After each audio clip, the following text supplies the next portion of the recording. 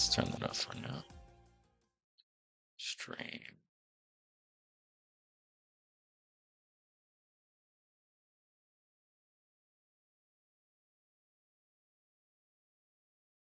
What's up?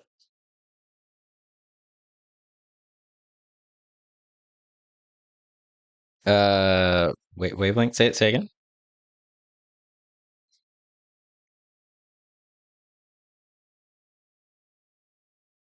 I'm not sure if I understand the question.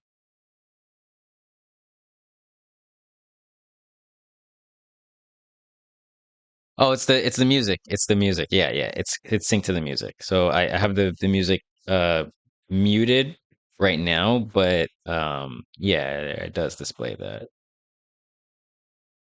So on my streams, it's synced to the music.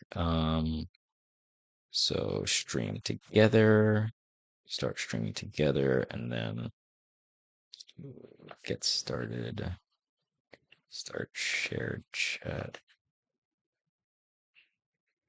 Invite guests.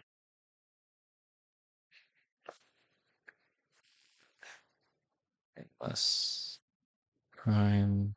Send invite. So check if you see the link for it.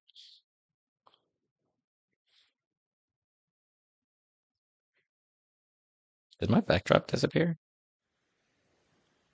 It did. Okay.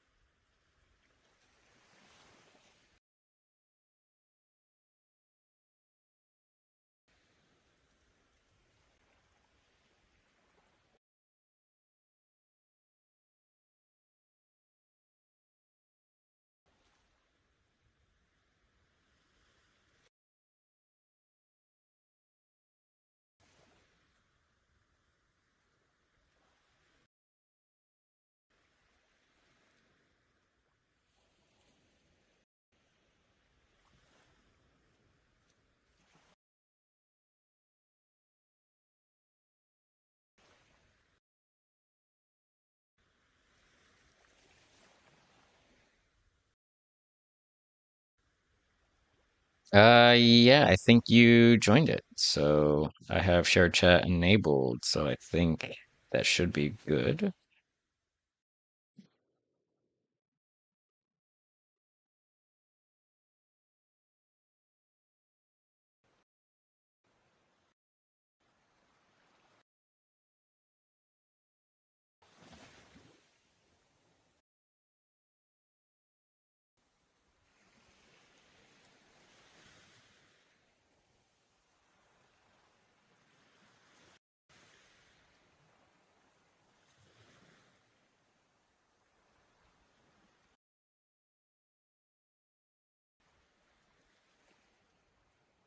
Yeah.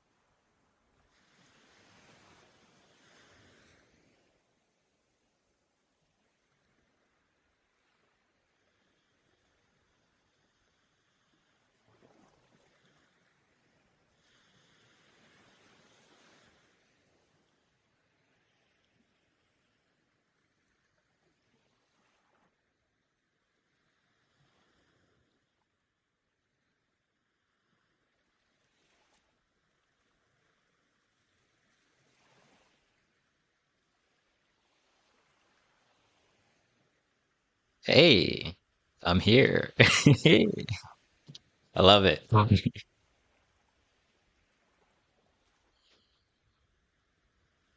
It's a pleasure to be here.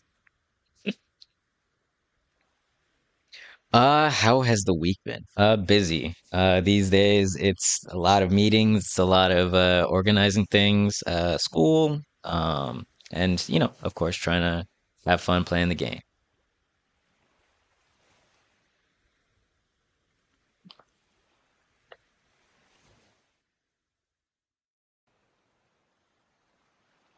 I'm very excited. I'm really looking forward to seeing more Slayers enter the fold.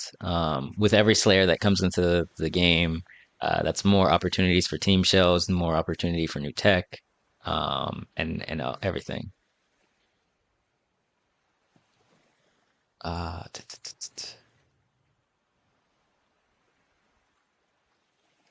on my end, so I need to add the Discord audio source. Gotcha.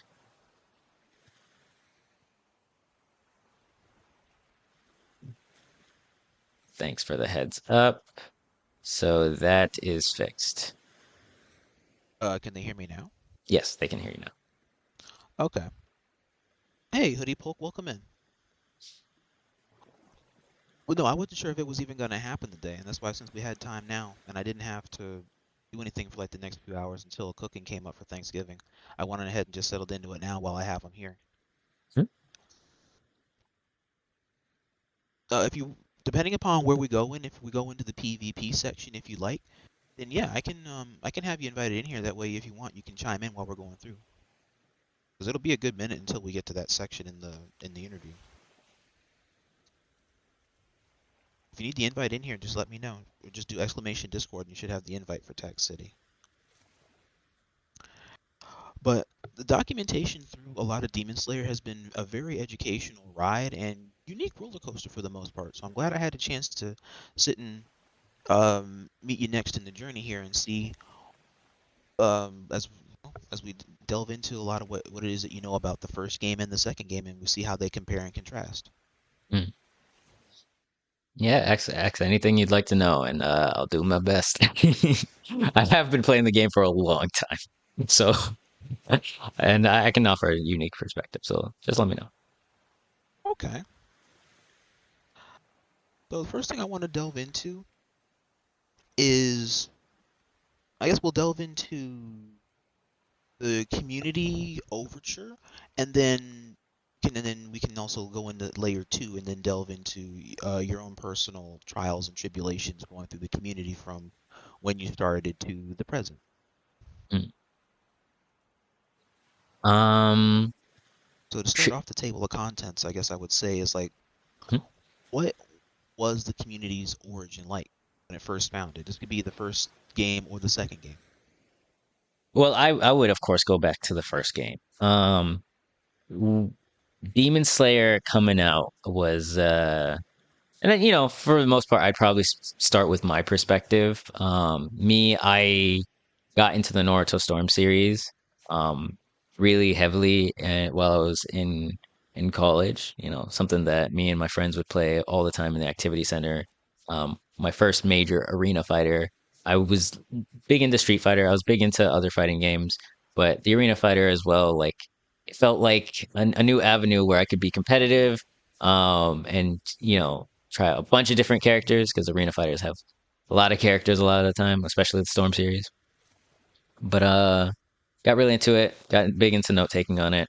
Demon Slayer 2 got announced, and uh Demon Slayer got announced, and then I was like, oh snap, that's Storm.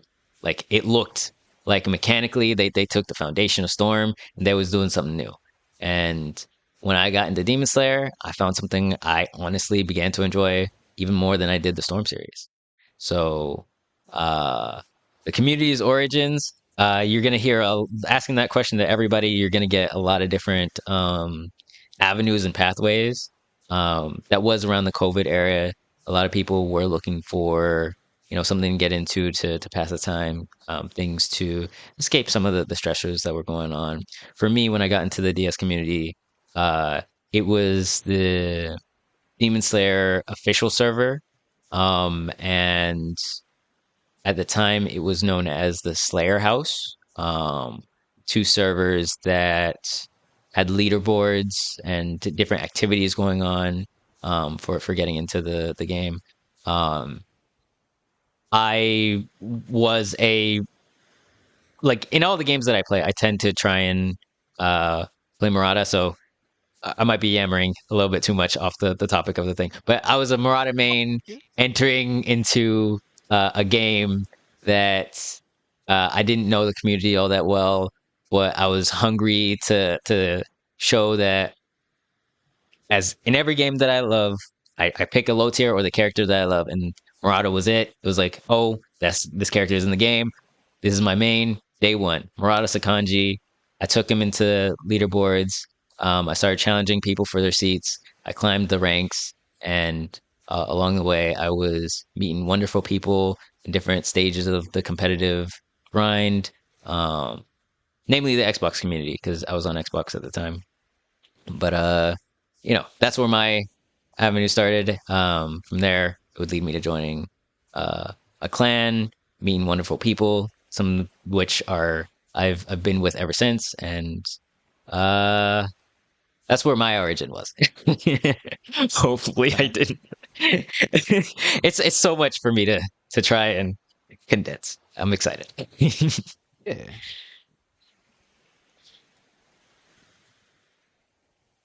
Okay. It sounds like a pretty in-depth journey to get here. Absolutely.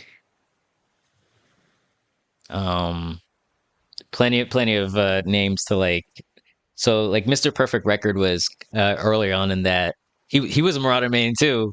Uh, uh, he was Never one of noticed. the Murata players as well. There was character leaderboards.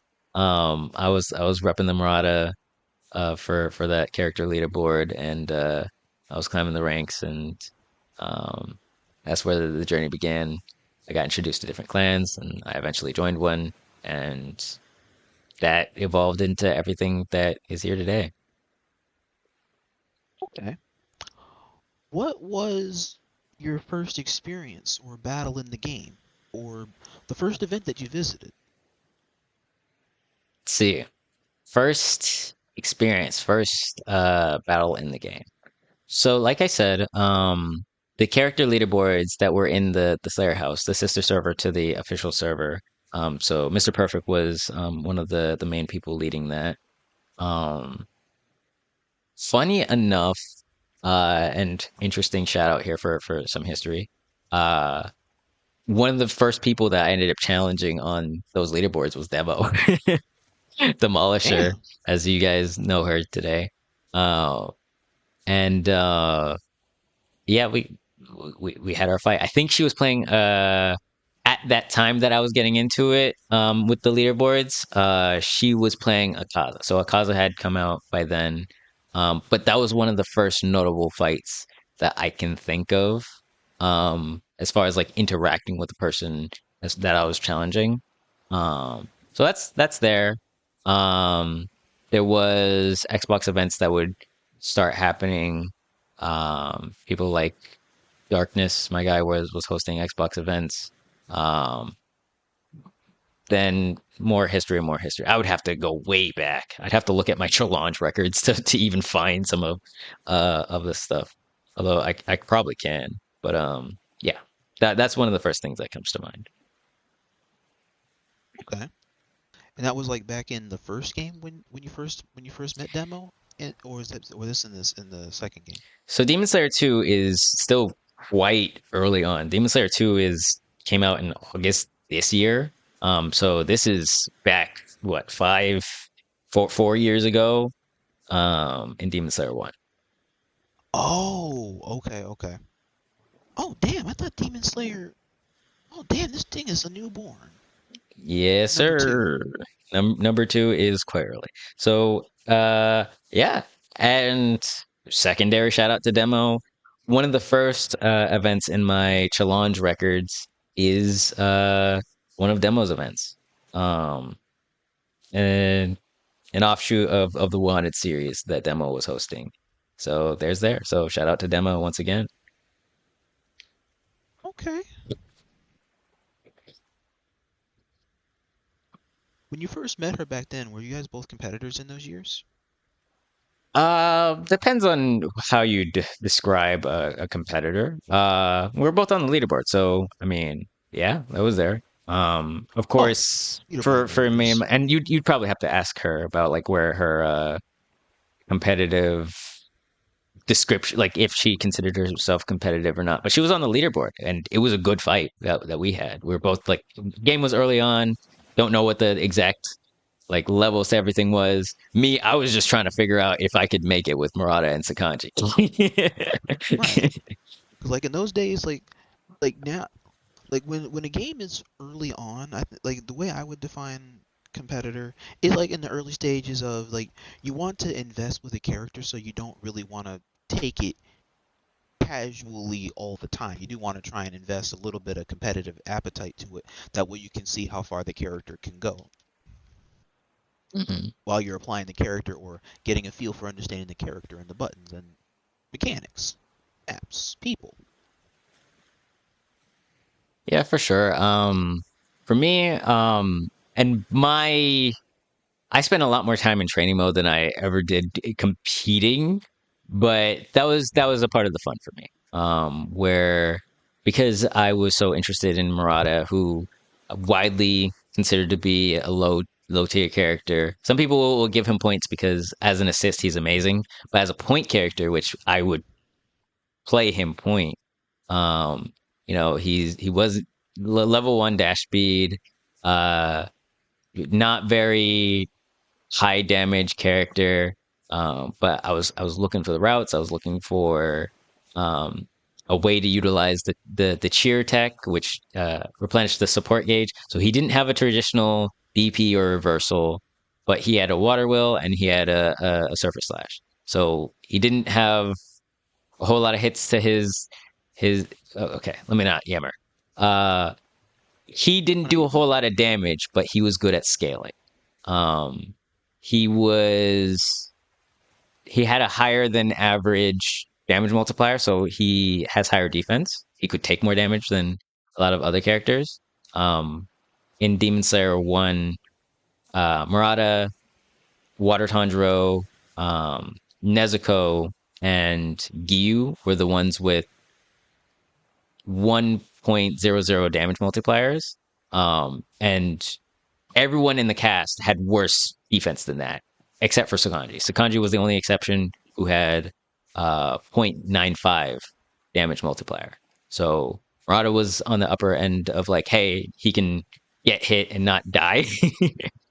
But he was slow and he didn't do a whole lot of damage, but he had great scaling. So you wouldn't do damage in your regular combos all that much, but if you were able to be creative with your ultimate confirms, you could get massive damage off of those.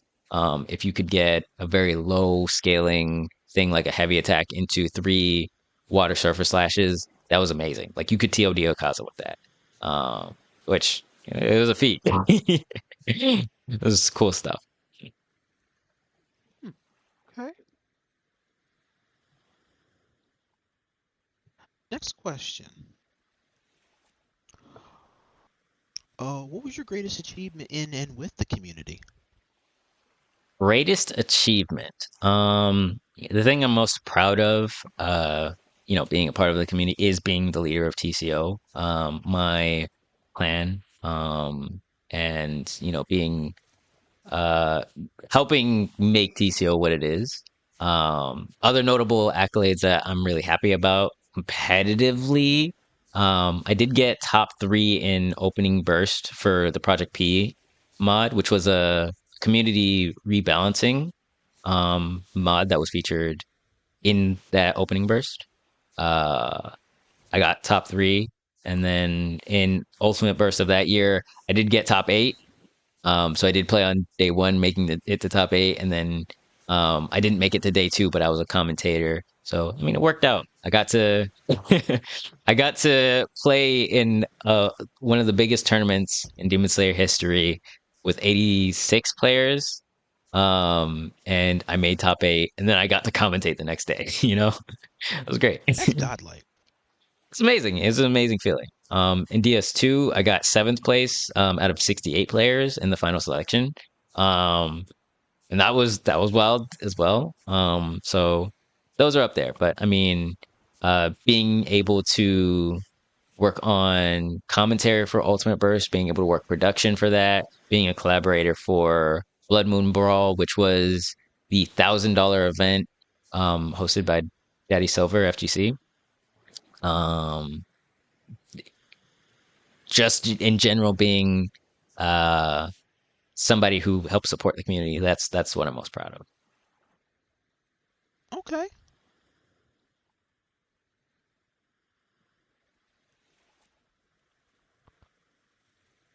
Next question. Mhm.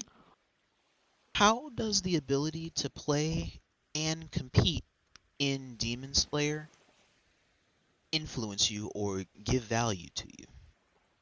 How does the ability to play or compete in Demon Slayer? I am,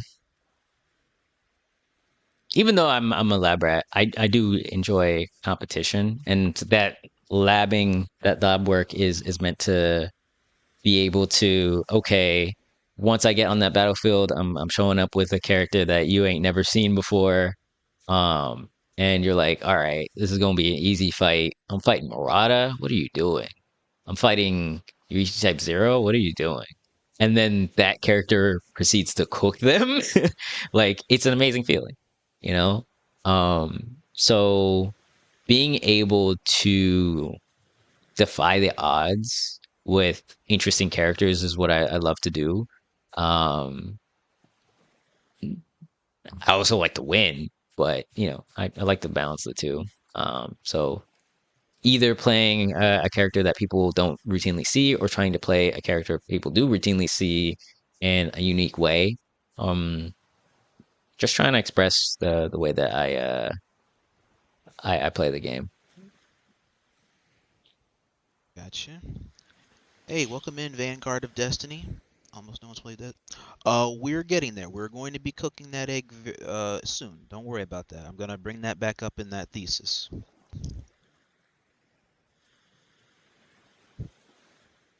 But sit, prop your feet up, chillax, and happy Thanksgiving in advance. Um, Next question is, in your perspective, do connections have a role in events housing NA and EU players, or separating them, or does it vary? Do connections like the online netcode in DS2, that's that's an issue. Um, in DS1, I think the game got to a point where it was more stable within even if you were playing cross region. In DS2, while it's really impressive what they were able to do, like everybody had kind of an expectation that okay, once DS2 rolls around, PS4 is going to be a thing of the past. Like last gen is going to be a thing of the past. That's not they're not getting DS2, or if they are getting DS2, they're not playing with PS5. You know, but Up they were another able, platform segregation effort. right, like Yeah, um, but they were able to uh make 60 FPS available for last gen. That's like that was the last thing that we expected. Now that that's said, huge. it is huge. It is huge. Unfortunately, while when it works well. Oftentimes it doesn't quite work, and the stability of the game is uh oftentimes not the best. It is routinely not the best, and that paired with netcode that isn't the most stable either. Um, sometimes you're just juggling different issues with the game, whether it's the game itself uh, moving at a suddenly at the wrong frame rate, it's the net code. If you pair the two together, oftentimes cross regions doesn't even work. So it's difficult. So yeah, connection is definitely a major part, especially post COVID, like online is so important to the health and longevity of fighting games and games in general. So you kind of need your game to be stable.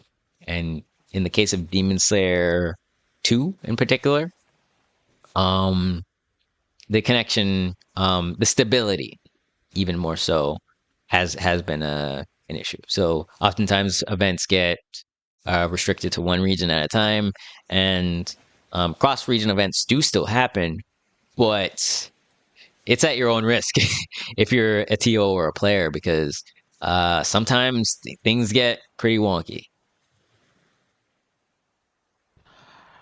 Follow-up question: how Yes. consistent of an error or a background issue was connections for region-based players in DS1? Um, it was there. It was definitely there, but it was not as consistently there. In DS1, um, you could oftentimes feel, okay, I'm playing cross region. Um, or this game's kind of delayed. But generally, if both players' connections was good, so like your internet setup is sufficient, then uh, at worst you'd have a situation where the game is running delayed, but it's playing consistently. So you would feel a delay between your actions, but it would be consistent. It wouldn't always stutter. Like if there was a stutter, that would be more problematic. In DS2, yeah, delay is usually kind of the expectation, even within your own region sometimes. So when you go cross region, it can it can get compounded on itself. Like whether it be an issue with the frames, whether it be an issue with um, internet stability, uh, and then some of the mechanics inside the game, some of the adjustments that were made, it makes it so that if hey, I was able to react to it in DS1, maybe you're not able to react to it. Maybe you're not able to defend against it as well as you would. So it's a mix of things. Okay. I mean, I know at the end of the day, I mean, all of us are like net warriors to a degree, but there are limitations to it, and like that's the first game was a little more lenient about it than the second game. Second game is just it's a no go. We got to do the separation. Hmm. Yeah. It is like a technological marvel that they were able to bring 60 FPS to PS4, but I can't in all sincerity say, hey, it was, just a through and through mission success. Um Yeah, we has we it has its drawbacks.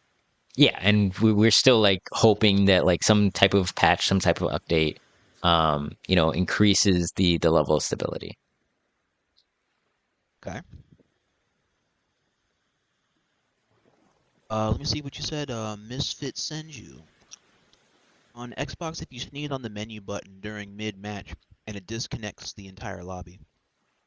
Oh my god. Yeah. I don't know if that was Demon Slayer only, but in cases for games, if you were to press the Xbox button, something about having that home menu open, or that menu button open would like sort of desynchronize uh the connection between the two players. And if it was open for long enough, then the lobby would break.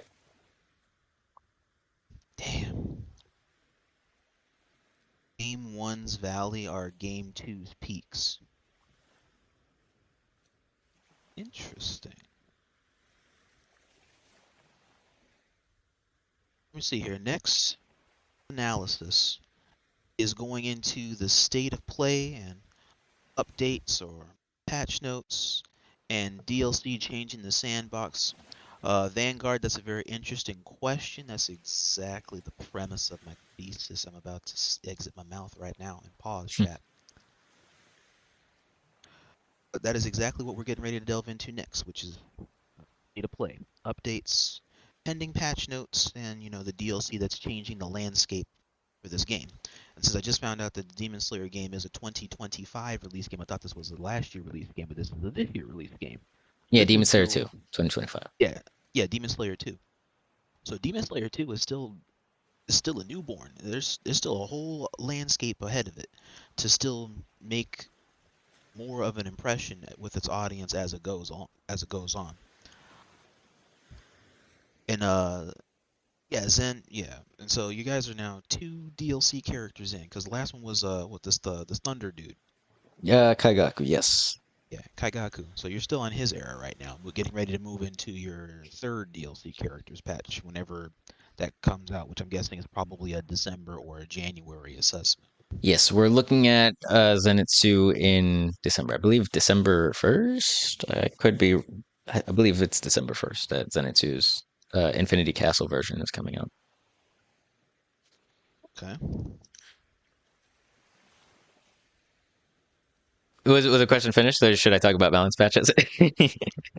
Oh, that was mainly the thing. Was just go into your thoughts on the balance work of the video game and how each DLC has changed the sandbox, or if even patchwork or small came with every DLC character. This game or the second game, however you want to delve into it. It's a pretty layered question. All right. There's so much to say from my perspective about DS2's balance or its mechanics.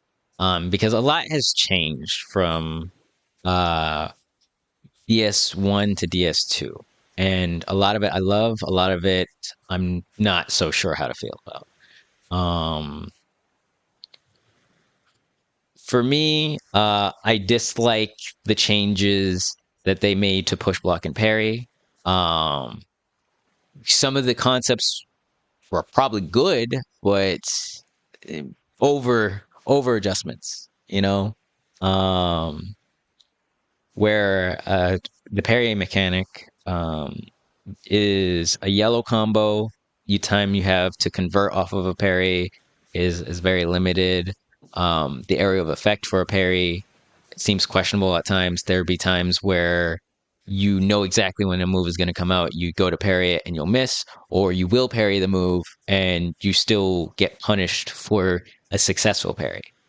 Um, so it can be very frustrating if you're a player who has put a lot of time into being able to read your opponent and find that moment to try and counterattack them only to succeed or fail for a reason that you well succeed or fail to get a successful quote unquote parry but still get punished. Like I can hit you with the parry and not have enough time to get my combo. Or a persistent thing from DS1 to DS2, if you have the assist behind you or the assist hits you first, you can get a double parry, where now the hit stun isn't enough to get a conversion. There's so many different interactions that can happen, but it can be frustrating to try and use that mechanic successfully. Um, So that has been nerfed. You have things like heavy attacks that have been largely buffed, with an asterisk, because they made it so that in DS1 a heavy attack was a just fully armored move. If you start a heavy attack, um, you know, you have your charge time and you have your active frames where you throw out the attack. The whole thing was armored. If before the attack you wanted to cancel it, you could. In DS2, now if you are far away from the opponent, and you start a heavy attack, if you release it, you're going to begin dashing at the opponent. Once you reach the opponent, you're no longer armored. So it's an interesting mechanic that they've put inside the game where if your opponent's far away from you and throwing projectiles, you can armor through those projectiles and get to your opponent. But uh, that's not, even though that's a widespread thing, I can't call it quite universal, but there's a lot of characters in the game that have that dash mechanic to their heavies. Like a Um, version of it, or like that version? uh, so some characters have, let's call it a stationary heavy. Some characters have a dashing heavy. Um, one or the other. So a character like Zenitsu, who in DS1 had like a long range heavy. In DS2, he still has that long range heavy. He doesn't dash, right? Um, Whereas a character that's like Water Tanjiro, Nezuko, most Slayer characters, most characters that didn't have a long range heavy, um, have a dash associated with it. So if you activate it and you start the heavy, then your character will dash, and you can also cancel that armored dash. Um, it's kind of a unique thing to it. I have a video talking about heavies if anybody wants to take a look at that. Um, so you'll dash, you'll be armored for the duration of the dash, but once you get to the opponent and start the actual attack of the heavy, it's no longer armored unless you fully charged it. Um, it's interesting as far as trying to challenge opponents that are far away. Um, it gives you a different approach option, but like it's kind of led to a situation where you get the opponent to block your assist and you break their guard with a fully charged heavy, right? Characters that were using their heavies for more niche uses, so like Sabito, who had a really fast heavy in Demon Slayer 1, he still has a fast and good heavy in Demon Slayer 2, but its usage is completely different. Uh, Shinobu, her heavy, its usage is completely different. It like stationary, it's like, hey, your opponent is approaching you, and you get to like basically use it as your counterpunch because you're gonna armor through and then hit him essentially. But if now you're forced to do this dash before this heavy, um, it changes the dynamics at play. Uh, I probably spent way too much time over explaining. Watch my heavy video if you want to get more details on that. Anyone in chat, but there's a lot of new mechanics that have interesting applications, but they don't universally work. Another example, Yahaba. And Yahaba's a controversial character to some people. In DS1, some people thought he was amazing because there was really good players that were able to, take advantage of his projectiles and zoning and stuff like that. But Yahaba, even in DS1, had some really odd design choices about him. And in DS2, the way that they adjusted the universal mechanics, I don't think that character exists in terms of balance or tier lists in DS2. Yeah, sure, you could play against somebody who has trouble with projectiles and zoning and win against them, but conceptually, theoretically, you should not be losing to Yahaba, in my opinion. His damage output is much worse. Let me not even get into all the specifics. His heavy attack in DS1, as controversial as it was to some people, that was his replacement for his reversal. He doesn't have a DP. He has an armored demon skill, but that armored demon skill spawns on at your feet. So if you were all the way across the map, I could throw out that armored demon skill and it would erupt at your feet and explode right there. The thing is, with like DPs and reversals, typically it's your get off me tool, right? So like, hey, you're approaching me, or maybe you're pressuring me. I can throw out a DP and it works on you. With Yahaba, if it spawns at your feet, you just move. You just move. That or you hit him before it activates because it's armored up slow. Um, but he could essentially use his heavy attack, which did 0 damage, by the way, to armor up and just shoulder some damage and hit you with a Gatling gun of arrows that to try and stun you. In DS2, once you start shooting them arrows, you're not armored. So Yahaba uniquely has a stationary heavy that isn't armored once you start it. So I don't even know what comparison to make on that. Like if you play Street Fighter, the DS1 heavy is like your focus attack. Basically. In DS2, it's like trying to combine a focus attack with a drive rush, and depending on your character, either you're really happy or you drop your character. Uh, Again, I can rant for a really long time. As far as and I probably should leave some of that ranting for a video, but different characters have different levels of success and different levels of usage for it. Um, Heavies used to be like a high damage thing that you could do. They're not really for damage. Like in mid combo, you wouldn't really go for a heavy anymore because they adjusted it, make it more of like a universal tool to like get through something and whatever. Now all the heavies kind of do the same damage with asterisk. It's not every single heavy, but like a lot of the heavies do about the same damage. Or like if you were to throw a heavy mid combo, maybe you had a fancy combo like me. I'm a Marauder main. Like I was doing combos where I would get the assist to buy me some time. I would throw out a heavy mid combo in DS1. You could do those same combos in DS2, but it's not going to reward you anything. As creative as it is, as skillful as it is, um, and all of that, it's not as rewarding. And there's new things in DS2 that are interesting, but there's also limitations based on what has been added to the game. If you have full switch tech, or maybe you attack the opponent, you switch into your other character and try and grab them, or go for something, you now have to be really careful about how you do your inputs in DS2 because if you press the block button and the assist button at the same time, you'll do a team support switch thing. And that's a cool mechanic, but if a cool mechanic gets in the way of doing other things that are creative, it can be a problem. Uh, That is a huge mismanagement of a balance.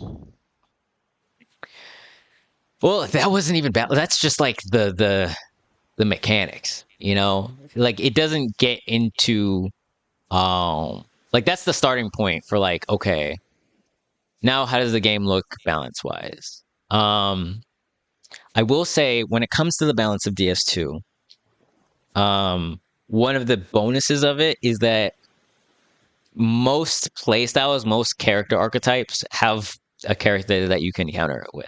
So if you're the type of player that's versatile and you have many characters in your bag, then you're probably gonna have a fun time. Like if you have a hard time with one team, you can switch to another, or switch to a demon, switch to something else that counters. Now that said, some of the things that make certain characters strong is kind of frustrating. Um, and I I would hope that adjustments are made. There's too many there's too many issues, too many bugs, too many um things that feel like exploits rather than, creative expressions of skill. Um to try and wrap up Right. me ranting and try and save you guys from how much I can rant. My perspective on DS2, um when I got seventh in the final selection, like I mentioned earlier. I was playing Murata and Gyome. Gyome, who we would later find out is S tier. Um, my approach to DS2 was pretty hands off because I was a lot busier this year, and it's interesting because the way I view DS2 right now and its state of like mechanics and balance, it's that if you're this is gonna sound so bad. If you're just tuning into DS2 every so often competitively, you're gonna have the most fun. If you're playing DS2 like committed, trying to get real in depth with some of your characters and everything like that, you're gonna have a rougher time because it's not gonna be as rewarding as just picking what's meta. It's not gonna be as rewarding as, picking um some of the more popular options. And it's not to say that there is no skill to DS2. No, there's still skill in DS2, but all the same, player that could not fight against a top player, um, I'll throw myself on that list. Like in that final selection, I beat Chrome, the ultimate burst champion of that year for DS1. or no, or am I mixing myself up? No, of the previous year of 2024. Okay.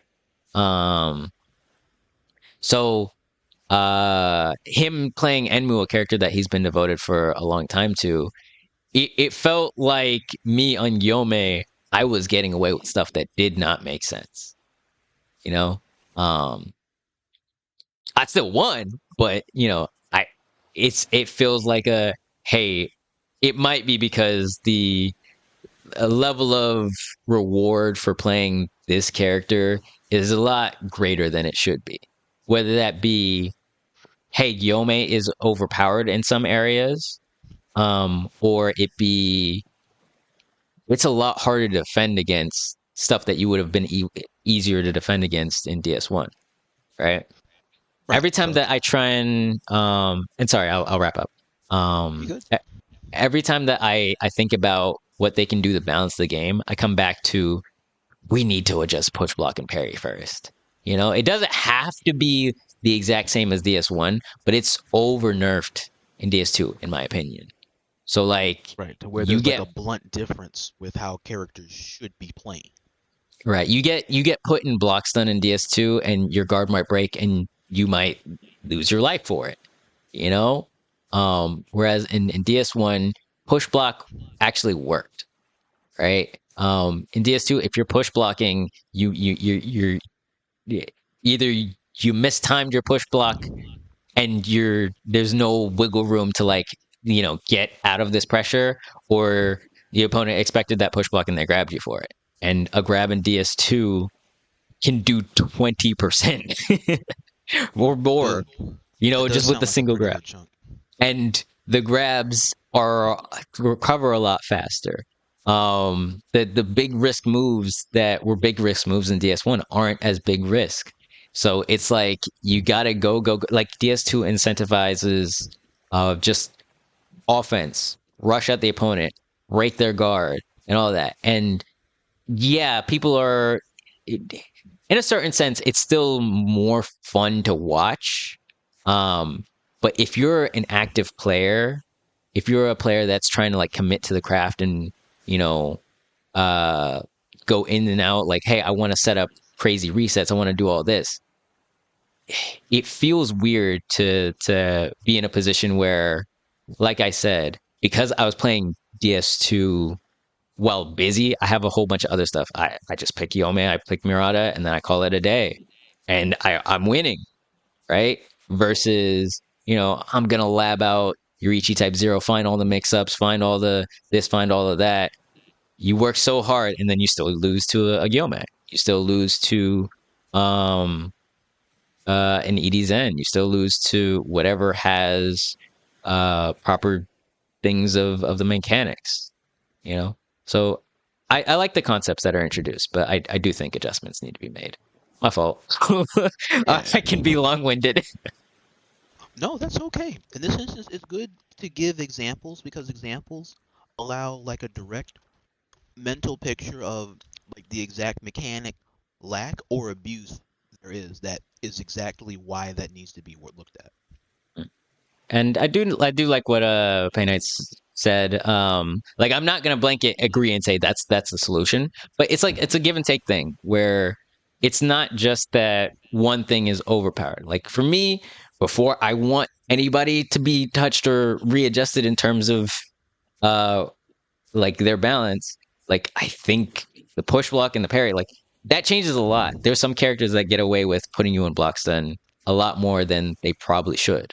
There are like it's like Edie Zen, for example, his assist has been adjusted to where it feels like there's more of a gap. Like he can drop in combos easier. Like it feels like there's a bigger gap in his assist, but because push block and parry are nerfed, it's like you can't take advantage of that, and you're Yeah. stuck in the same boat of like, oh, you hold this pressure, you know. So adjustments need to be made. Is the main thing. If I'm balancing Yome, me personally, I'm giving him level 2. I'm reducing some of his damage, and then that's mostly it. There's stuff I love about Gyome. That sounds crazy to you, but like I mean, we could talk about it. We could talk about it. Like We I just can. think some mechanics and some features of characters are just overly done. Oh, Nikito popped in right as I said buff him. You're very Yeah, I said it. surprised though. Buff Like him. Nikki, you come in at like the weirdest time. Like as soon as the sentence left his lips, he's like, "Bro, But like I would give him like a level two. I would take off his some of his damage. I would make his grab more punishable because it's such a huge grab. It's like, if he's making that big of a swing, you should at least be able to punish him for it. You know what I mean? Like, I would I think because a bit in most other fighting games, like a big swing means okay, if I block this or if I jump, and there's a long ass recovery frame coming after this, mhm. so he should be wide open ideally. But there's no window that you can ideally opt opt to get to with the what options you're left to with the spacing. If Guillaume was in DS1, he wouldn't be in problem because of the mechanics of that game. That's how Muzan is. Oh, hmm. There you go. Scenario literally just invoked. Next analysis is to talk about the introduction level of the Demon Slayer gameplay experience. In your opinion, between either one or two, what was the introductory ceiling of the video game? What is the introductory ceiling? Like, is it beginner friendly? Is it more execution friendly? Is it like easy to learn, hard to master? Lay it on me. It's an interesting question. DS2 is mechanically more beginner friendly, but be that as it may, if you put a new player into DS2 against somebody who understands how to exploit some of those mechanics, I can see a world where that player ends up quitting because they can't fight it. Um, where uh when you're getting good at Demon Slayer, resource management and the strategy come to mind, but those are the layers that you get to after you get to understand the mechanics. And because the mechanics like heavy and like the offensive mechanics are so strong and the defensive mechanics are so difficult to use, it's hard to run away, it's hard to um push block and get an opponent off you, it's hard to parry. um like if you subject a beginner to some of the crazy things that are in DS2 that don't cost a lot, you just throw your assist at them, and if you made them block, then their guard is broken and they're cooked. You know, um, at that point, you have life lead, and they don't really have a way to defend themselves. In DS1, I think the mechanics are going to be harder for them to understand in a certain sense, but like it's still more of a toss up. And like there's a wider array of skill in DS1. In DS2, that array of skill is much more condensed. So like even if you're a high tier player, you've won all of these accolades and tournaments and stuff like that. Somebody who's playing a strong shell, playing Gyome, playing um, certain teams, they're going to be able to fight against you. And it feels like it's in a lot of cases for the wrong reasons. Yeah. It's good intentions, but again, the thought didn't really pay off. I mean, it's interesting, but when you get it in the hands of a player who's like, let's call him sweaty, then it's gonna be rough. So if a beginner versus a beginner, they'll probably have a good time. Like, you're gonna have a good time.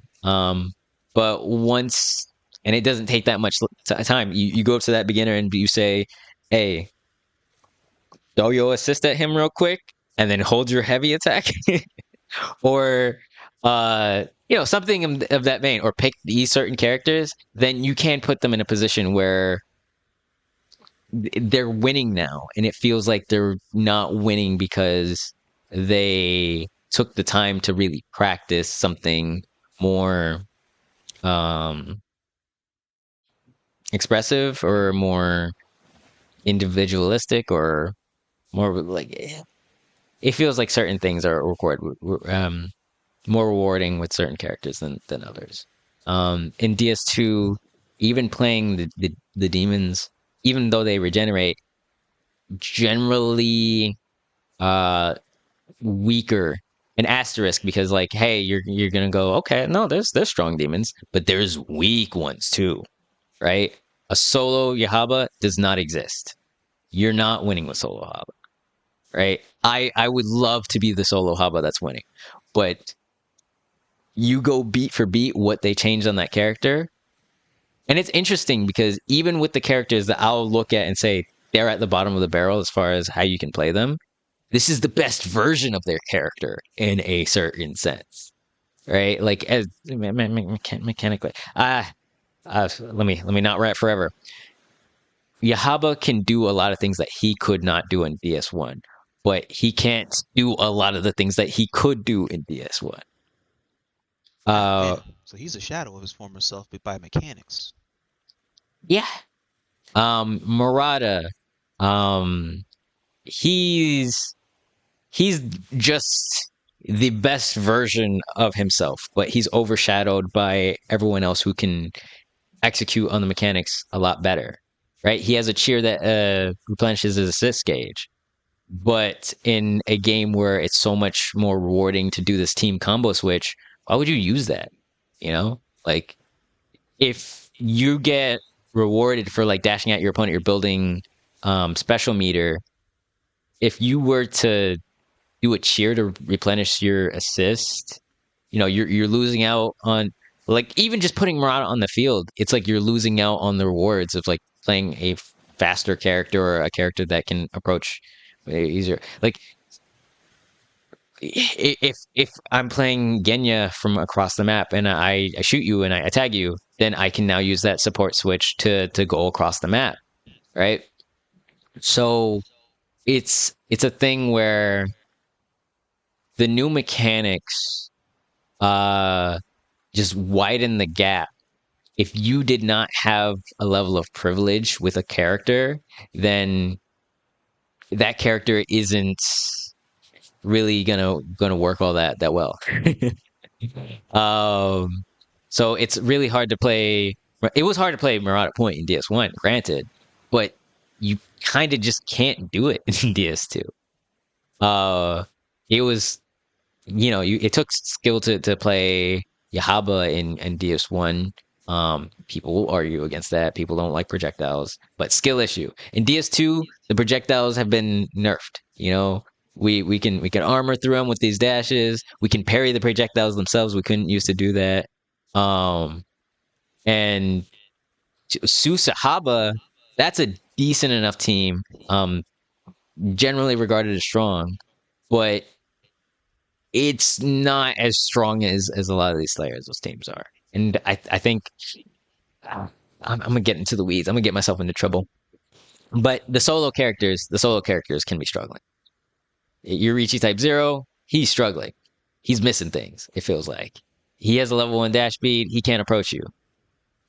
He he can't approach you. Um, and he has like really high commitment to everything. Um, so like there's a couple of characters. It's like why would you play this character for fun? That's why you play the character. You wouldn't play the character to win. And even if you're trying to win, it's gonna be a rough journey. But that's the journey I signed up for, ain't it? Fair, it's fair. And hell, in terms of trying to play this character, you might got to go through hell to get to heaven. There might be little slices of life things about the character that is like, okay, during these matches, even though he struggles really hard against this matchup, so it's a bad matchup, there's a couple of little nuanced things about him that make it not so bad.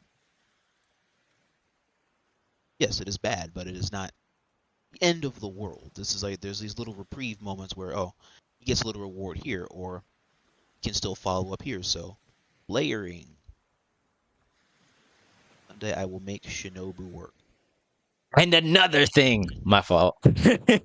Yeah, that's all but good. but like yeah, there is so many different things that I can rant about. I'm so sorry. It's like the down combos. One of my favorite things about Shinobu is that she had a down combo that you could cancel into special attacks, right? It would bounce the opponent and you could keep the combo going. Like down combos lead to hard knockdowns generally. Um, but if you're slick with it, you can continue the combo in DS1. In DS2, one of the things that they did was they made down combos more reliably hard knockdowns that you can't convert off of solo. That it builds you a big chunk of special gauge. But as good as that is, and I can get it, it's like okay, you get this hard knockdown and you get this chunk of special gauge. You made it so that you can't continue after down combo. But there was so much fun creative things like you could do with just regular Zenitsu. You could do a down combo and you'd be leading into a hard knockdown, but then you could do his fast air spin and launch the opponent back into the air and keep going, right?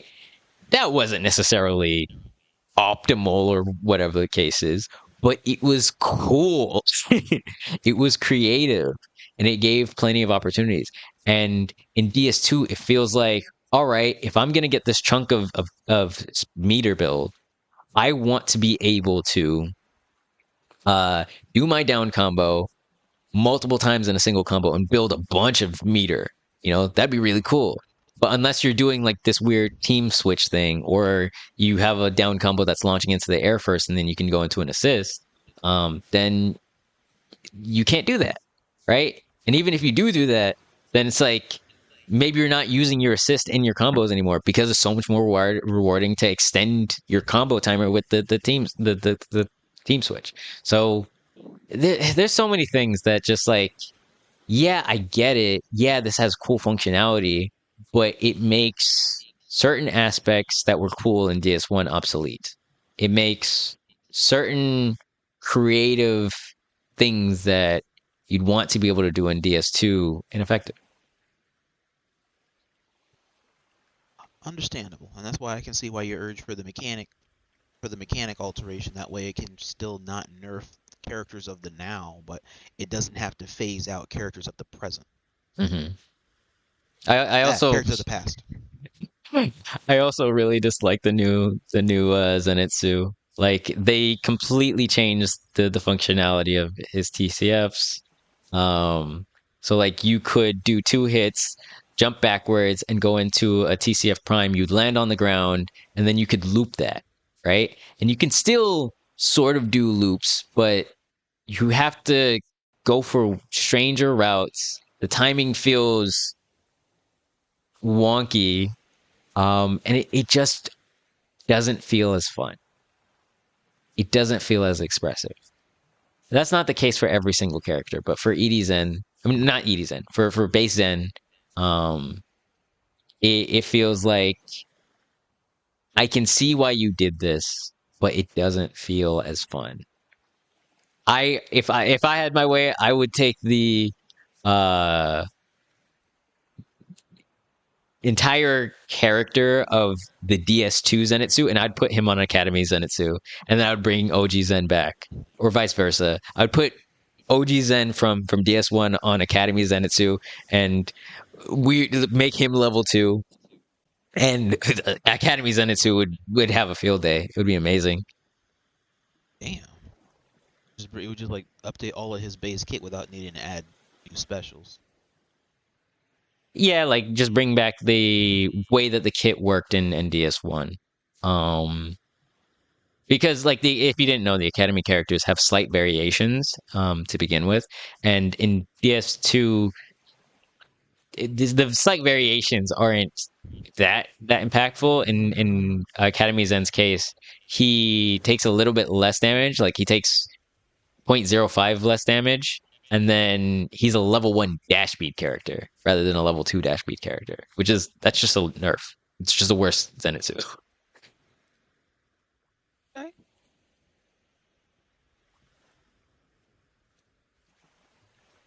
Next analysis was to talk about comp scenes and the tourneys. So, how abundant are a lot of the tournaments that are going on in the Demon Slayer scene? How abundant are they, and how many are there that's going on? How many exactly are there?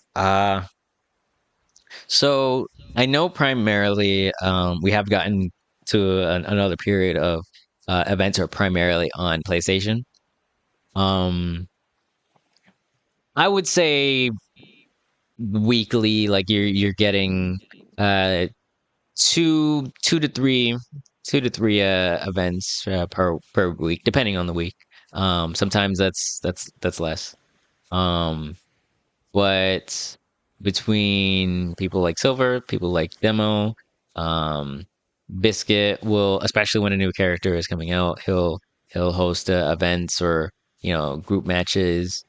Nikito hosting collaborations with the DS official server, which they also have their clan events. So if we're including those, then there's plenty of things to get engaged with. Um, so there's plenty of action to be had, especially if you're on PlayStation. If you're a PC player, then definitely look into joining with events hosted by Wave Media's people like Trader PC. Um, Itchunka is collaborating with Wave Magus as well. So them two primarily. Um, hey, chat, if y'all want to help me out, throw out some names. Just hit me up. Um, with Xbox, there are events. I do know that uh the King from UCB hosts events. I don't know how frequently, but there are events, and there's other more grassroots, I would say, hosts for Xbox. But I'm still looking to see the people who host on Xbox to promote their events more, find out how frequently they're doing their thing. Um, Forgetting us is crazy. That is indeed crazy. I forgot to mention us myself. So yeah. I'm a TO, Crystal, a TO as well. We be hosting our events. All right. So to be fair, with us, we haven't been hosting like the week to week. We've been helping other people with their events. We did host Blade Breaker Beachside Bash for opening burst. We haven't been hosting as much of our own events uh, as recently, so that's why I didn't mention us. But we do be hosting, so yeah, check us out. The clan battles and everything too. Like if you want to fight us, then hit us up as well. um, but yeah, Xbox. I'd mentioned demo earlier. Did I mention demo again? You, I might have mentioned demo at the very beginning. She has her $1,000 qualifier event going on. Uh, each week she's been hosting those qualifiers, so definitely tune into those. We're at week 12, I believe. That's going up to 16. So there's four more if you want to participate in a $1,000 tournament, definitely check that out. As far as Xbox, the link is actually right here, chat. If you guys need that in chat, I can you got it? pop Bet, that right here. bet. Um, oh, Nightbot deleted your comment. There's no way. That's crazy. Wait, what did he? Hang on. Only visible. Might have been on your end. I see Oh, is it still nothing in my visible on chat. yours? Okay, I'll repost it. I just say imagine forgetting. Oh, okay. Oh no no, it came through on my stream. Okay, so I just Yeah, reposted it then. No worries. That's yeah. good. All right, we're Gucci. The Nightbot is doing its a thing, whatever that thing is. All right, so we got that. We got Demolisher. We got Nikito. We got Daddy Silver. Daddy Silver actually hosted something recently. I was in the middle of one of my last theses, and then he was hosting what was it? The Tides of Destiny, I think. Yeah, that was for Water Breathers. He's hosting a 2v2 tonight as well. Uh, Chrome's Coliseum is making a return as well. That's gonna happen on Friday. So different events. If you're looking for them, definitely join a Discord like DS official and ask around, stay in the loop for different events, AGC, whatever server that it's in. Usually somebody's posting it in a self promo section or a tournament announce section. So be sure to stay in the loop for everything that's going on. Okay, okay. Hey, CJ, welcome in. Next thesis and analysis in the comp scenes and the tournaments is to go into the developer involvement and a lot of the patch rough points that have happened. So with Demon Slayer 2, since we're two DLCs in, and we're also a few months into the lifespan of the game, would you say that the game is in a unique rough patch, or it's still too early to really try and label it as such to necessitate the patches for cleanup faster than need be? Well, the game needs a patch. There's still bugs. Um, the bugs and the stability do need to be addressed. Those are big, major factors as far as how we're able to operate in the game. There's stuff like endless that is missing. So we have group matches. So it's interesting because like for a lot of anime games, we end up getting a product that's missing group matches or spectator. PS2 shipped with that, but it shipped without the other version where it's customs and you just invite the one person and you just rematch quickly versus rotate in and out with a group match. So there's a lot of quality of life stuff that's missing. Um, the bugs that are present, issues. So those should probably take precedence as far as hey, making sure that people who are playing this game are able to get the most out of it. The people who are hosting for this game, that they're able to host and, breathe a sigh of relief that the game is able to be reliable. Because sometimes you'll host for DS2 and lobby desyncs or these connection issues or a bug that happens. It's just it can be detrimental to the enjoyment of it as a competitor or as a host. So those elements, it's rough. It's rough, no doubt. As far as the things that I mentioned about mechanics, I definitely think those need adjusting as well. Um, but stability and bugs and stuff like that, those do need to be addressed kind of first, so that the game's stable enough that we can figure out, hey, what is a problem, what isn't a problem, and everything like that, which we largely already have a good idea. But it's twofold, where the people who are really into DS2, we love it so much, but we hate it. um, and the people who are watching it, they're generally having a pretty okay time. The meta isn't skewed so much toward uh a style of play that isn't enjoyable to watch, let's say that. But it's still not the most fun to play. And it can be quite frustrating to have your level of skill be dictated by a certain character choice or a certain um play style rather than all of the players that are within this game being able to express themselves creatively and freely.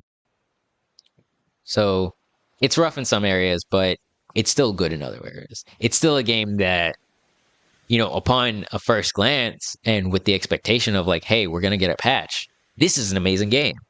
And yeah, it's an amazing game, but it's an amazing game that is technically unfinished because there exists some of these bugs. Because it exists that the lobbies are so unstable. Because it exists that you can call an assist at a certain point in your combo and your assist just gets stuck and frozen, right? Right. So it's rough around the edges for sure. Follow-up question. Have the developers tried to establish any type of transparency or communications with the product as time went on, or is it kind of like a wait and see where the developers would just kind of just drop an update and they'll let you know when they let you know? Mostly just to drop an update and we let you know. They let us know when they do. We haven't we sometimes get updates from some top content creators that have insights on what's going on, people who are, looking for uh like they'll drop like magazine covers and we'll lose our minds over it. We'll look for sneak peeks of these trailers and everything like that, but it hasn't been like a hey, we're actively and they have like their show as well. So they have things that they show us in advance. We know that a certain character is coming, but like as far as talking to somebody or like, hey, this is a representative for DS2 that we can tweet at or we can talk to or we can expect updates from. I wouldn't really say that there has been somebody who does that. It would usually just be okay, here's a top content creator that has some type of inside knowledge. And it's like, hey, I hear that this is coming, that's coming. So we'll wait and see. Okay. Okay.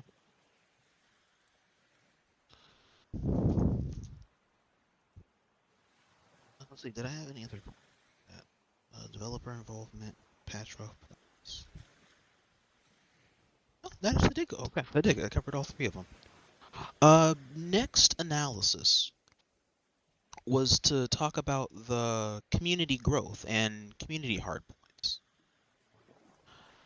In the process of waiting for updates to go through or waiting for DLC characters, what's been the growing pains of the community, or how has the community also been trying to get along with the ups and downs for I guess getting along with everybody and the characters that they play, or how the mechanics may or may not reinforce the meta, or characters you love, you do wanna you gotta love them in order to make them work because viability isn't always a certainty. Um, hmm. That one's an interesting question. So I'd say this as far as the characters that they've added to the game. For there's been a lot of great additions. I love that Genya's in the game. I love that Synonymy is in the game. I love that Open Eye is in the game. I love that Gyome is in the game, as overtuned as he is. Mitsuri, eh. And she's not the most egregious, but like every now and then there's something that's just either over or undertuned with some of these characters. Um, that they feel out of place or that something is weird. Like seeing a player come out competitively with Mitsuri for the first time and seeing that she's Oh, the teleporting ship. across the map um, with The her love heart ship? DP. Yes.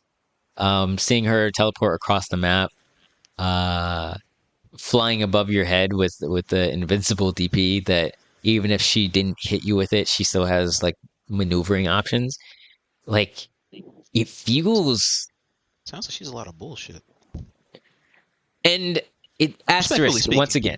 asterisk once again because it's not lost on me that yeah, there does exist some forms of counterplay, but sometimes it feels a little bit too specific. Like if you're playing Yome, for example, you can jump up in the air and knock Mitsuri out of that same DP. But that's not something that everybody in the game can do. Not everybody has an aerial option like that. I'm not I wouldn't necessarily say that everyone needs that, but for as strong as that move is, and for as hard as it can be to punish that move when she's already putting you in a lot of block stun, she's already sending her assist at you to break your guard, mixing in all of these different things, it's like, when's my turn? How am I supposed to fight this? You know? And if Right? the only solution is switch your character to either a projectile character that can aim upward or a character that can knock her out of the sky with a gigantic hitbox, it's it can be kind of frustrating because hey, I want to play Obanai, but Obanai's hitboxing. Um, Let me not get myself in trouble. Um, Not every character feels versatile enough to address something like that. So it feels like, hey, what are we doing with this? Like it's not as punishable as you want it to be for as versatile as it is. Like if you're across the map and you can throw out this DP and I block said DP and I don't have a window to punish it, reliably, it can be frustrating. If you now put me in block stun and it's like, okay, now that your move is over, I want to counterattack you. And then you jump over my head, you teleport over my head, and you rain down sword slashes on me. That can be frustrating. And there's different types of those kinds of interactions that happen with me. Um, So I can't speak for every single character that's there, but there are frustrations that exist. And yeah, we do innovate in some ways and find counterplay, but oftentimes that counterplay involves playing some of the same characters. Some of the characters that are good aren't being utilized all that often. Like Tengen's wives, it seems like those characters are amazing and they can do a lot of really cool stuff, but people aren't playing them for some reason. Um, Yurichi Type Zero, as interesting of a concept as that character is, it's like you get if you get beyond uh if you get to any level of competitive play and you just understand how to defend against the character, then the character's not doing anything to you. So it just feels like there's too much disparities, too many oversights as far as like character designs and viability. Um, Okay. but there's definitely cases where we thought something was crazy strong and it wasn't as strong as it was, or we thought something wasn't that good and then it turned out to be really good. Yeah, Had to hit the we lab learn. in order to really understand the depth of this thing that Hmm. we're not we're isolating or ostracizing in terms of it needs to be nerfed as soon as it Hmm. gets here. It's like just lab it a little bit, see what type of counterplay it really is, and then you find once you see it enough times, there's actually more counterplay to it than it leads on. Once again, I do believe that if we had push, block, and parry, then a lot of stuff that we're having issues with, then we'll be able to find our way out of it. You know, but Right. Because I guarantee you, like, again, that's probably and you know what, that's also another thing there is because mechanics can also make these things seem weaker or stronger than they actually may seem. hmm. And mechanics, when the mechanics are already proven to be an issue from jump, or at least the key particular ones, for push block and what was the other one you said? Yeah, the push block mechanics Yeah. But push block and the other one that you said, those are the main ones that just and needed to parry, fine tune. push, block, and Parry. parry. Parry. which it, again, Um, it doesn't necessarily need to be the level of DS1, but it feels overly nerfed in DS2. Like push block lunge not existing in DS2, got you. Okay. But push blocking and then feeling like you're stuck for an eternity and can only sit there helplessly as you get grabbed or block stunned into a guard break, it feels painful. I want to be able to step backward. I want to be able to try and jump away, you know, and have those layers where, all right, you recognize that I'm going to try these escape options and you're going to chase my escape options. You're going to step forward and continue to pressure me. But yeah, it if I'm cleans just up the stuck, counterplay. if I'm just stuck, then it's frustrating.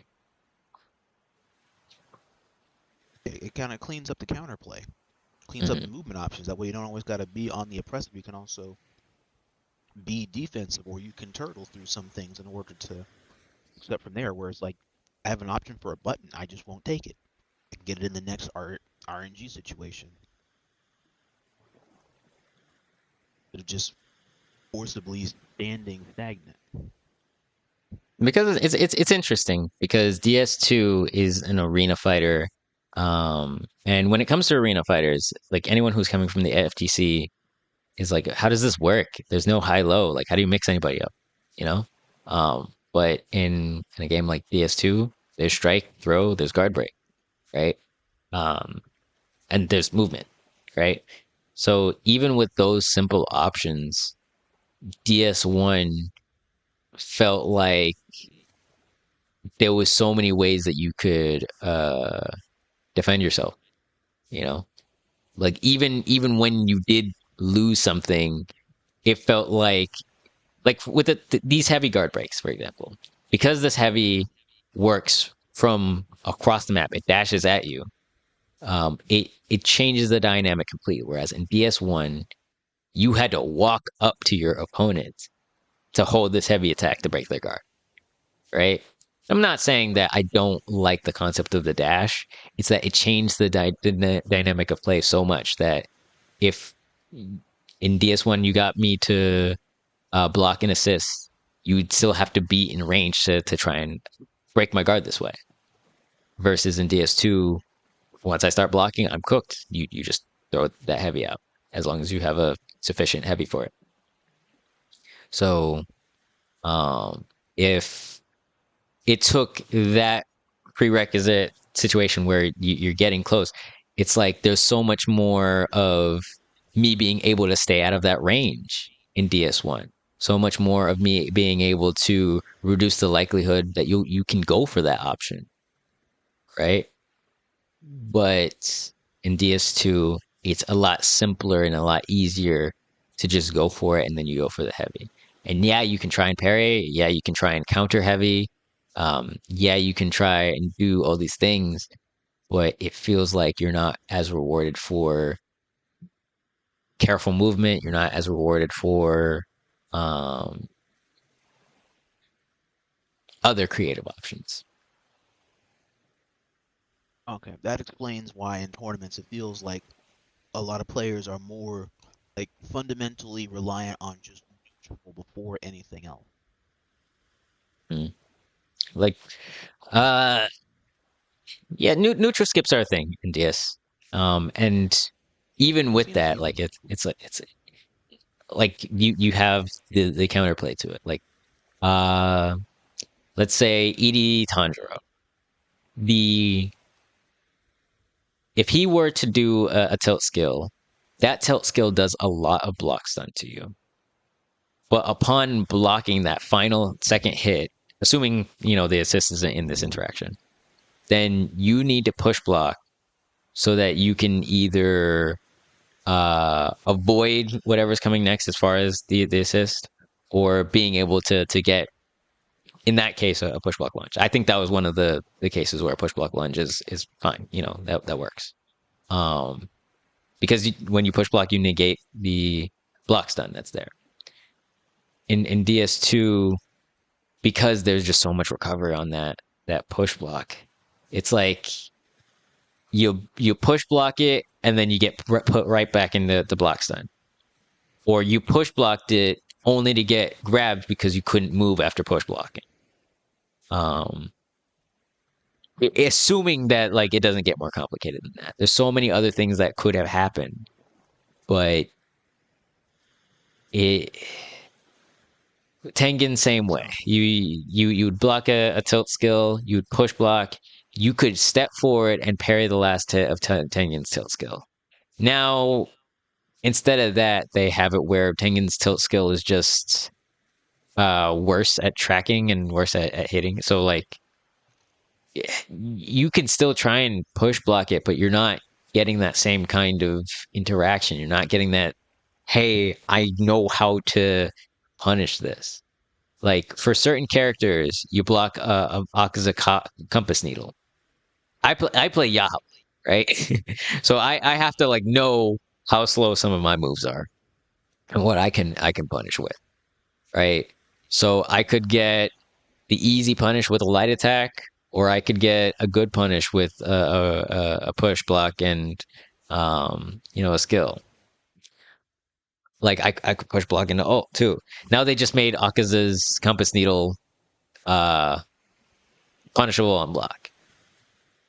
And sure, but that removes the skill gap that was there. That removed the whole thing that like I had to evolve as a player to be able to do and be able to get more damage out of that interaction. So you bring the reward to that mix-up option because that's hmm. one of the few ones that's probably true. And now that it's minus, now it's not true. So now you can argue, does he actually have any valid mix anymore or a way of threatening OS? Well, I mean, Akaza is still in an okay position. It's just like the the level of reward that you could get out of being a skillful player is just limited. I'm not saying that it's not there at all, but a parry, if you got it, then you would get a blue combo in DS1.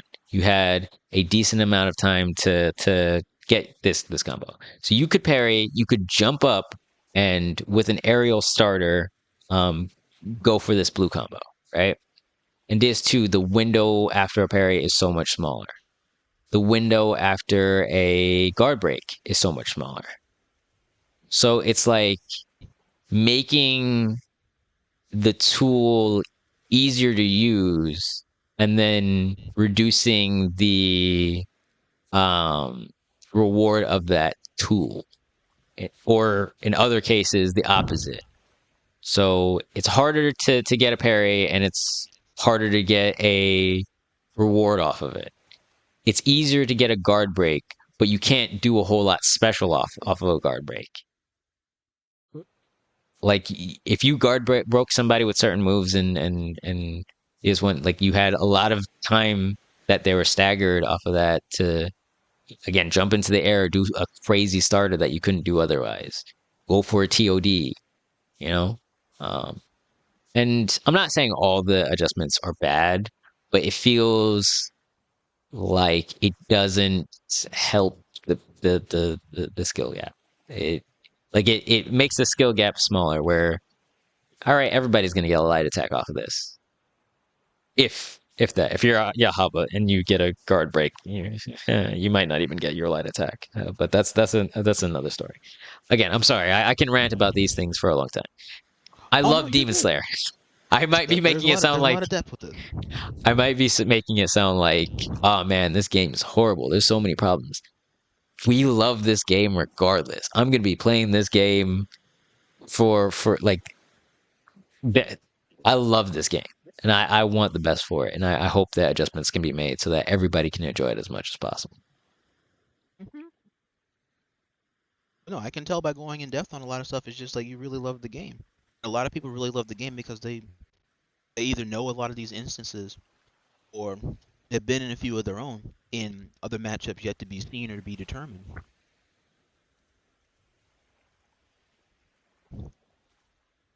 And Chad, if you have any questions or any experiences, let me know down below in the comments section. I'd like to read them, or I'd be happy to hear them all.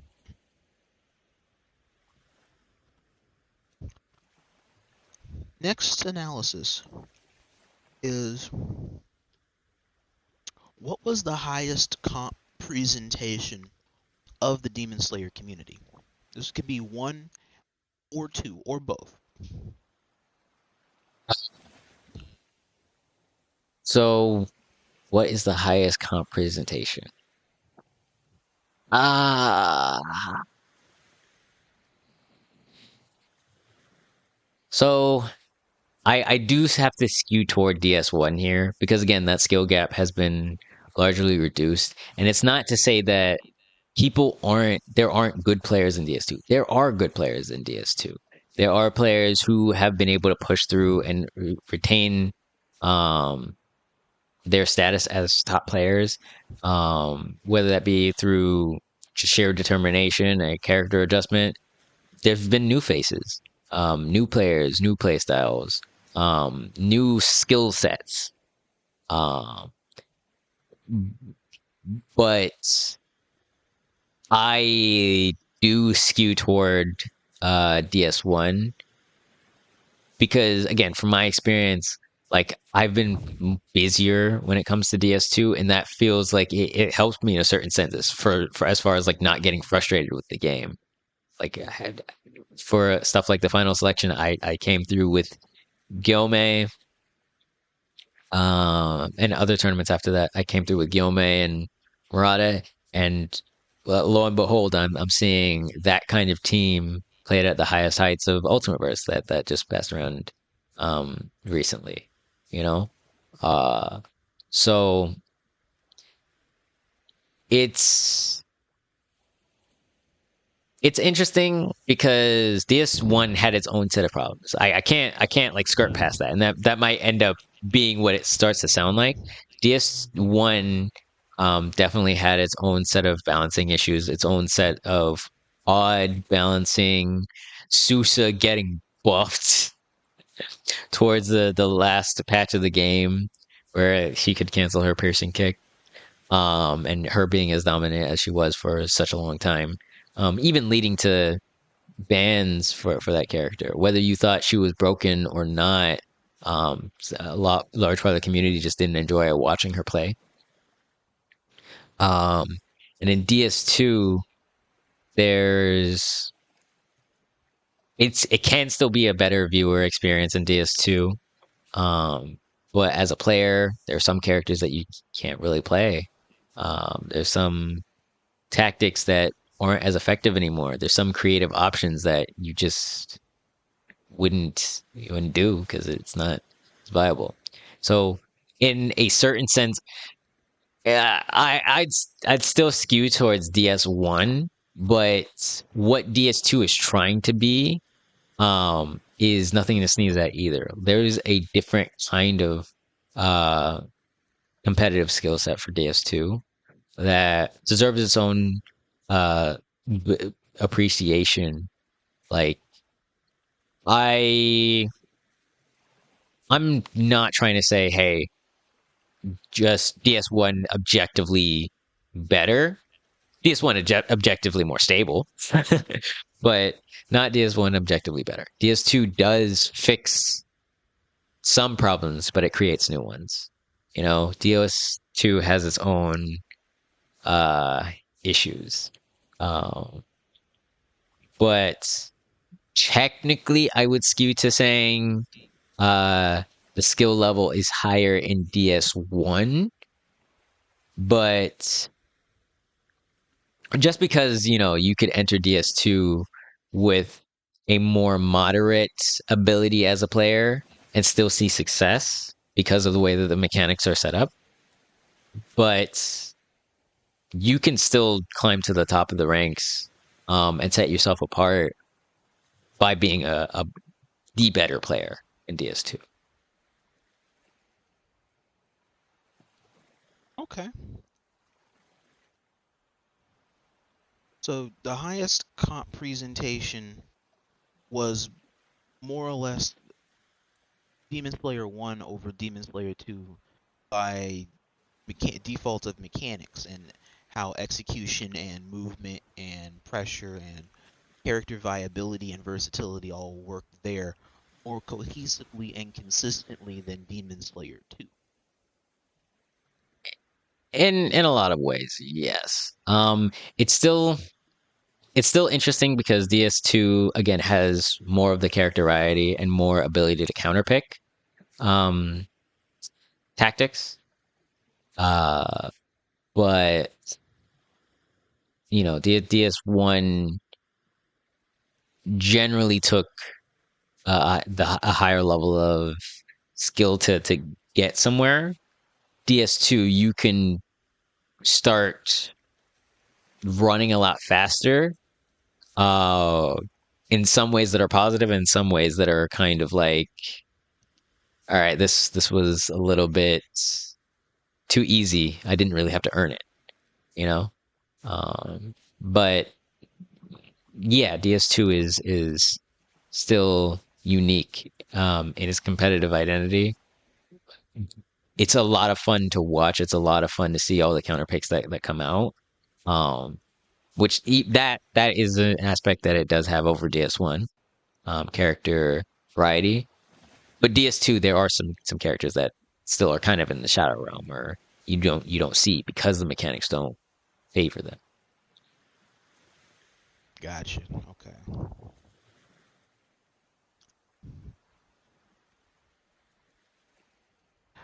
Next assessment. And this is going to be going over the lens of grassroots versus match arena when it comes to Demon Slayer 2 and its community and native decision making and comp scene and how the plinth is represented. So for here, this is delving into like is Mancherino really needed to move dial, or is it needed for events all the time or some of the time, or is the scene more grassroots driven and they're more driven on trying to introduce the practicality of diversity and different players and play styles? Yes, money is going to be a natural pivot that will come, but it's not the end all be all in order to do everything at the end of the day. And so my question is Demon Slayer 2 community more grassroots driven or is it more fiscal driven? You said fiscal, like money motivated? Yes. That's an interesting one. Um, would I say it's more or more? I think it's a blend of the two.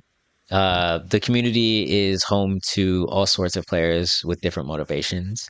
Some are driven more by their ego, some are driven more by their competitive drive. Some people are more driven by the potential of, those prize pools, those winnings. Some people are content creators. They want to, uh, prove something and get it on video, get a clip, get an edit. So there's different motivations that come into it. Um, but d people play for the love of the game, a lot of the time, and there's intersection. There's some people who are just in it for the love of the game. I'd say largely like myself, like even if there isn't a whole lot to be earned, I'm here to show my stuff as far as what I can do with the character and how I can present myself if the stage is right. But I mean, money does bring out that competitive drive for a lot, no doubt. You are more likely to see some of the uh either best of the best come out of the woodworks when there is a lot on the line. Um, even people who have issues with the game, like if they see the prize pool and it looks right to them, then they're gonna pick up the sticks. They're gonna play. And that is the case for some people where they love DS1, but DS2 they're not as big of a fan of. But when there's that sufficient prize pool or sufficient stage is big enough, then they're here for it. They're here to party. They're here to play, and to do what they can to climb to the top. So I'd say it's a mix. As far as one or the other, it's hard to say. Like, because you play, like, most of the community isn't the top players. Only so many of the community has actually made money off of the game as far as they are.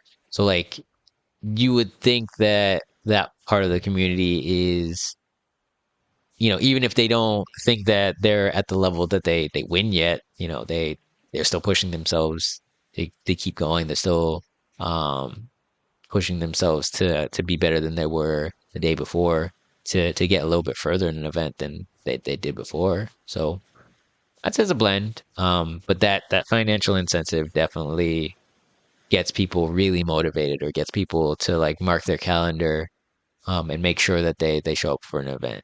You know, the biggest tournaments usually have a lot more on the line. The 60, 70, 80 players, there's usually uh, a few hundred on the line for those kind of numbers. So it's a mix of that, and there's also events throughout the days, throughout the weeks, that there's 20, 50, 100 on the line. So it's a mix. Okay.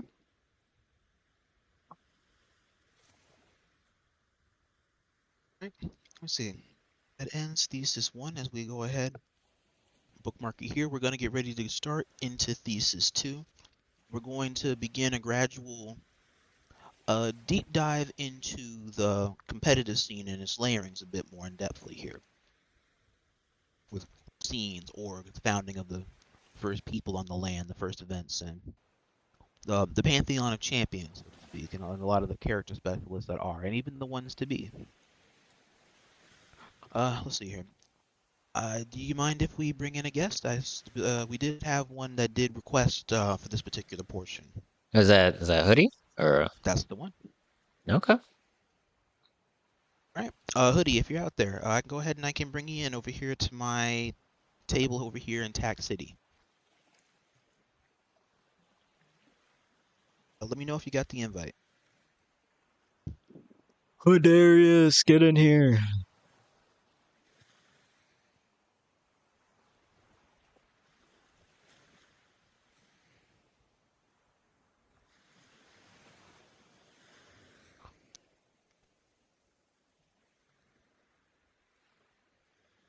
All right.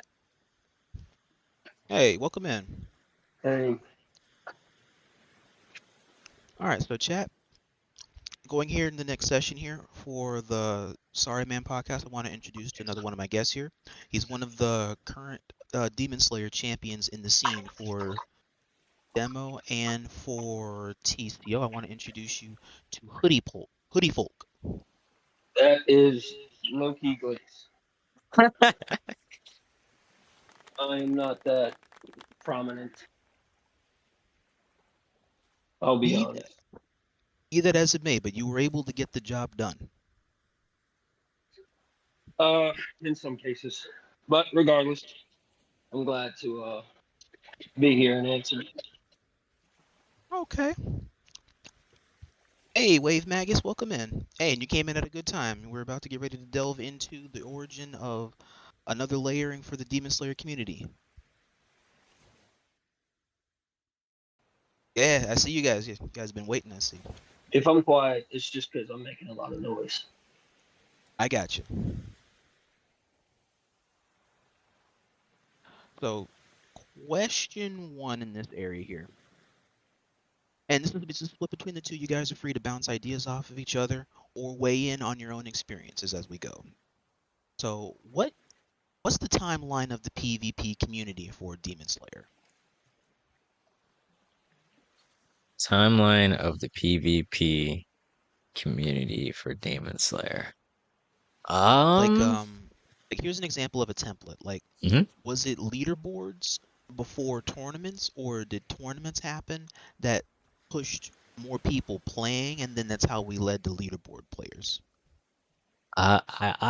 This one might be a little bit broader than I can say, like, hey, with all certainty, uh, this is the timeline definitively. For me, I was involved in leaderboards before I was involved with tournaments, but people like Biscuit, Globku, Ichiban, uh, people in the DS official server, Mr. Perfect Record. Um, uh, there was plenty of T. It's like it's not just exclusive to the DS community. Like people who coming from Storm, anyone who's interested in anime games, a lot of people gravitated toward Demon Slayer and were looking for uh being able to participate and host for these things. There was official tournaments for DS1 as well, hosted by uh, Bandai. Uh, like Nikito was able to participate in that. So I don't know exactly about an official timeline, but um, maybe both same time. There was the competitive drive, people looking to compete in whichever aspect of the game that they could. Um, all over. For me, I got into leaderboards before I entered any tournaments. Okay. And Hoodie, your thoughts?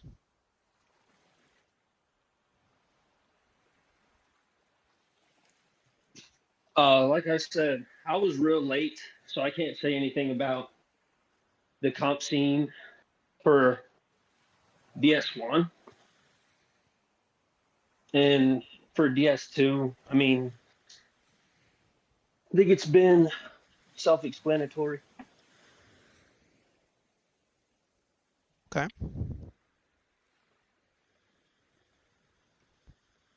I wish I could give more insight, but I mean, from my own experience, I always thought ranked was competitive until Crystal pulled me out. And from there, it's just been, uh, what's the word? Surplus of events. Am I answering that right? I would hope so. Um, Kinda, yeah. So it's Crystal introduced you to the abundance of more competitive junctions compared to rank. It turned you on to being more of an avid competitor than a rank or leaderboard grinder. Right. With ranked, um, I mean, it's competitive, yeah. Nobody wants to lose, but you don't really engage with the best of the best unless you're in the community. And that's when you come to learn about the tournaments, the events, King of the Hills, et cetera, et cetera.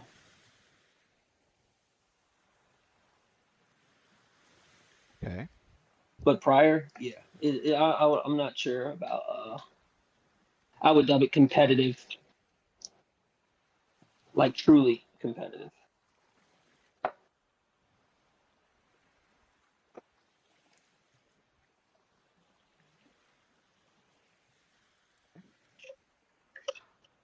Next question. What? Yes. What's something that you think competitors overlook? Something that competitors overlook. Hmm. I'm actually not Competitors sure how to answer overlook. that. Yeah, that's an interesting one. I mean, as much as I mentioned, hey, there's that easy route of picking what is meta. I would also tackle the other side of the argument that like it's always worth trying stuff out because new things are added to the meta by people trying something out, trying something new. So there are, I guess, people who, um, hey, I know this is strong, so I'm going to use what's strong. Well, be one of the people who labs out the stuff that people don't know is strong yet. There's plenty of characters that have potential to be great, or potential that people haven't labbed out yet or seen all of. And it might be up to you to work on that to understand the ins and outs. There's characters with special features about them, special cancels people don't know. Like even though Yurichi Type Zero is like not performing competitively all that much, it's like it's because his weaknesses are kind of specific. He could be used to counterpick in some interesting ways. He has cancels that are there, like he can cancel his neutral skill straight into his heavy attack. He can cancel um his neutral skill straight into his invincible tilt demon skill. His neutral demon skill has frame one invincibility. And that's stuff that people don't know and probably won't ever know because, there's uh flaws with the character. But at the same time, uh you have to work on that character and make sure that those flaws aren't uh just your own assumptions. If somebody puts a character at the bottom of their tier list, it doesn't mean that the character is bad. Try the character, learn more about the character, and, you know, see what you can do. Okay.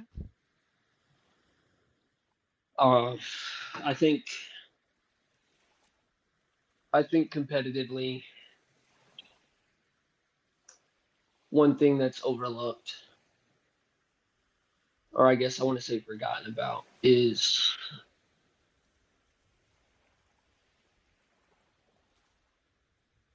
having fun in sportsmanship. I think once you get to the very high points of of skill and you start to interact with some of the best players, a lot of them find it fun. I'm not saying that they don't, but because there's money to be made or rewards to be had in these events, a lot of those people tie those rewards in to whether or not they enjoy the game. And so if they lose, of course, not losing is, I mean, losing is not fun to begin with, but when you add money to it, it just, I don't know, adds toxicity. And I think the community could do a little bit better with that competitively, Managing that competitive which isn't to appetite. be hypocritical. I mean, I'm one of those people who really like to win money too, but I just don't try to take it out on anyone. I try my best not to do that, and I think a lot of other competitive players should as well. Okay. Let me see what you guys said over here in chat. Ichiban, welcome in. DS2 sucks. Possible. Wave Magus. Top players only use 6-8 character max between all the top teams. All the other matchups are really niche. Niche matchups are really good. That means if it's not labbed or it hasn't seen that much, you kind of got the edge. Got the edge in the surprise department. Niche is always a possibility. Never count yourself out.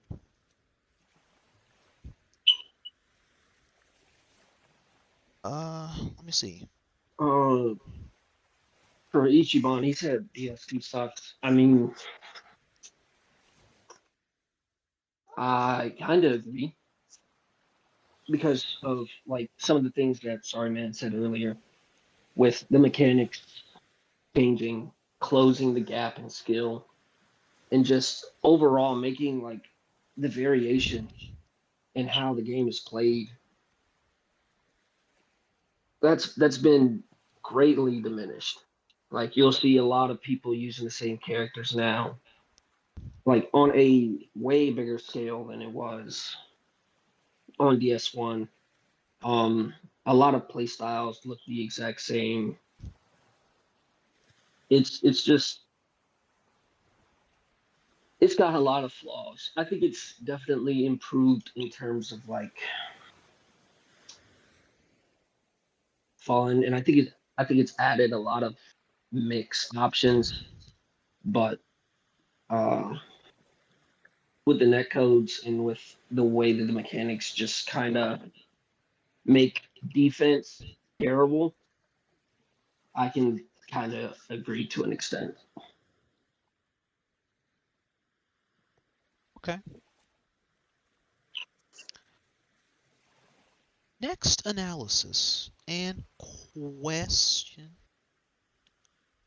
Are there any unspoken rules or norms new players don't know? Or what are traits that define the ideal Demon Slayer community experience? Turn off gears. Well, coming into the game, for DS2, by default, the gear system, like if you're playing story mode, it unfortunately will just automatically come into play. Uh, and for most competitive play, we're not trying to use gears, which we could do a separate thing or separate events that involve gears at some point, just to have fun with it and everything like that. But that being a default thing, a new player will come in and just mash the A button and it automatically selects the gears. So that's something that's there.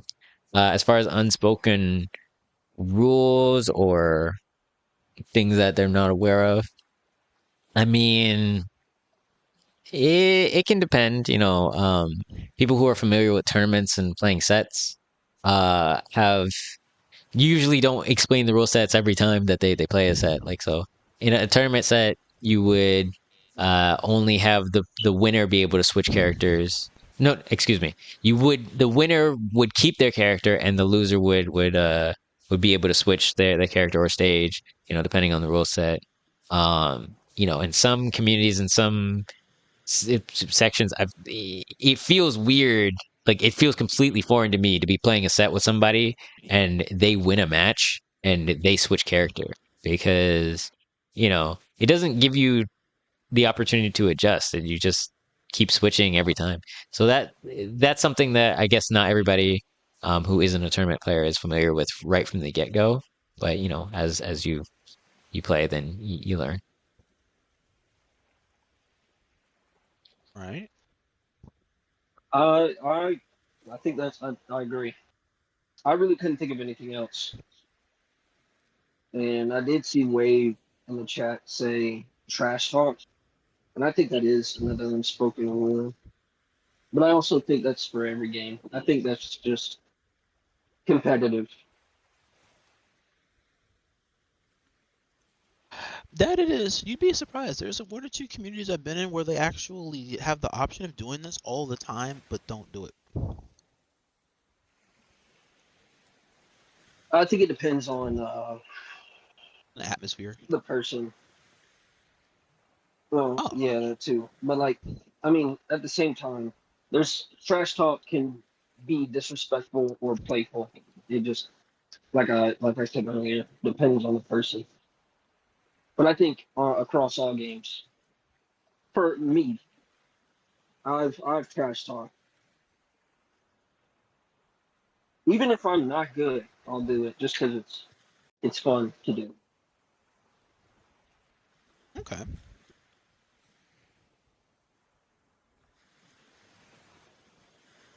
Next question. What separates strong players from the top level players? Strong players I from the think top neutral. level. Hmm. I think neutral and game sense. I think you can do the same combos.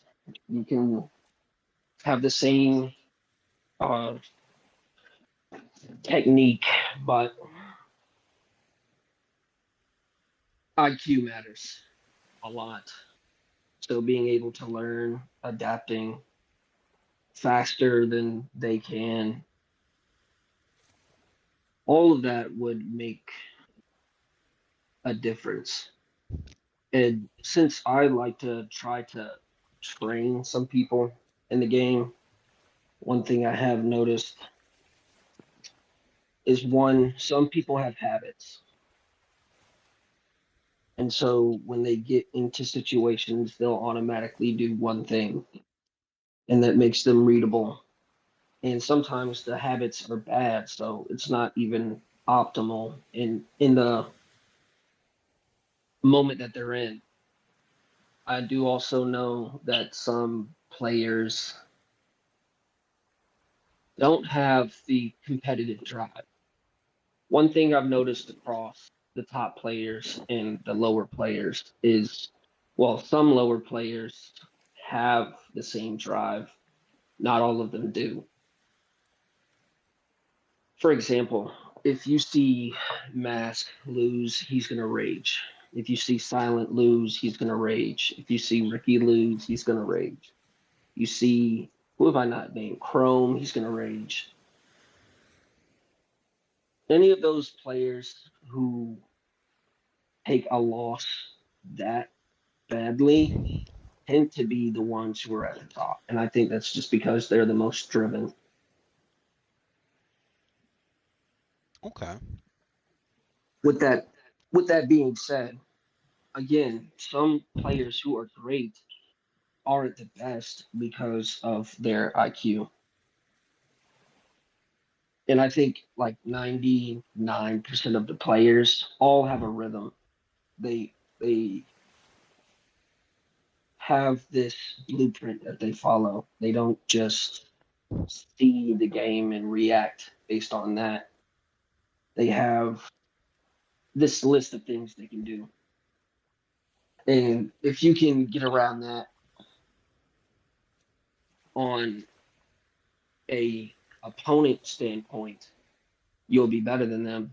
And if that's you with the blueprint, if you can break that habit, I think that makes you one of the best players as long as you get the fundamentals. Okay. I would say resource management is one of the things that sets the good players apart from the great players. And there's levels to it. Like when it comes to resource management, if once you understand it on the basic level, then it completely changes the way that you can approach a game or a matchup. Um, and at some of the higher levels, it redefines what the win condition for the game is. A lot of players, when they first get into it, they just see the health bar and they go, "Okay, I got to keep you. I got to kill you. I got to keep swinging at you. I got to keep pushing in and try and whatever." But there are so many different resources, quote unquote, in the game, right? There's not just the health bar, there's not just the breathing meter, there's not just the special gauge, but there is uh the unity between those things. There's the assist gauge, there's your um guard, like your guard damage. Um because at the start you'll be like, oh, I want to hit them as much as I can. I want to get hit as little as I can. If you go into Demon Slayer and you get hit once by like a light attack and then you escape that combo, you're losing. You've put yourself in a really bad position. And on a basic level, you have to be able to understand that not every time that you get hit is a situation that you need to escape. You need to make sure that you're using your resources meaningfully. Um, and likewise, if you have a resource like a boost or a surge, you don't just, oh, do it just so I can do more damage at any point in the match. No, you want to make sure that you're spending your resources wisely, budgeting it. Where okay, maybe you know that you want to boost. I'm going to use both of my assists during this combo, get the most amount of damage that I can, and I'm going to boost replenish my resources. And once I've replenished my resources, am I going to push in and try and kill? Or do I recognize I have the life lead and, I'm going to hang back? You're going to have to make your way towards me and maybe die trying to do that.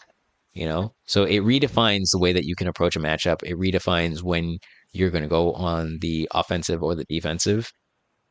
Um, and being able to recognize how much resource management impacts the flow of the game. Timer as well, or the ability to heal. Because if you're a demon character, you might be down on life, and then if you boost, you're gonna be up on life. And then you can go for a timeout. Or because a timeout is a possibility, you know that the opponent has to approach you, and because you know that they have to approach you, you look for the ways to counterattack them and kill them. So, you know, understanding resource management on deeper levels, both in DS1 and DS2, massive, massive skill sets. Uh, I agree with you on a general standpoint, but I don't think it has as much of an impact as you think it does. While, like, in terms of fighting someone who's close to you in skill, resource management matters because you need to be able to counterplay, and if you do something risky, you need to be able to stay safe.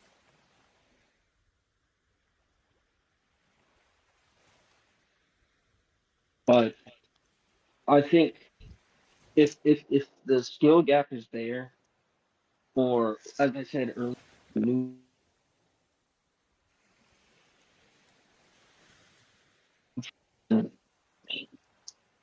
you are sorry, then it doesn't necessarily matter as much. If you look at let's say uh Waka, right? Waka's resource management is terrible. He spends a lot of his resources, but he's still not a terrible player. He'll still beat a lot of people who are keeping that in mind. And so when you look at that, you got to ask, why is he beating someone if his resource management is terrible? And that's because his neutral and his game sense is better than theirs is. Well, I think the resource management understanding does set apart that different level. If you have people at approximately the same skill level and one is better at resource management than the other, I would generally say that the person uh with resource management is going to do better. In that case, like you can there are players that are heavy-handed that will spend everything. Not everybody looks at resource management as far as like budgeting it or saving it to or conserving it in any way. But it might look different for different types of players. Like some players are just aggressive, and if that's his way of playing, and he's finding success in that, it's fine. But uh, he does have that awareness of resource management to know when he can aggress, or when to not. So I think it applies there too.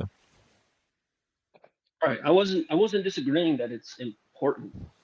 I was just saying when it comes to uh, what skills impact the outcome more, I don't think it's up there as at like the top. I think Hey, it's very important because when they're close, you need resources. But again, like neutral, even if you're aggressive or even if you're saving your resources and you're managing them well, if you're not doing anything with those resources, managing them doesn't matter.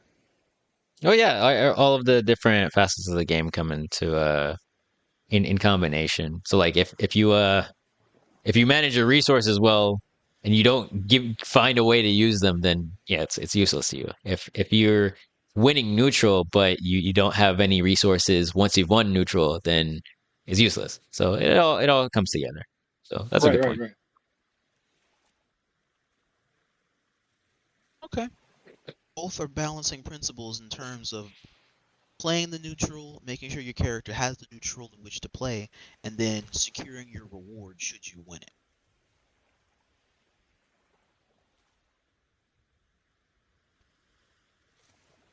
So, sounds about right.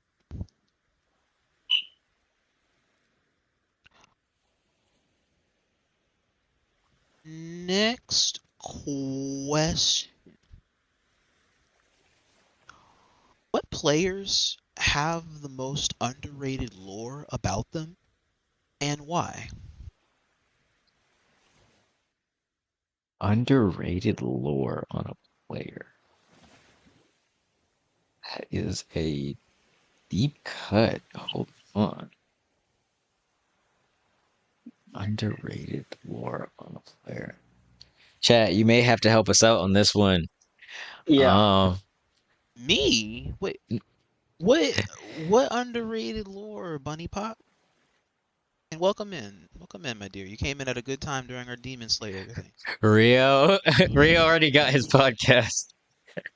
Oh, Wave Magus, DM me. I can send you the previous episode. That exact statement is the previous episode. I'll just let you. You can just watch the oven over there. I don't even have. Don't even worry about cooking. It just happened. Mhm. It's an experience. That's all I can say. Let's see. Honestly, I do enjoy the grind and journey and story of Waka. Um, and like his progression. Um, let's see. Deep lore though. This is such an interesting. I wish I had a more a more pressing uh answer here. Who I mean, Hoodie's a good answer too. The Tengen specialist himself. Mm, I don't think I got any Nah, interesting you lore. for sure. Like even as you describe your intro to the Wait, community, game like lore, maybe. If we're talking about the um game, yeah. I think, not to glaze myself, but I think I've been very eventful. hmm, Okay. lore. But I don't want to say myself. I'm not sure. Yeah, this one's tricky. Chat, y'all got any suggestions?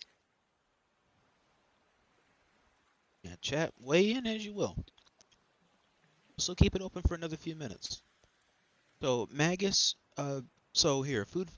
So let me delve into the prior key of one of my preceding guests of sort. So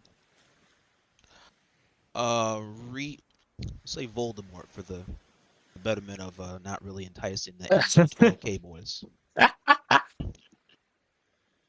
So, Voldemort, of whom was my preceding guest. I'll be right back. So I got you. Well, Voldemort had said that the most interesting lore about a person that he known was Crimson, which I thought was interesting because it was just the terms of the lore was just basically how those two first met. Most of the lore now is just legends at this point. So many players have left. Okay, well tell me about it.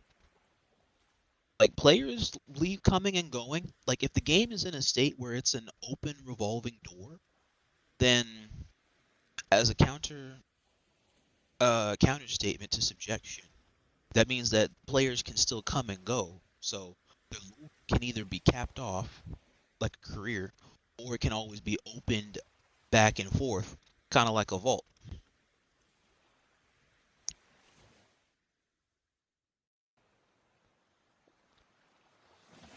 Did you say Voldemort?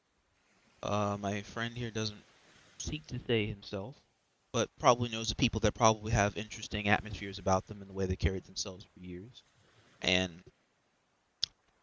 they've all been very interesting and wonderful people to meet along the way as everybody grew through this scene and is still growing.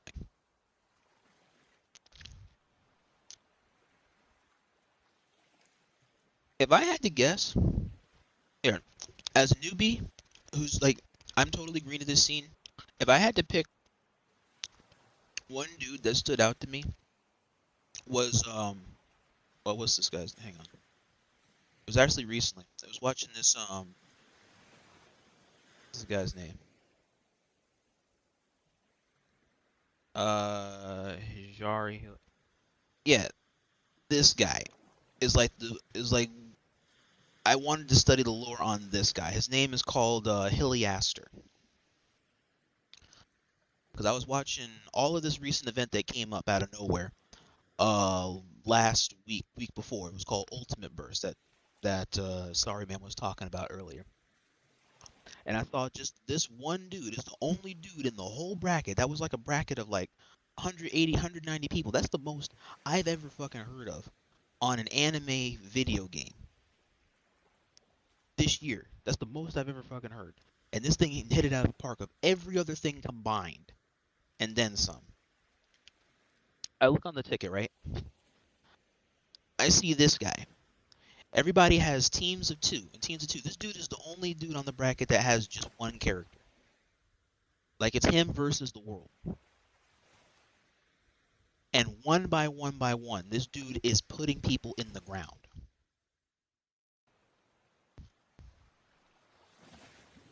And it was this is the most amazing feat of strength and awareness and character mastery and character matchup knowledge I've seen on this game yet.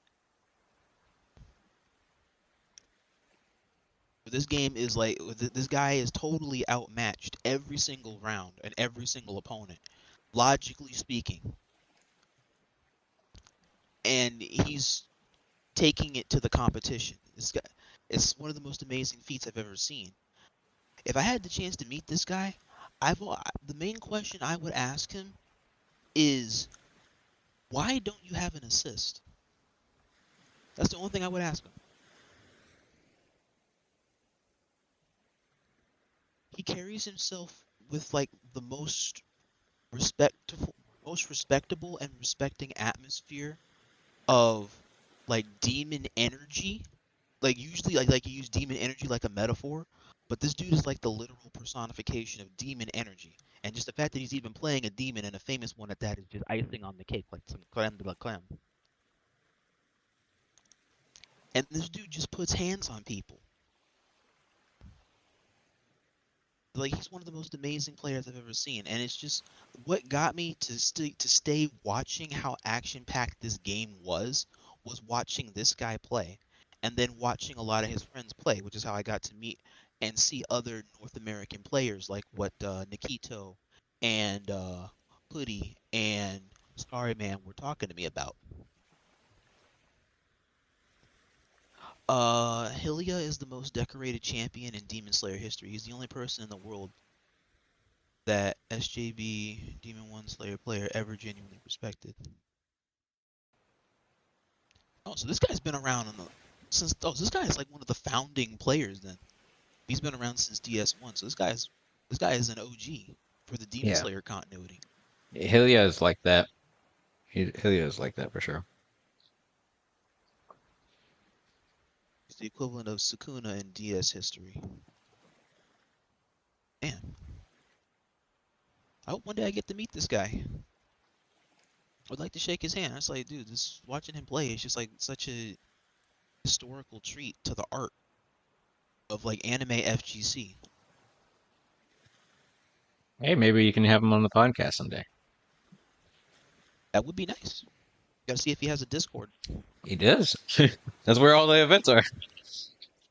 Oh, damn, Chad, I'm dumb. It could happen. We'll see.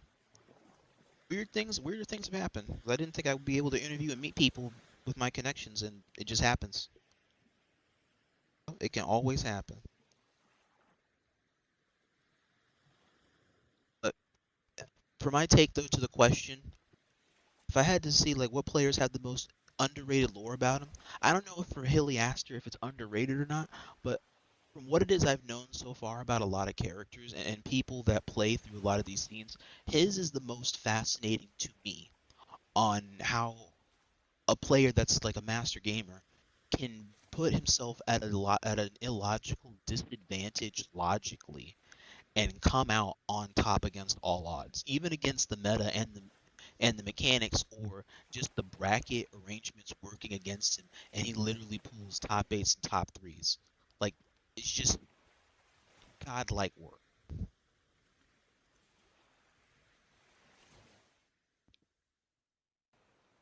And it's just like that's the type of inspirational player that inspires people to be all that they can be.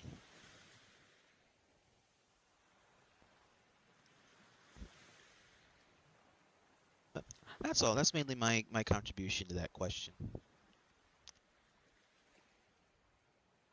We're gonna take a quick break while we're waiting for Sorry Man to come back, and then we will What? resume. What? You heard me. Oh, damn it! No, my bad, my bad. I didn't know if you were back yet.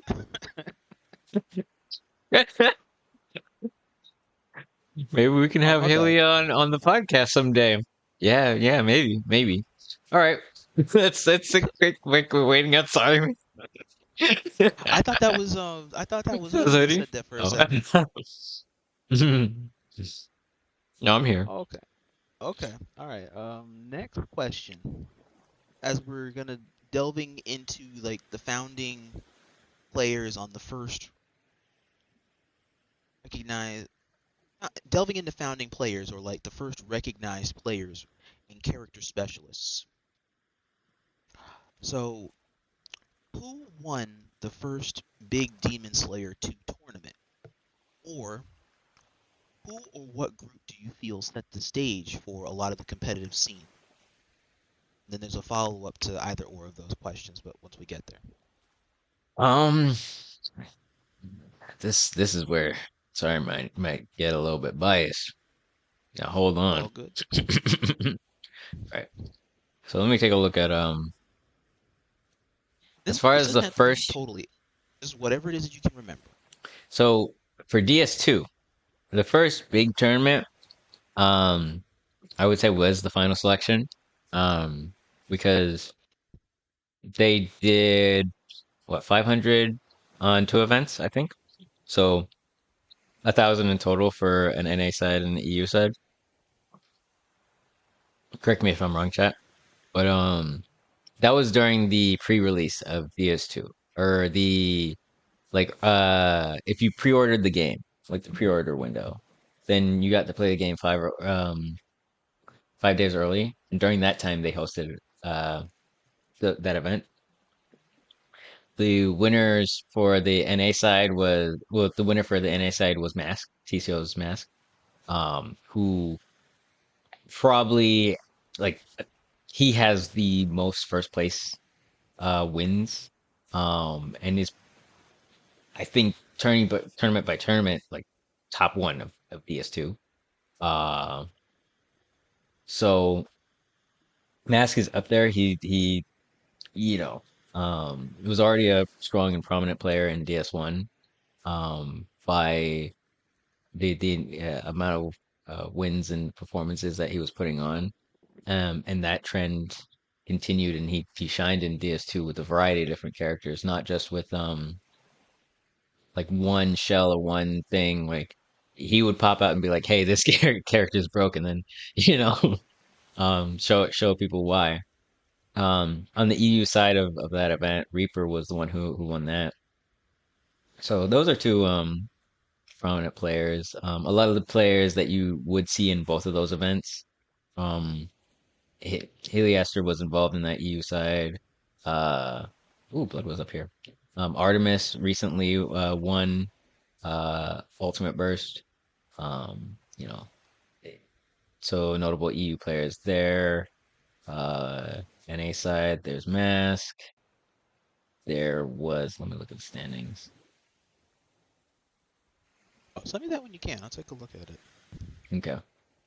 Judah, he's consistently in these top eights, or he's even won some. There's Ricky, Tazuru, strong players. Ricky, previous Ultimate Burst champion, the first Ultimate Burst champion. Um, my boy Cash was fifth here. Um, and actually, like it's interesting because Rio, as a player, he's a good player, and this was one of the tournaments that he placed high in. But you don't really get to see Rio in that many tournaments for one reason or another. Uh, and whether you love him or hate him, I wish I got to see him more in tournaments to uh to back how he presents himself. Um, again, love him or hate him. I wish his performances were showcased more in tournaments. Um, but yeah, that was the first big event I would say for DS2. Right after that, there was a collaboration between Glove2 and Kuyon, um, with like AGC and everything like that. Do I have that pulled up? Can I pull that up real quick? Maybe it's in the archives. Let me see.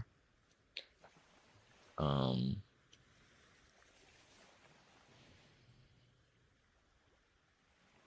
I, my gut instinct tells me that Mask probably won the NA side of that too, because it was kind of just back to back for a good while.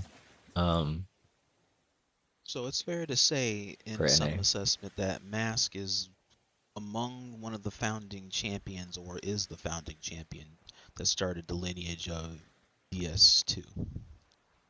Yeah, he's again, I believe he has the most top one placements in DS2.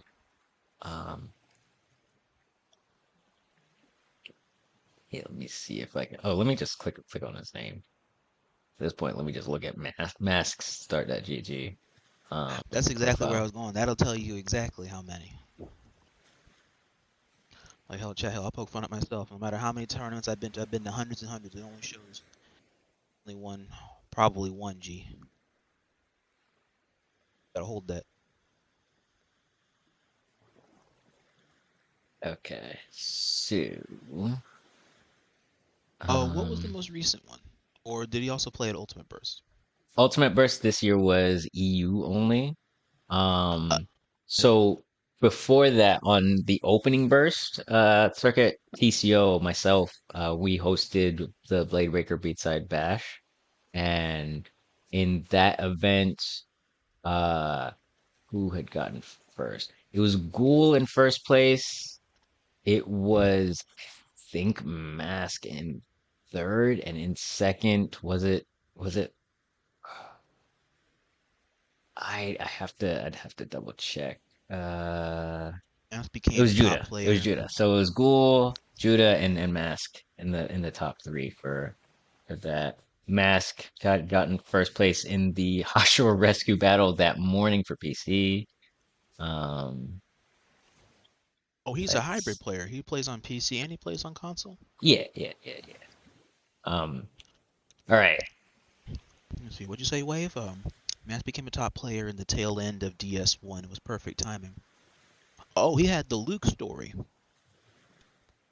And Luke from Street Fighter came in came in at a perfect timing at the end of the first chapter. The next chapter of a new era, you're literally the one writing it. I got you. It goes from having the main character energy to being the main character. Yeah, when I was hosting the Blade Breaker tournaments, I hosted four Blade Breakers this year. Um, it was either Mask or Hikaru who were winning those, and those were cross region. Um, so it was between them two, and then once Demon Slayer 2 broke out, a lot of those first places were going to Mask. So first place at DS2 final selection. Um, oh, let me send this to you so that you can look at the list. Um, I'm looking at 25 first place so far, so it's there's a definitely lot. There's a lot. it's There's definitely a lot. looking like it. Yeah, that's a lot.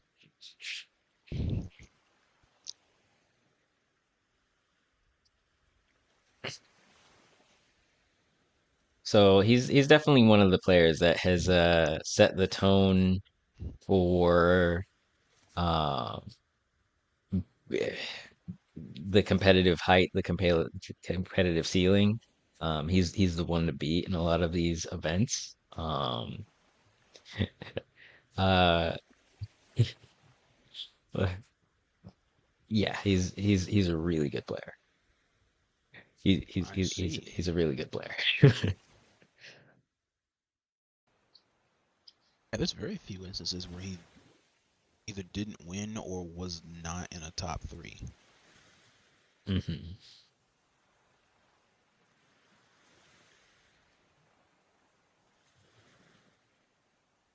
Okay, so all right, But +1 man, for chat. hmm Actually, funny enough, this actually goes right into the lore. Wave Magus, you actually just gave me some of the lore here with this. That actually is like an interesting one to note here, is because he rose to complacency and good mastery at the end of the first game. So the start of the second game, he was already in the perfect position to just lead the pack.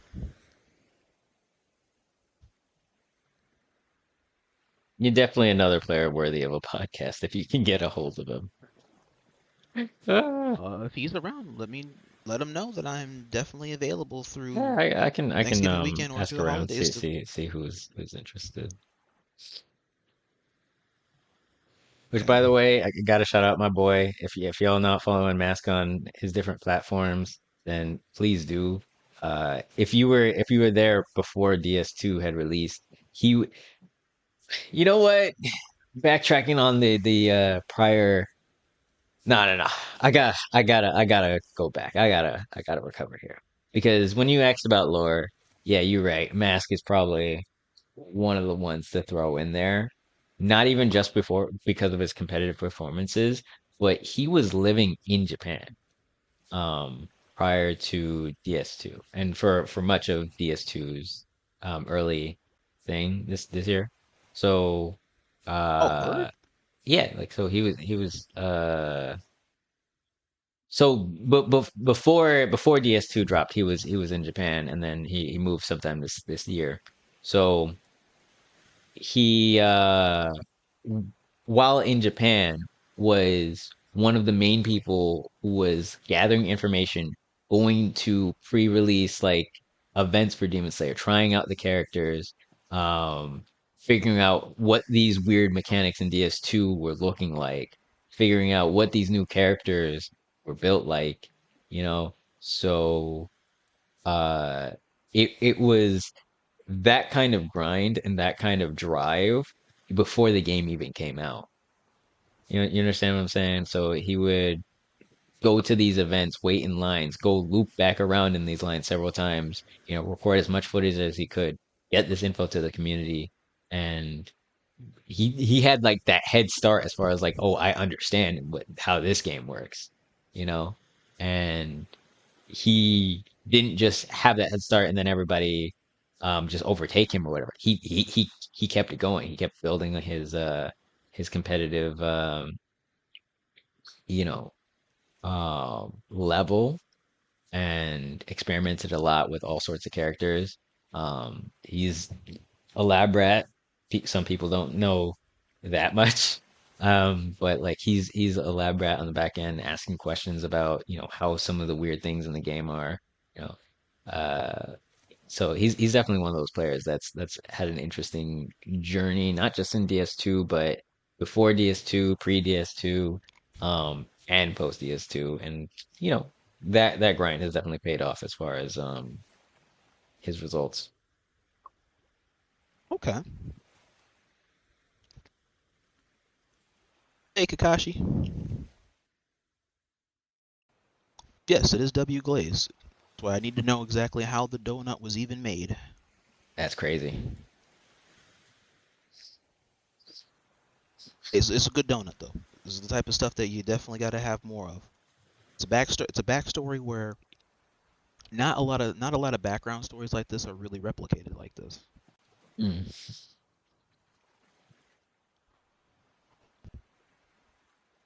Next question. Delving briefly into organizations or clans, or maybe even both. I don't know exactly what exists the most predominantly for this game, or in these communities. But do organizations or clans generally roam these lands, or does it intertwine between the two? Um, Give me 1 second here. Let me check something. Sure.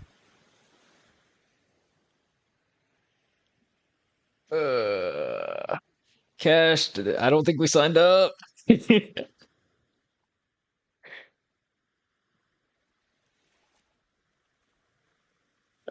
and Cash are going to be participating in an event soon. Um, what event is going on? So Silver is hosting an event. Not Silver Daddy Ho coming in clutch tonight. Oh, the 2v2? It is.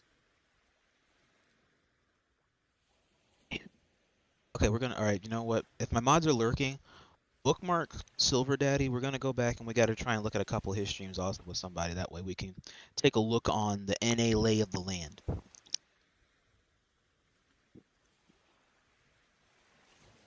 And hold me to it because I keep forgetting.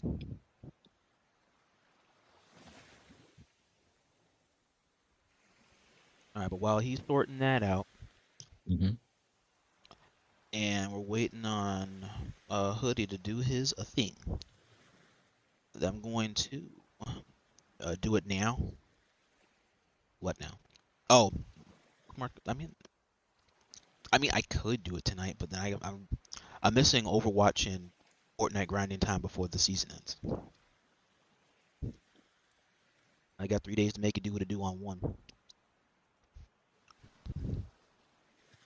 Overwatch grinding can wait, but at the same time, I'm not trying to face my mod and explain to her that I didn't finish my damn tank placement.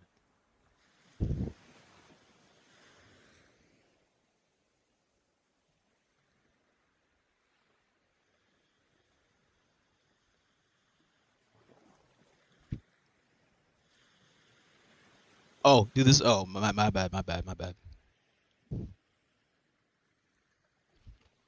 Talking about that.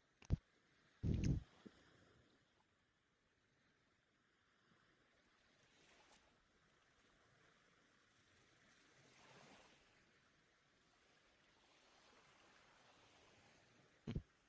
know what? I don't really have a soundboard for this one. I'm gonna just let that one go. Thought I had a soundboard for it, but I do not have one for this instance.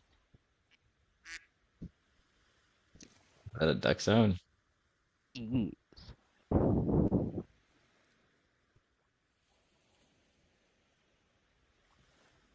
I'll keep a lookout. I do have that tag bookmarked for Demon Slayer.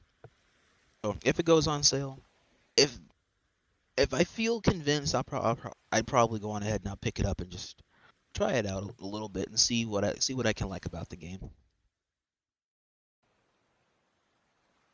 Because it's not every day that like a game I never really took a time to take an interest into. I'm actually sitting and watching it for 4 or 5 hours without changing to something else on Twitch.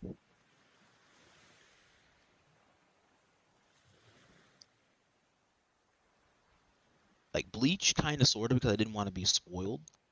And then I still ended up watching. They never really had a big tournament for it. The EU thing that just happened here with Ultimate Burst, that was like its very first big tournament this year. Because it just came out this year. So yeah, that was like the final selection. There was Glabku and Qyon's collaboration events, and then there was Ultimate Burst. But Bleach wasn't in any of those, was it? Ultimate Burst, yeah, they had Bleach. No, I know the Ultimate Burst did. That's why I was saying Ultimate Burst. It was that game. It was that game's very first pinnacle, because that game just got on the scene for the FGC this year.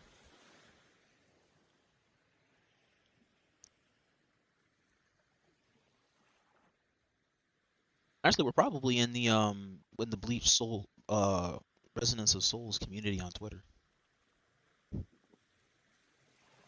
I wish I still had your newfound sense of wonder for this game. This community has jaded me. Understandable. I feel that same way kind of about Dragon Ball Fighters to a degree. I love playing the game and all that stuff. I'm still gonna keep playing it despite how I feel about the community. It's just the community that has kind of poisoned my sense of curiosity.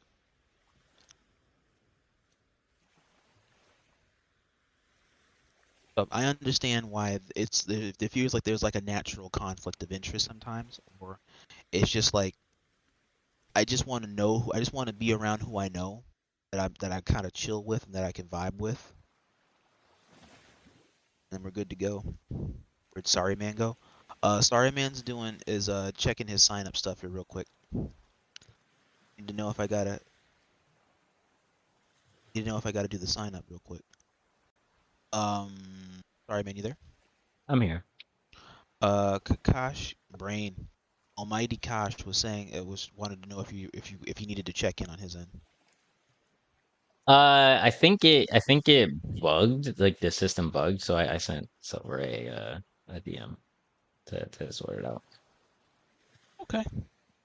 All right, so you're asking about the landscape of plans, right? Hmm. This was whether or not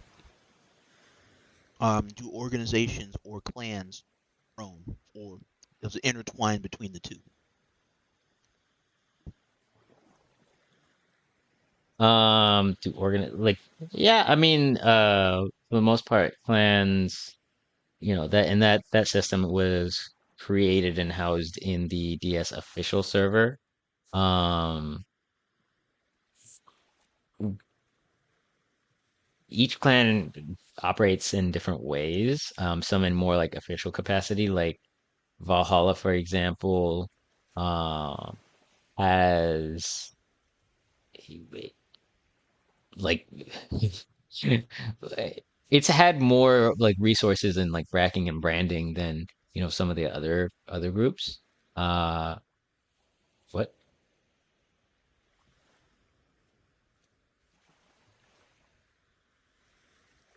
Um, TCO, for example, is a clan that's meant to be a community for like, our server is meant to be a community for casuals and competitors alike. Um, so. Each clan operates differently. Say BRM, they're more competition driven and pushing each other to be the most skilled as they can be. Um, 12K is 12K. Ooh. Uh, no, I don't think you heard me earlier. Him or me? Silver. No, no, no. I meant cash. Oh. Each of the clans operates in different ways, and they overlap into intersection. Um,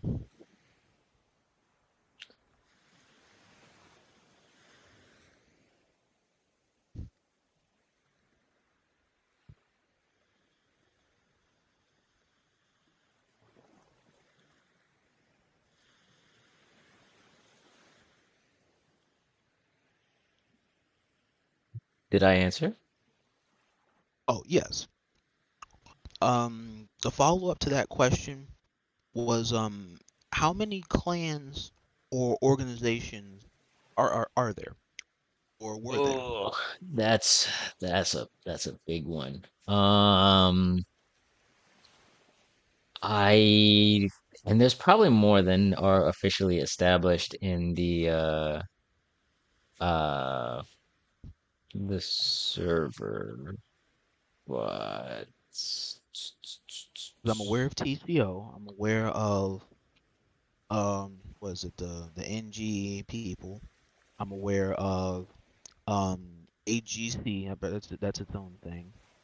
I So don't know if those aren't there's. clans, those are just servers in of themselves.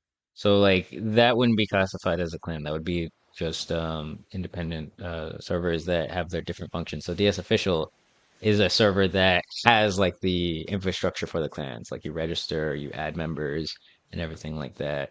Um AGC doesn't really do clan-based events. People who join events and tournaments, they would just come with whatever sponsor or branding to represent their group as needed. Um, uh, but those organizations aren't clan based in of themselves. They house those. Okay. On the DS official server, there are currently 22 clans that I see registered. But there's likely more. Damn. Likely more. The only ones I know is TCO and well, at least officially. I know there's TCO and then one that appeared at a few of my events when I was doing a collab with Nikito last year. It was Valhalla, if they're still around. Yeah, yeah, yeah. They still are. So silver is associated with Valhalla. Oh, okay. Okay. Let me see.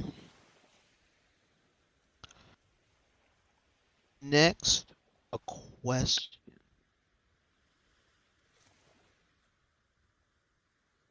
Does every character have a specialist to them? Or were some people just bold enough to do random select a lot? Every character have a specialist? Does every character have a specialist?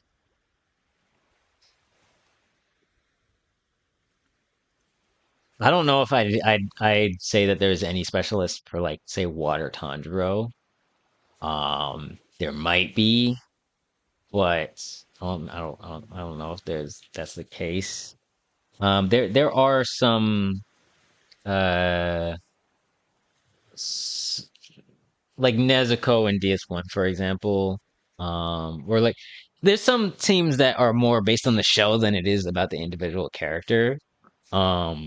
So like Nezuko in Zenitsu was known as the Avengers, whether that be the Base Zenitsu or the ED Zenitsu. Um, so there's some people who are notable for a shell specifically rather than just the character, but let me see. Tengen for sure. There's we got Hoodie. Um, in DS2 we Gyoko, there's Notch. For Enmu, you got people like Chrome, who's known for his Enmu. For Akaza, there's a lot of known for Akaza players. Yahaba, you had people like Ricky, Nikito, myself. In DS2, not so much. I don't think anyone's really playing solo Yahaba. Susahaba, there's a couple of people. Um, Makomo, I think there's a few. Um, not seeing a whole lot of competitive success, but you know, they're there. Uh, I would say probably if you go far enough, but it is a challenge because you know some characters aren't as prominent in DS2 or like going to be seen like at a high level. So even if you specialize them, it doesn't guarantee that you're gonna, you know, get recognized for it. And that's the part of the fight, right? Right. All right. I'm back. Sorry it took so long. Oh no, you good? Um, Based on what's our question is, are there specialists for characters? Is there a specialist for Yes. every character? Yeah. Every character, no, because not every character is played. Um, I think I think there are a few people who select a good chunk of people. For Mask, I would just say he's a specialist in general. I think he plays everyone. Um, and then we have character specialists. Like if you were to see this character on screen, there's a player you're gonna think of. Right. For a lot of for some characters, DS1 is where people would get this recognition. So for Yahaba, Sorry Man, Nikito, and Ricky. For Stusa, people played Stusa, but I know Mask did, I know Locky did, I know he did. Um, for Akaza, it was SJB. A lot of people played Akaza. So I guess I can't really say there. For Tengen, it was Mask, DS1. DS2 speed for Rengoku. Not a lot of people play Rengoku, but I do know Silent did hold the title for best Rengoku on DS1. On DS2, I'm not so sure now. With the Rengoku people associated with that would be like Cat or Inflamed Heart. Comeback Kid. Comeback Kid plays Rengoku. Yeah, now. But I don't think people have. I don't think people would link him yet. I would. He, I would. I think of that heart being ablaze. But I'm not sure if it's universal yet. Yeah, I get you.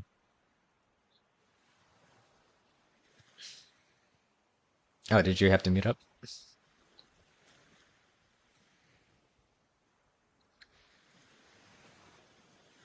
Yeah, there's a couple of Rengokus I think so.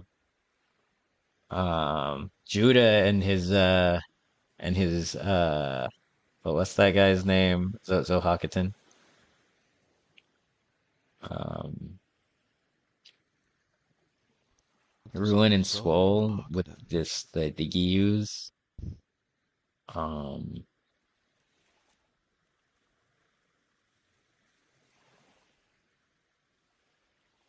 there's definitely a couple.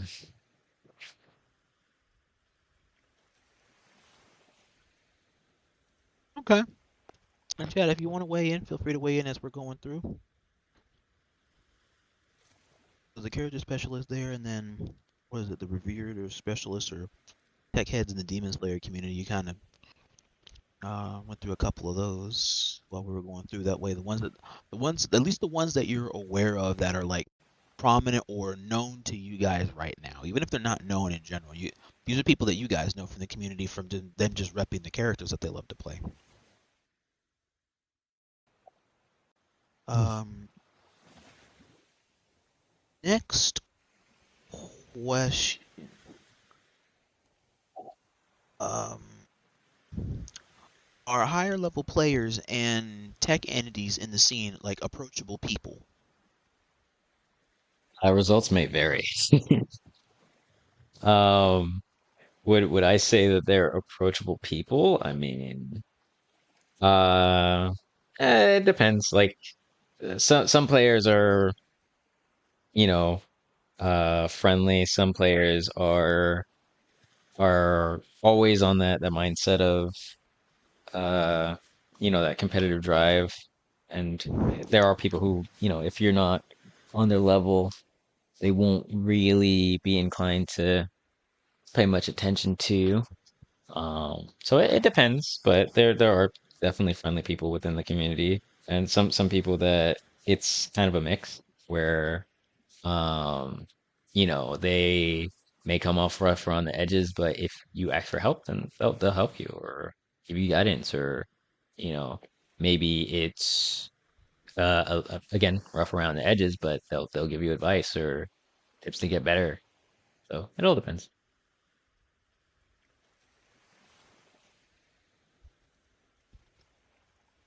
I agree. Okay, okay, okay.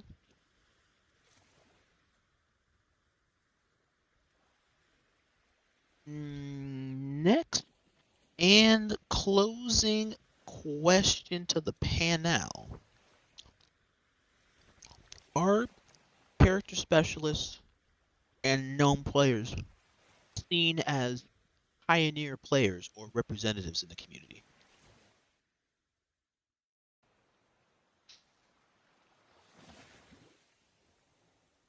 Um, One more time for me. Let me see if I understood the question correct. Are character specialists seen as pioneer players or representatives? Character specialist considered pioneer character or pioneer. In some ways. Like I said before, like the people who have contributed most to the meta have tried something that people hadn't tried before, Um, because somebody has to start it. Somebody has to, oh, this is a strong tactic. This is a strong strategy. This is a strong team. you know. Even with the stronger characters, sometimes it took lab work to find, hey, this is the best assist to pair with a Gilman, best assist to pair with a Genya, best assist to pair with whatever you're playing. Some characters are strong, but strong in the context of the shell that they're in. And if it's outside of that shell, it might not be as effective. So yeah, there's definitely pioneers and trailblazers within the community. They might not always get uh the direct recognition every time, but it's definitely based on their efforts that the community has learned what is very strong in this game and what isn't, what is uh counterable, what kind of counterplay works, what strategies work. So it always takes that first person to try something new.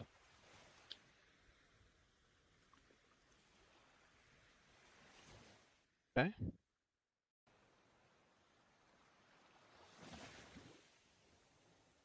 I agree. I mean, I really,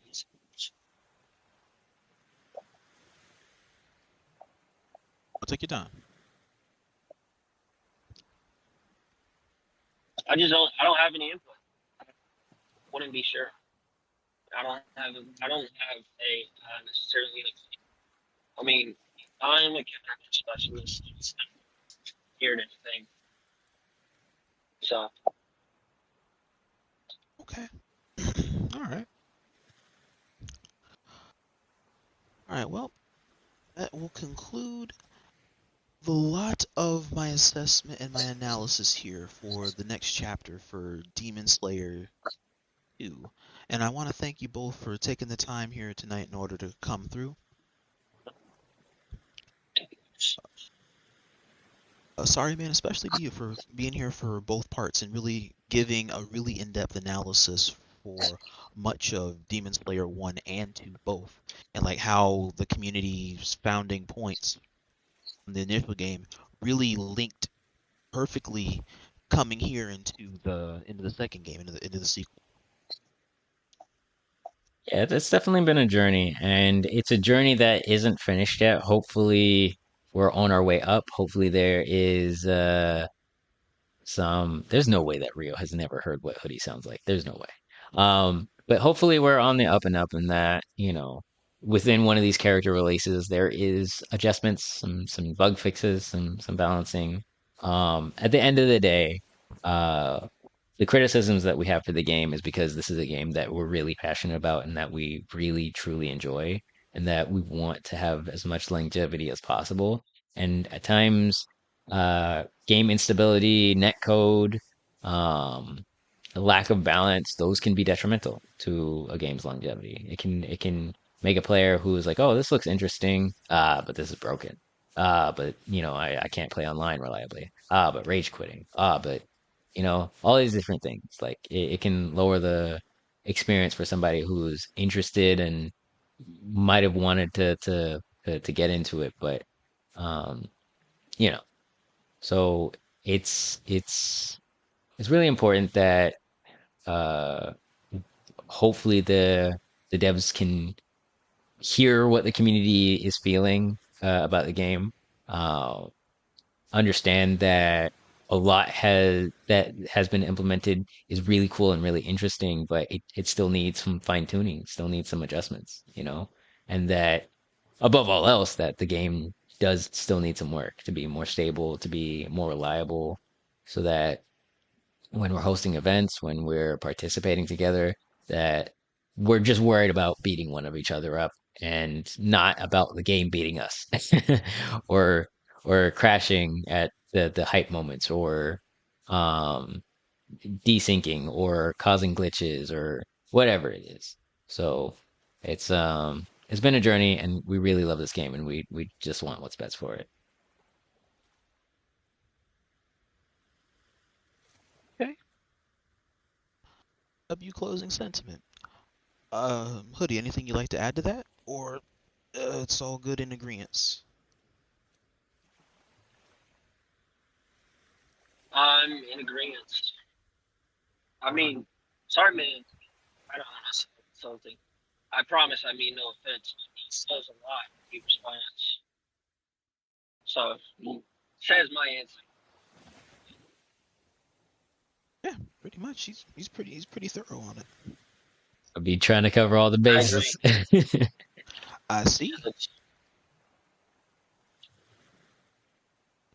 All right. Let's see. All right. Well, chat and all those out there in the Demon Slayer continuity, I appreciate you guys for coming in. This will gradually draw today's podcast episode to a close. Anybody you guys would like me to raid? Oh well, so Silver's gonna be having his event, so I mean, uh, that would work. I mean, so yeah, he's gonna be playing DS, and there's gonna be uh plenty of notable players in there, so that could be a suggestion. Right. How about Okay. catch you in practice, Oh ho ho ho! Ho. Are you on the heavy team? What's your team name? Rice lovers. All right, so we'll see how that goes. What's But his name? What's the streamer's name? I got. Rice the streamer's name. lovers. That's Daddy Oh, Silver oh, FGC. Oh, Daddy Silver. Okay, hang on. Me. Is Daddy Silver or Silver Daddy? Yeah, it's Daddy Silver. I do wish I could contribute more, though. I really wanted to answer those questions better than Rio, but Hey, not in the big time. you might need your own separate episode. You know, Hoodie Part Two, Hoodie 1.5. But let's find out. Right, right. Let me know what you want to go over, and I I can do definitely. that.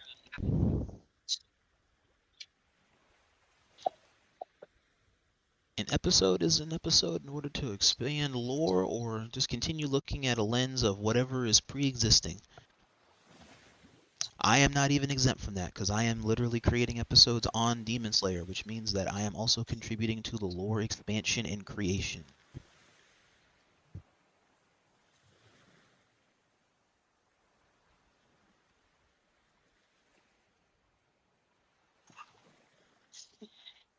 Plus, we also get to delve into some more players as we go through. It means we will or will not get to mention more players' names out there that we already know or haven't heard of. All right, I think I got the right sound effect for this.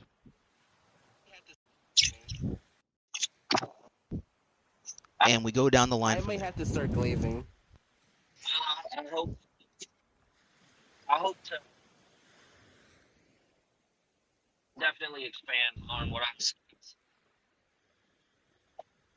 For now, yes, for now, uh, it was a W stream, W interview. Sorry, man. I appreciate you answering. But yeah, And I All right. appreciate you.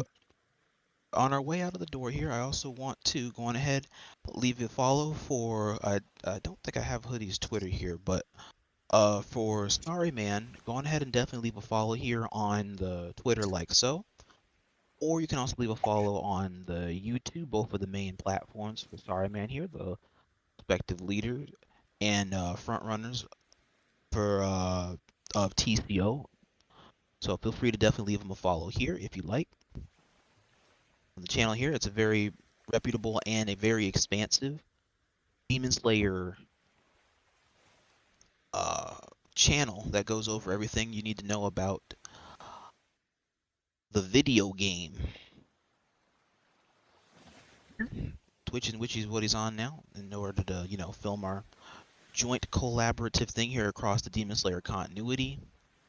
He also does have his own socials as well, so you got the YouTube, the Twitch, the TCO. Oh, also the TCO thing itself, Hmm. which is TCO's actual YouTube, the Tactical Co-op.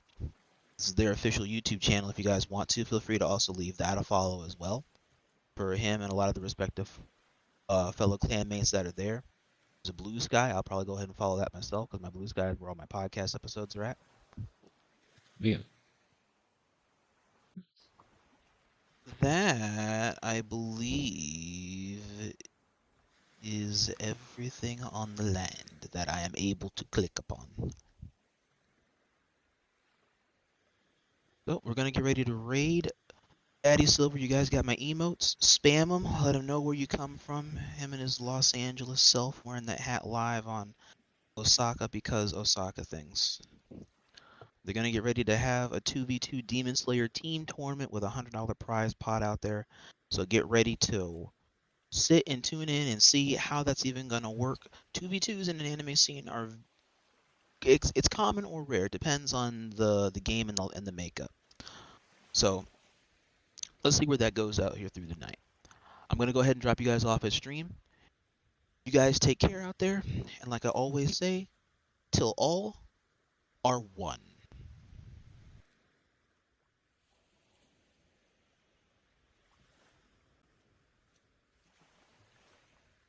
Oh, whoops! I gotta hit the button. Wait, TCO to infinity. and beyond.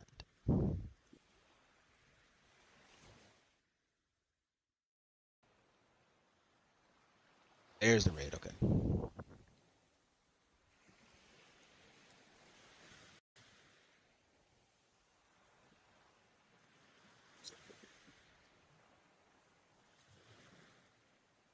All right, thank you for having me.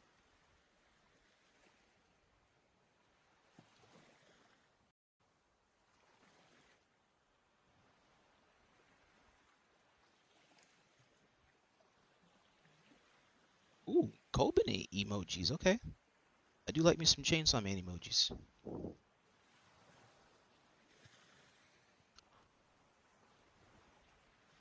Okay. All right. W stream here. All right. Thank you. Thank you for having me. Always. I'll definitely see if I can try and have you back on another episode so that way we can sit and go over what was it that tweet that Mass was talking about with a lot of the mechanics and whatnot about the video game because that's a pretty good thing in its own right to really sit and delve into it based on just like Mhm. the whole premise of like the how the mechanics really work in real time since he also has a couple of visual examples. Yeah, yeah, I could talk forever about the mechanics. Ah, there's so much. Also, that one I'll probably bring Nikki on board with too, because he was wondering if the one today that I was able to have with you, if that was going to be a collab one or not with you and him.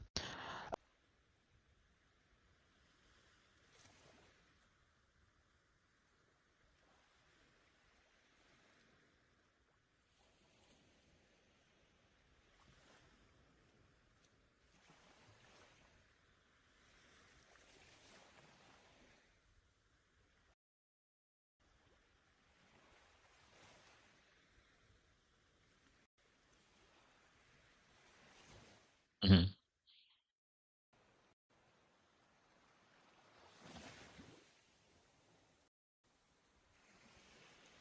Yeah, that'd be cool. And as hopefully those schedules can all line up.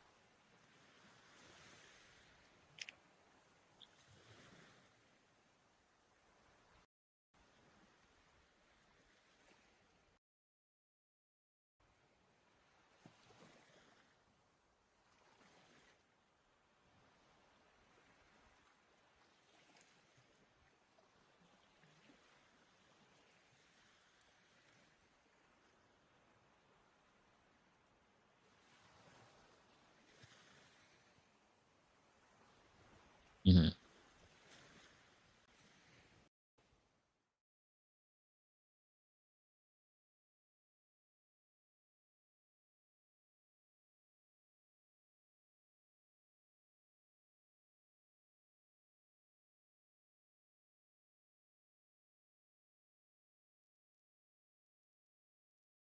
Hmm. Okay. All right, so I got a tournament to participate in.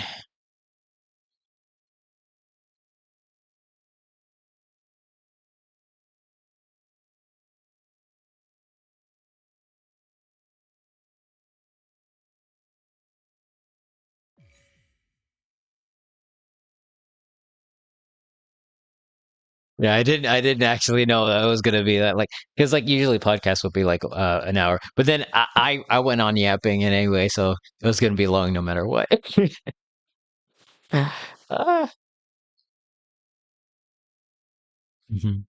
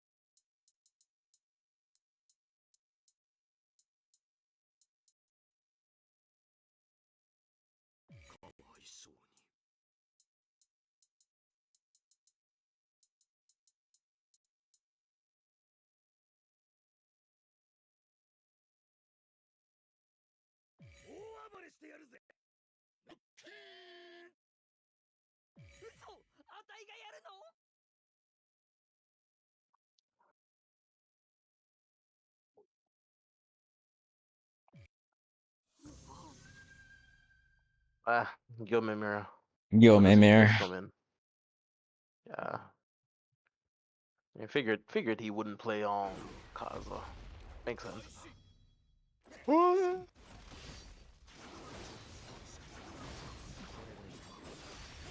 I didn't hit Z. Interesting. That's insane.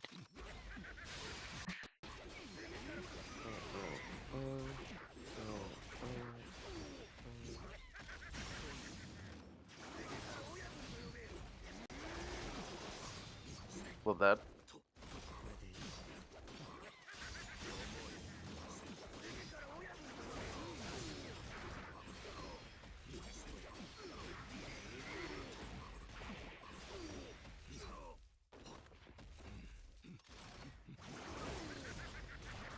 Got hit. nice try.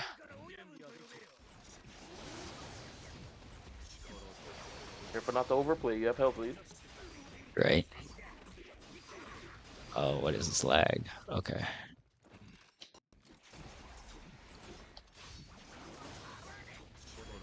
Oh my goodness. Oh no.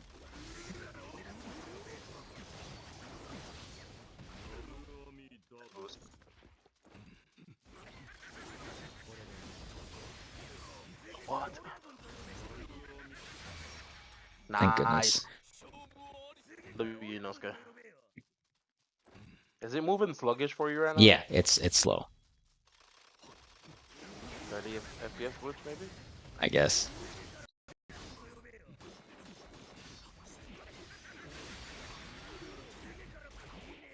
Keeping the pressure on him. Down combo.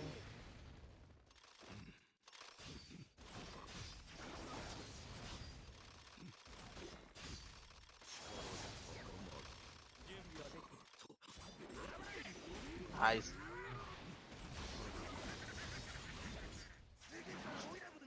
Ooh, nice bait. W bait.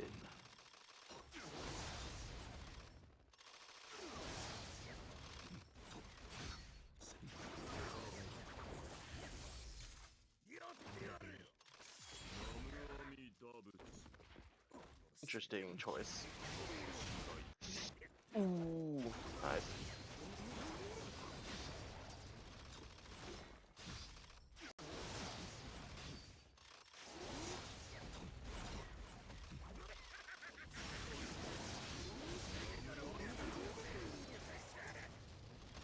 I would have took that combo. He had no meter.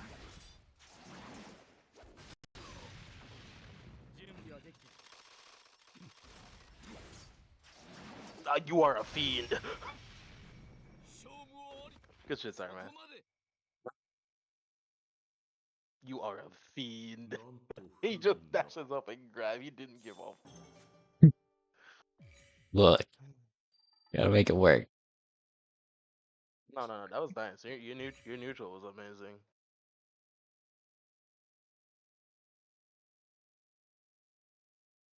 Oh, my only call out would be that escape when you had no meter. Keep the same tempo, sorry, man. This is yours.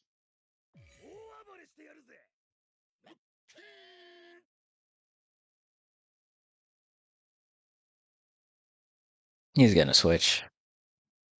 I'd love that for Um, me. I love it for me. what's up? I love that for me.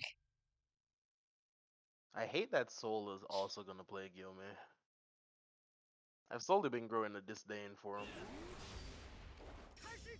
Let's see. Are you gonna ride out the gate?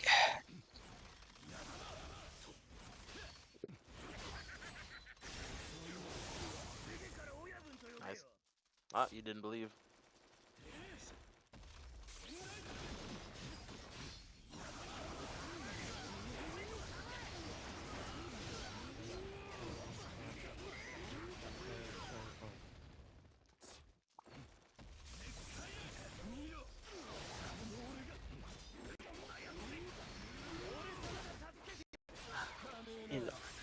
I'm a be so real. I hate that. Oh no, he's dead.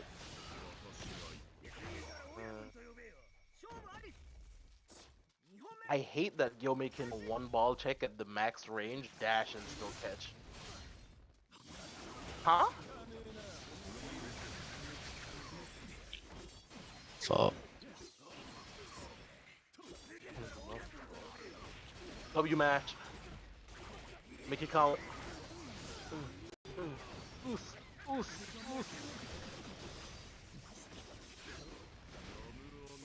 oos. My fault. You weren't ready to punish your He's weak foot. he's Don't escape this. Get ready to mash in case.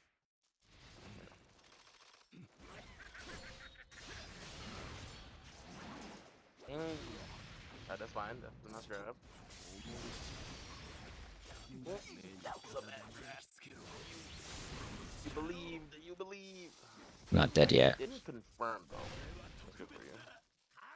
Be careful here. Yep. And grab because he just escaped. Nice. Do it, do it, do it. You wanna ult him, don't you?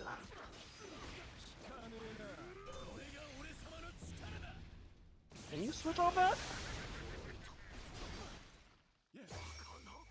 Man.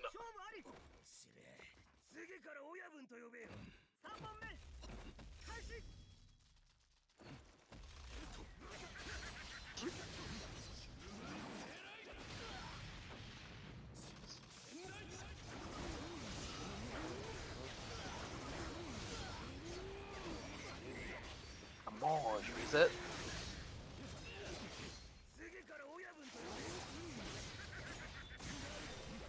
Still grabbing you. Nice I don't know what grab. you thought this was. Like he can't. Yeah, the parries are so bad because you just can't do anything about that.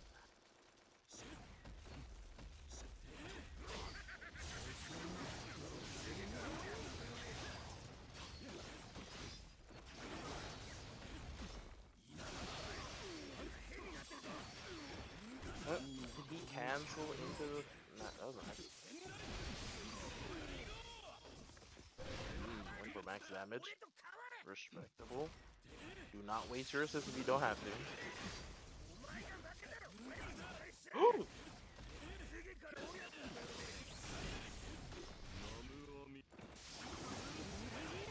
No. My god. Oh my god. W Inosuke.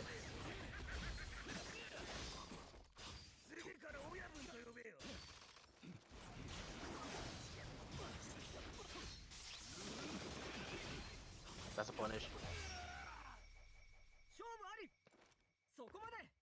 Sorry, man. Shit, my motherfucker. Yeah. You played well. You played well. Honestly, Simon, when he surged and did the heat lightning, that ult was not the bad. Was definitely the right play.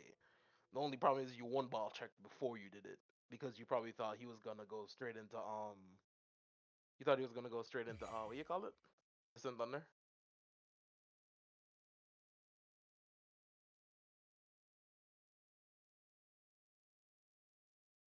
Especially because he went for the double heat lightning as well. If you just the gate went for the ult, you'd have been fine. I mean, it was overplaying. It was overplaying. You can catch the Kaigaku slip in, but it wasn't necessary. It really wasn't necessary. Yeah, yeah, yeah. But again, it's not a bad play. It was definitely wasn't a bad play. Ugh. All right.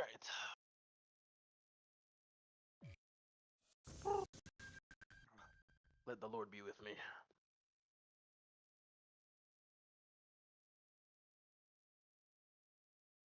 All right, let's view the stream. All right, watch out for that assist. Nice, nice, nice. Ugh. All right, shake it up. Nice. You need to buy yourself some time. Nice. Beautiful. All right, you're gonna have life eat here. You're chilling. You're chilling.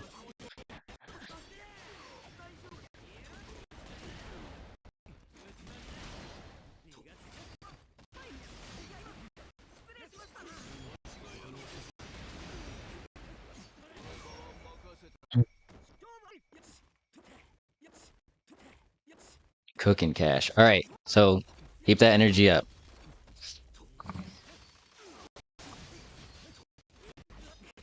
I don't want to see those parries. Fair. I thought he'd one ball check again. My bad.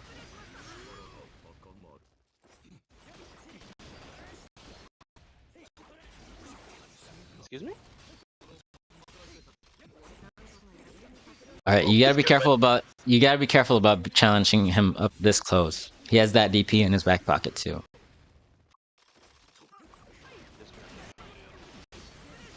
Don't challenge that. Yeah, just back off, back off, back off. Watch out. He's gonna mace you. He's gonna mace you. Body grab. Body grab. Okay. I'll play that run a bit more impatiently. Yeah, and don't stay in his range. Like back off.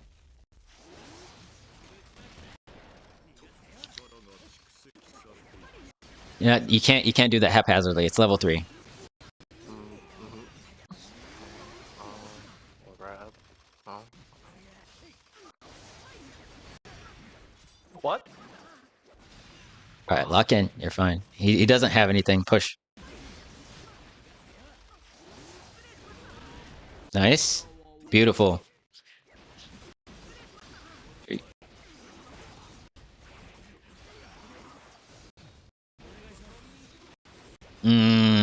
I didn't get the boot. I didn't get my surge. No, you wouldn't have been able to get that Yeah, I surge. did that bad. I did that. I would have. No, you like it was too big of like that water wheel. Like you were basically hoping that he pushed in. Yeah. Like you were so far away. You need to set the pace of the game, which is difficult because he can do like the same thing with his zoning and his Murata. Alright, I need to slow down my play. Slow down my play. Okay. Did you already pick? Not yet. Why? Yeah, I was just thinking about the other options there. Yeah, maybe a different pick because Sakanji might not be for some. Do you think? Trust yourself.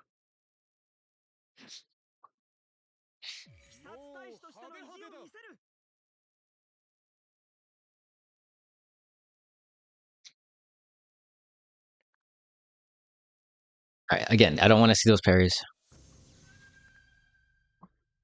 What if it works? No, you die so much more often. Gotcha. You need one of the hardest reads or like to catch the assist with that. You don't need to be. No. Keep your distance. Keep your distance. Nice. Back off. Back off. I was still blocking. That's fine.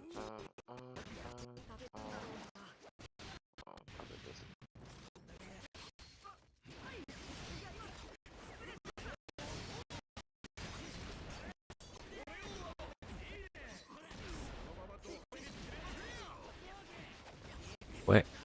Ooh.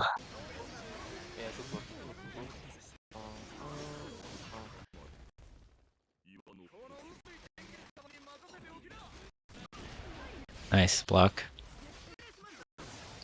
Take your time. He can grab you here. Boost. I pressed it. I didn't get it. Yeah, he's getting too comfortable.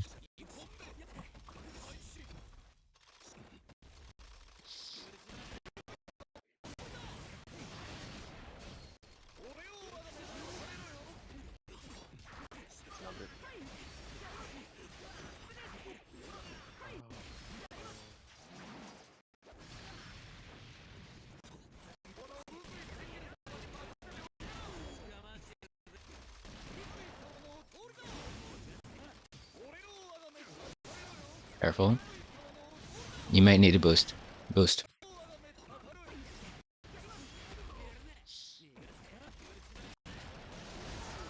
Nice. Do it again. Do it again. Nice. Okay, not all three every time.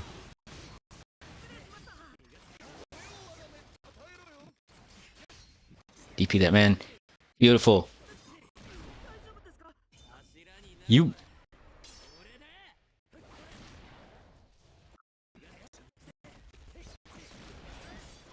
You need to kill him here.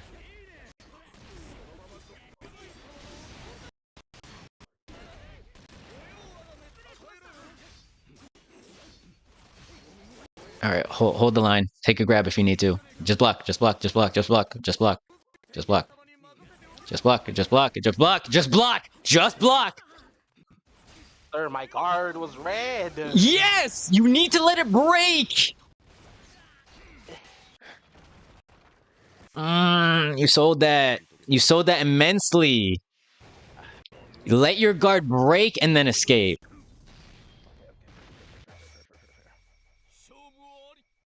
I panicked it. All right. Fair. You need to remember that you having your guard pressure does not mean you're dying. You lose that escape, you will die.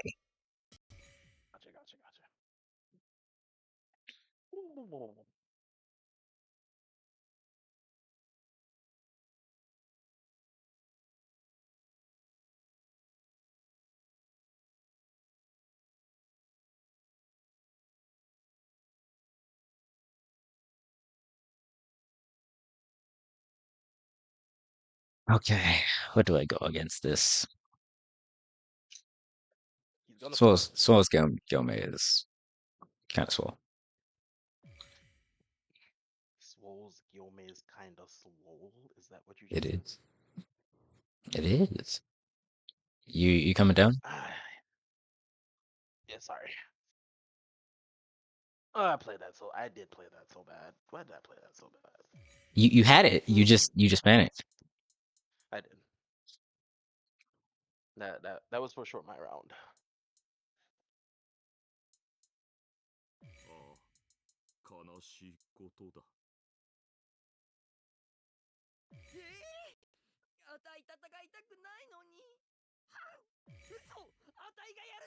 That's crazy.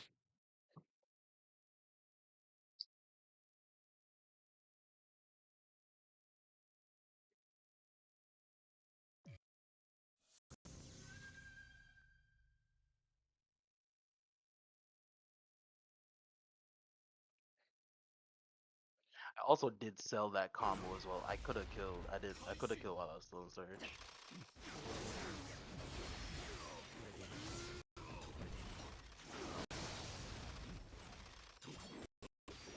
W mash.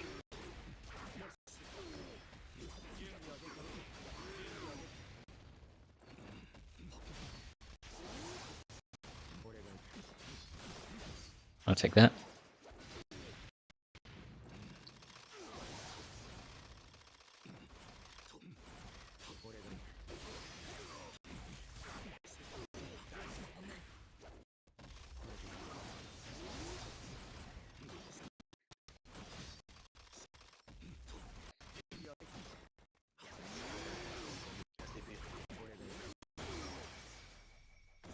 He didn't have anything, so.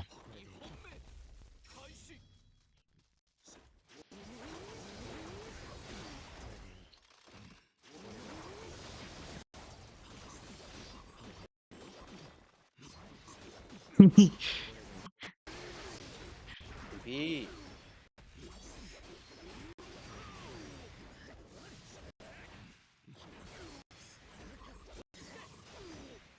Yo, what are these DPs?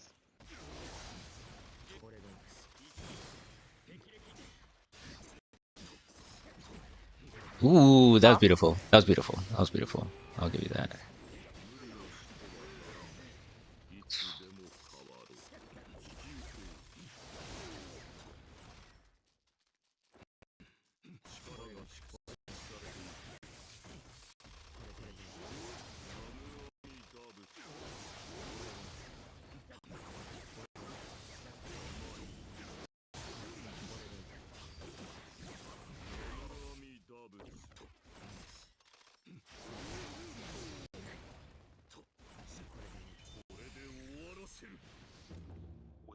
Can I do this?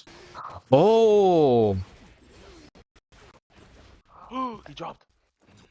You won't have time to say so. nice. I fumbled by boosting.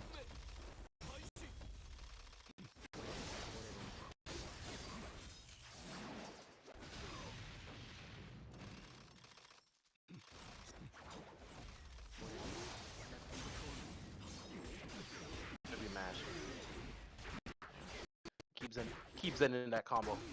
Keeps ending that combo.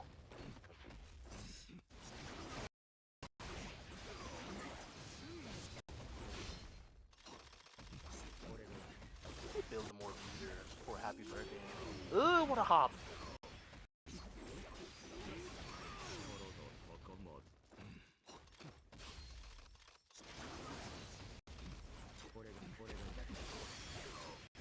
Get in the way. Ah, okay.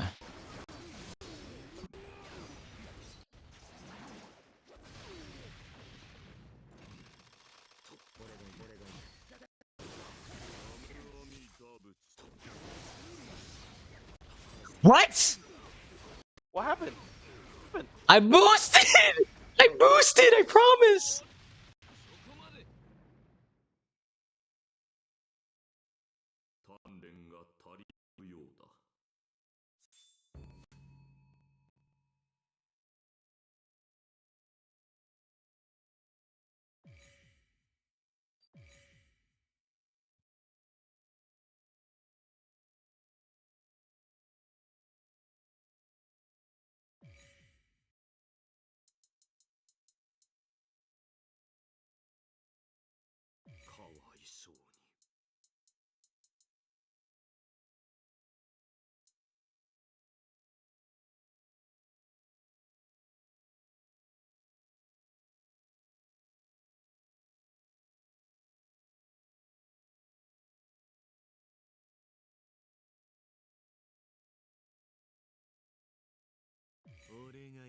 This is a bad idea. Oh my days.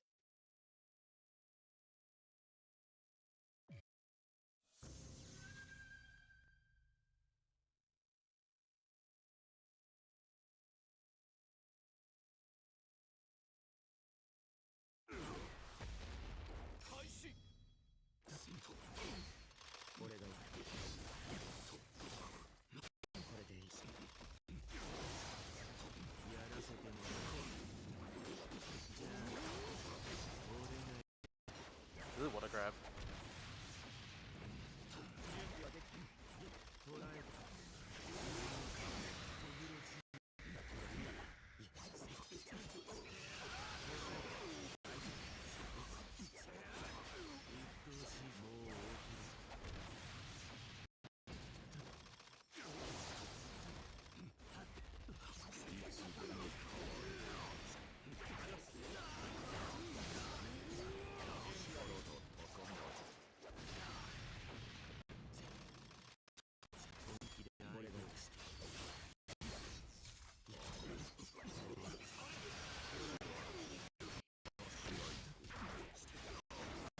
No!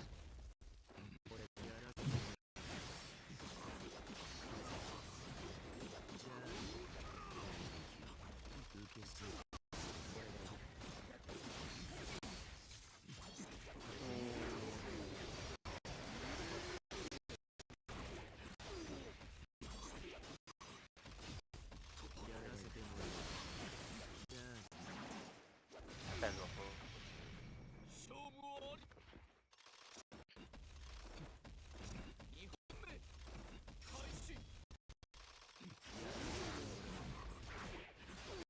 Combo they are?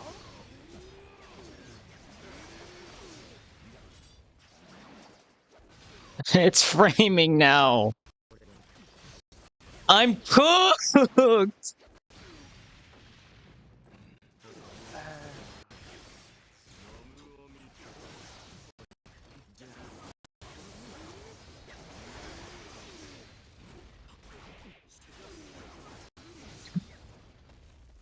This is insane.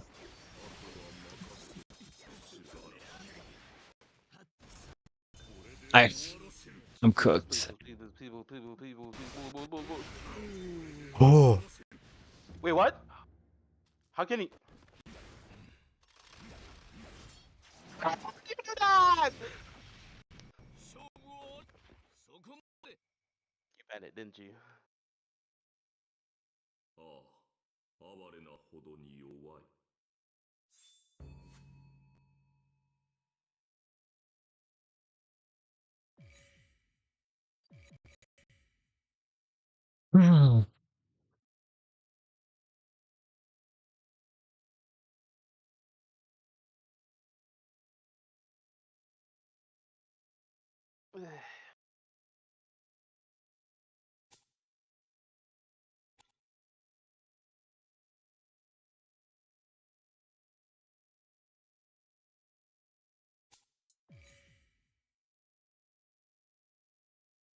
Oh, I should apologize. Sorry, man. I sold that for us hard.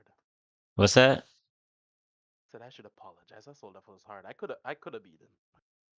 I just need to slow down that Yeah, bit. you just need to compose yourself, man. Like, and if you need to remember that if you have life lead, that means that escape is the one thing you need to worry about. It doesn't matter how much damage they try to do to you, unless they can get you under that threshold, you've won. You're winning. So you need to block for dear life. If they try and grab you, then so be it. That's fine. It's not going to do enough.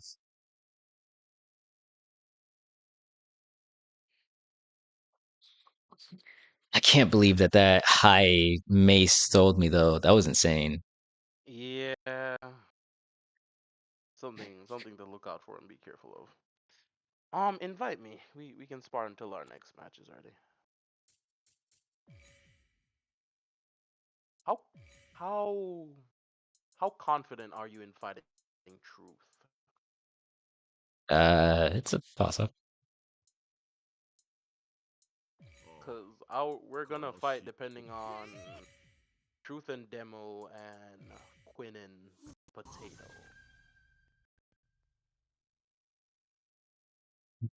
It's probably gonna be Quinn and but no, that's actually a toss up. That might We be. I, I think Quinn beats truth, but it's also a 50-50. They're both kind of solid. But if I had to choose which team was better overall, then I'd probably say Quinn and Galaxy.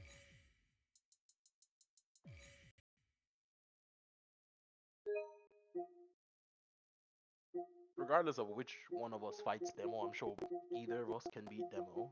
But the problem is Truth. If you wanna fight Demo, and then I fight Truth so you can see how he plays, get data on him, and then if I lose, then you fight Truth, then that works for me.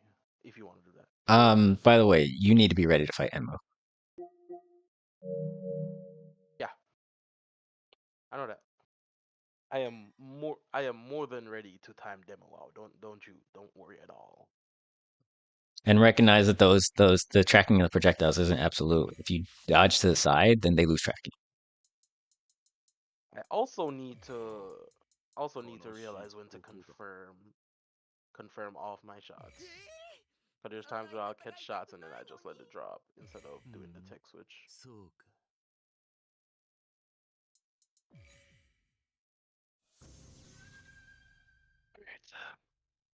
Fight me like you wanna kill me.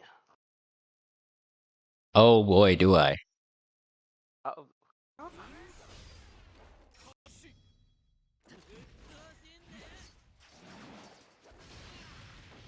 Bear. Get that out of here.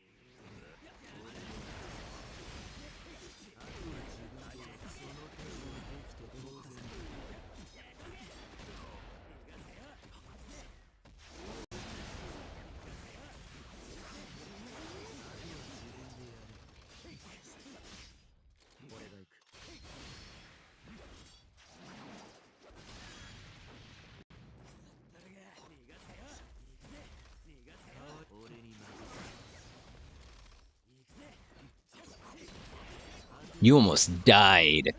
Cash, you need to be real careful about approaching Gilme. I stopped first. I saw that I hit you. I was watching. Believe. Cash, stop it. It's not that good. A regular parody would have been better. A regular parry would not be better. It would be. Because a regular parry is frame 1. A regular parry doesn't scale. Doesn't give me my max damage. I'd rather you get not max damage than you die and lose health. Like, for real, it's really hurting you.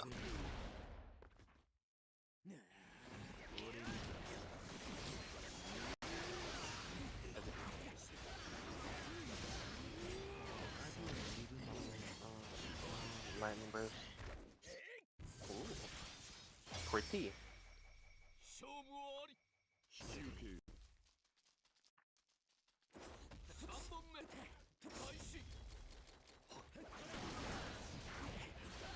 Interesting.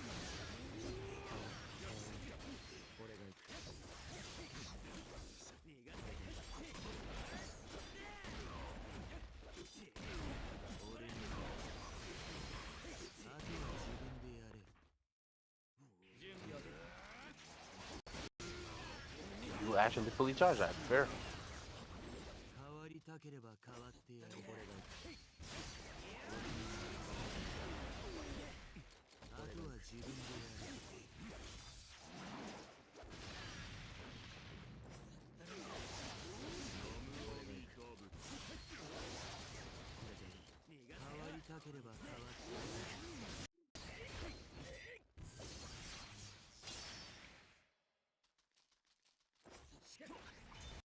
You did what now?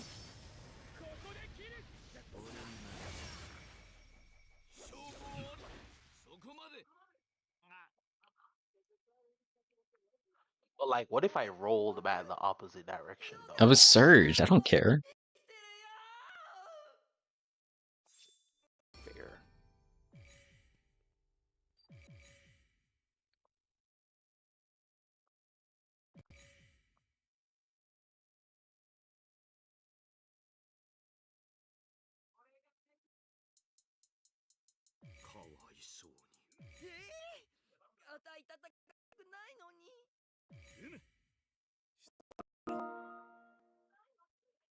Music heals? Is that Truth just truth? sent me an invite. That's truth. Yep, called it.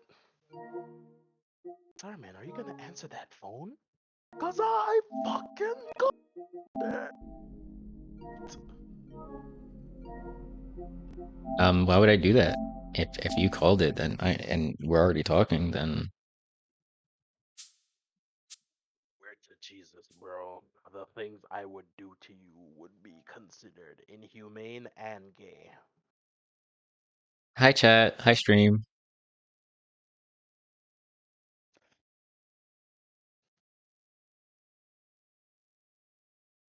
Did you forget? 4K.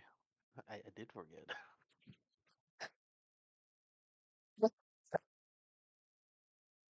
K Ultra HD. All right, you want me to go first? Yeah. Kill them. Do it. Do Do it. it. Murder her.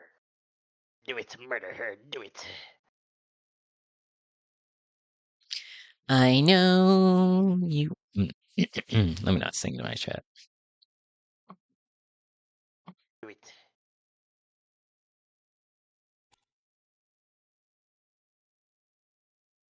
What demon art?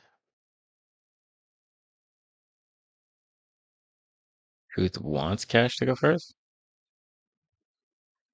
Hmm? Excuse me? What happened?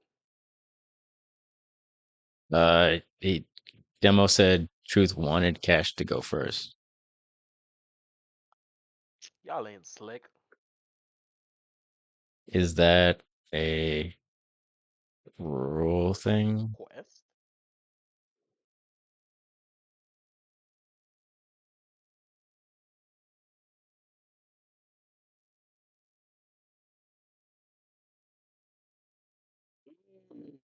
Yo, Judah just did something fierce to Burger, bro. Let me use the bathroom real quickly. Did you just come out of spectate? My I threw my controller around a bit. Use- Higher seed gets to choose. Oh,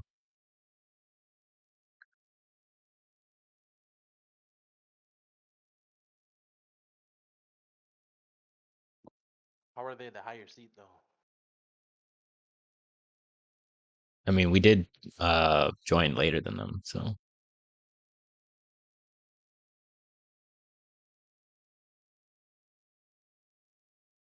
Uh, this is this was a very smart play on their hand, by the way.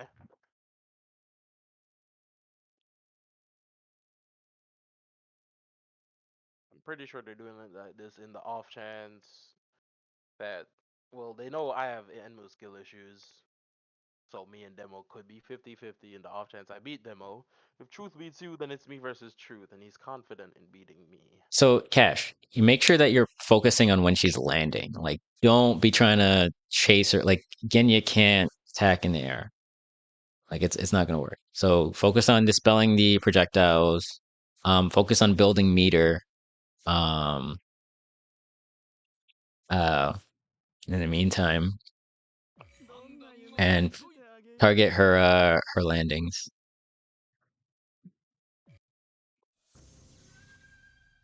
I'm not forget when she's up in Skew the skew air. skew, skew backwards as well. Like backwards is a good move. Like so jumping backwards sends it straight up and gives you distance. Offer up shots. Jump backwards, jump backward. Get. All right. They take the chip damage. Get out of there. Get out of there. Get out of there. All right, nice. You can push here. She has nothing.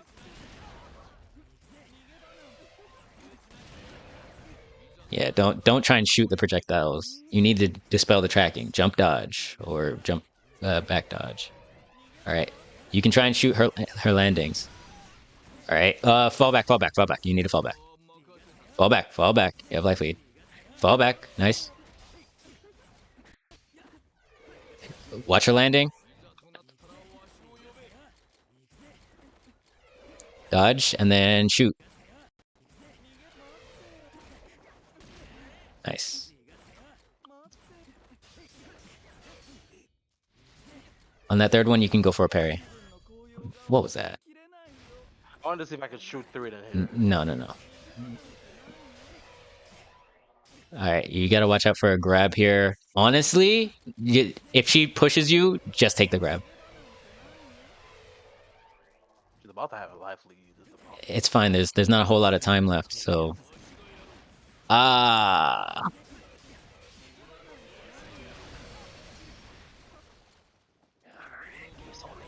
You put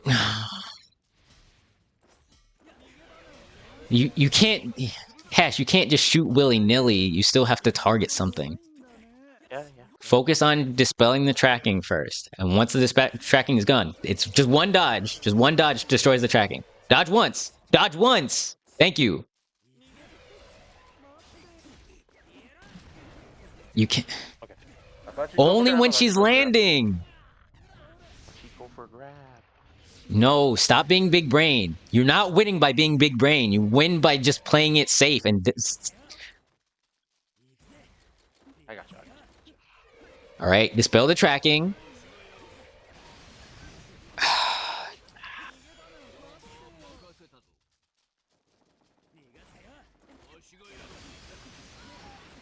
All right, don't overdo it. Fall back, fall back, fall back, fall back.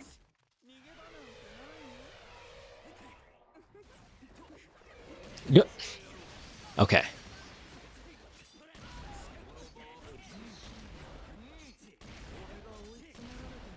Beautiful. All right, you need to fall back. You need to let your assist come back. Just hold block. Hold block if anything. Hold block. You can take a grab. All right. Hold block. You can take a grab. Okay, good. You didn't need to spend that. Hold block again. Okay. So again, your one job is when she starts throwing out tracking projectiles is to dodge once. Literally once. And they're gone. Dodge once. There, it's gone. Huh. Dodge once. It's gone. Okay, target her landings. You can parry the third one. Okay, careful here. It's not worth it. Fall back, fall back, fall back. Nice. Fall back, fall back. Nice! Beautiful. All right. Just stay calm here. You can take a grab if anything. All right. Just, you might need to block. You might need to block. Block. Block. Block. All right. You can do... Okay. Nice. Nice. Nice. Don't push. Don't push. Don't push. She's still boosted. Don't push. Don't push. You're fine. You have life lead.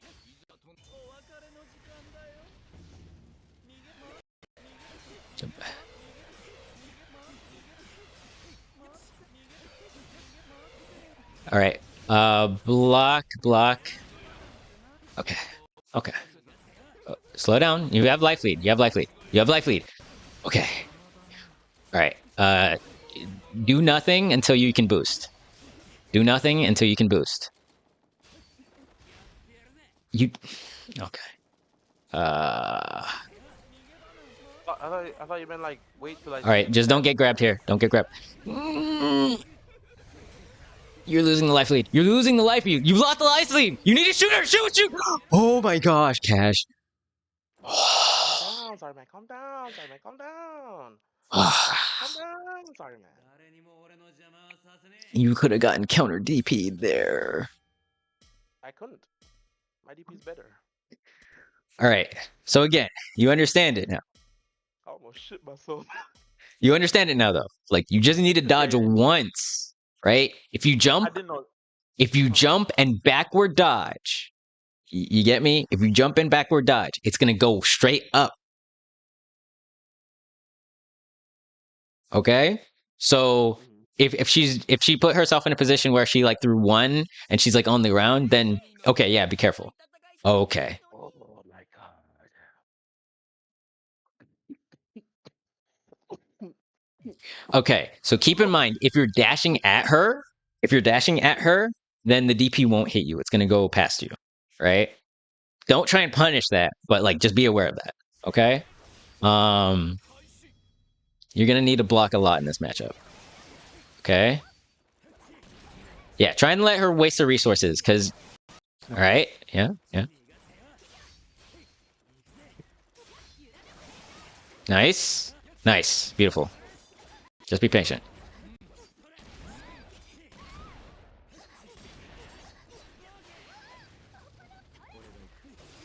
Huh? You needed to cancel it. You were in recovery. Oh, okay. Alright, remember, don't overdo it. Just block. Alright, all you. Alright, now careful. She... Even if she doesn't have anything, watch out for the DP. Because that's all she's relying on. She doesn't know how to use any of her other tools. Yeah.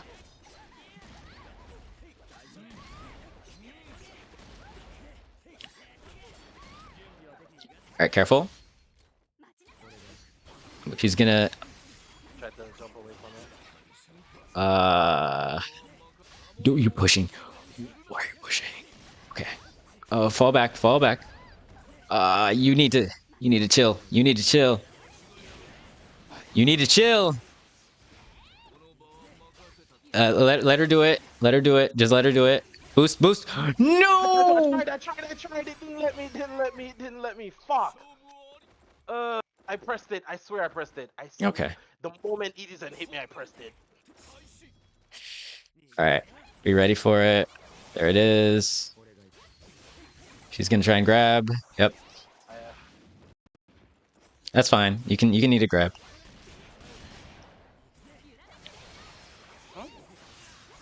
No, it was perfect. Like you bumped into her hitbox.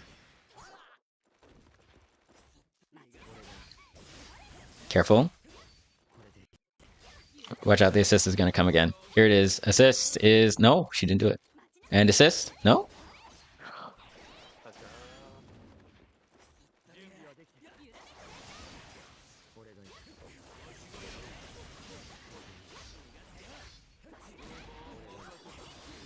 What? This bro. She dropped it! Go!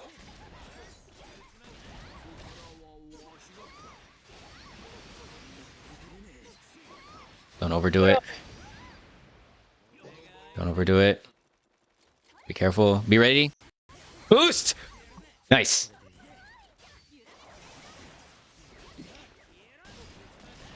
Don't overdo it. Nice. Nice. I can't believe you challenged that. Beautiful. What a comeback. All right, this is yours. This is yours. Finish it, Cash. Don't play it too hard. Like, just let her waste her resources. She's still gonna keep doing it. Nice. Beautiful.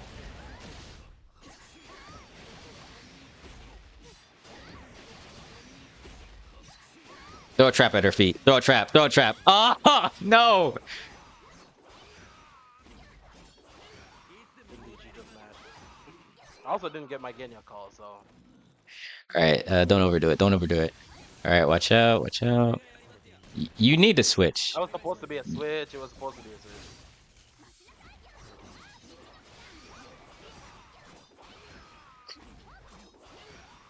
All right, stay calm. Stay calm. Stay calm. She has to try and finish this. She's gonna try and guard break you. She's gonna try and guard break you. All right, cool.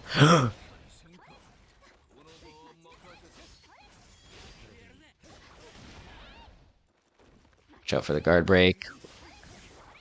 Oh my gosh! Finish it. You might need to use the second extension. No! It didn't give me the extension. No. Why did you?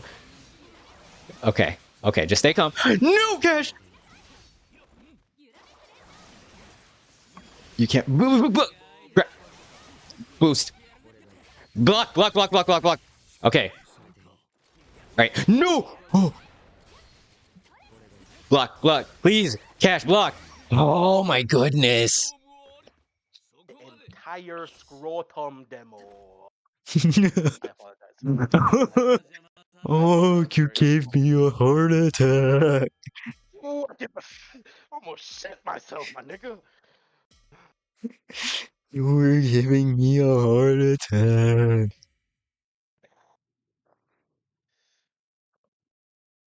Fucking meta, bro.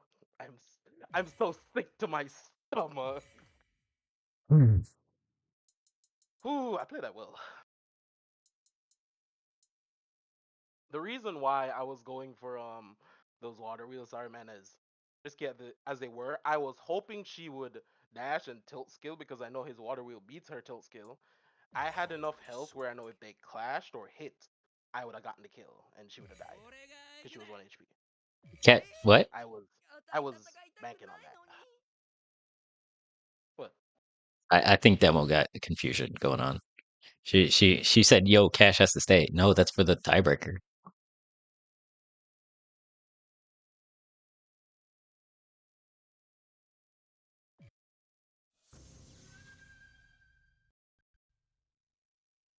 Bro, it did an assist call rather than my tech switch. I'm actually sick. I should have did water wheel first. That's my bad. I wanted to kill pretty. That's my fault.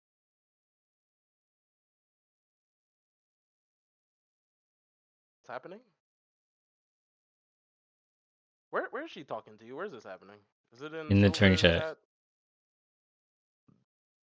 I'm gonna be so real, bro. I have not checked that shit.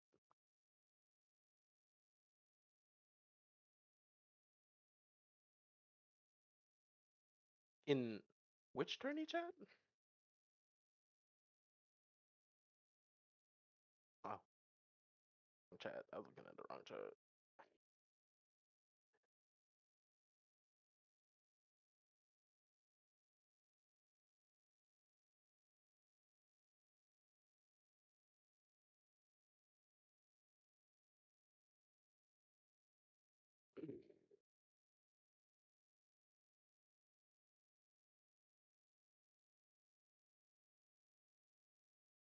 So you why?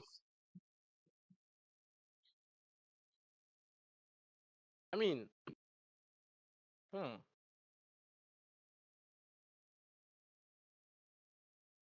I don't recall Silver saying it though, because I have the stream on.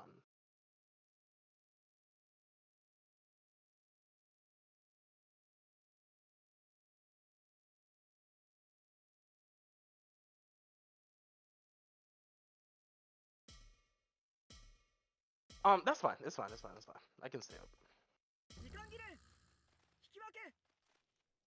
But why though? I don't get it.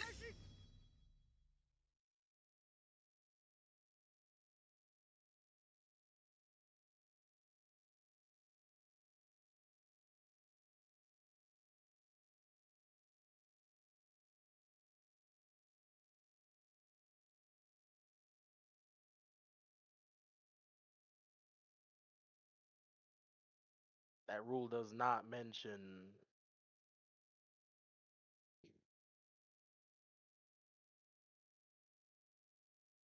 Let me not add demo on this because she's gonna think that I'm trying to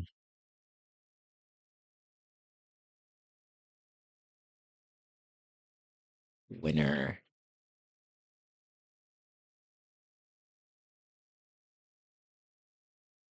That doesn't mention that winner stays. Where does that mention? Hold on. Let me check the rules for myself.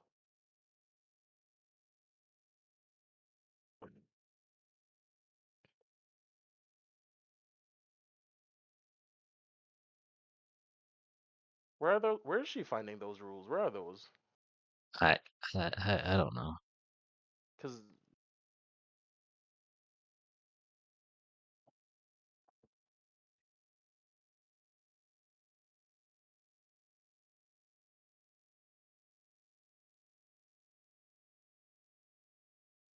she said rules are here for a reason, but that doesn't mention winner stays.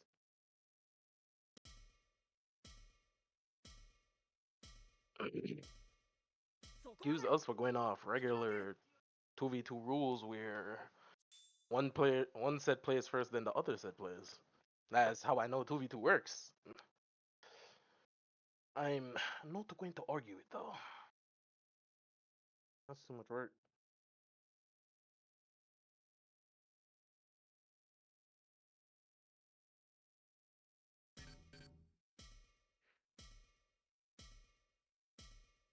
Yeah, if that's the rules, I don't mind, but in the case of our set with Swole, then why did they? I'm confused. Why did they make me play both matches with Swole then?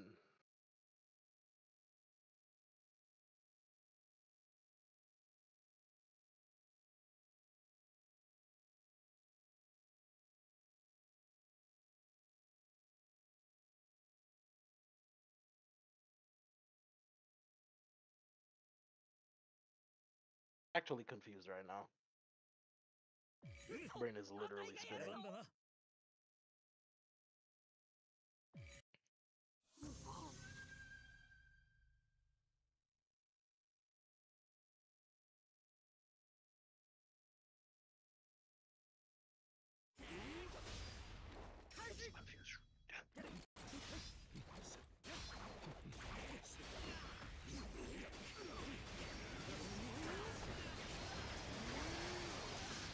so confused.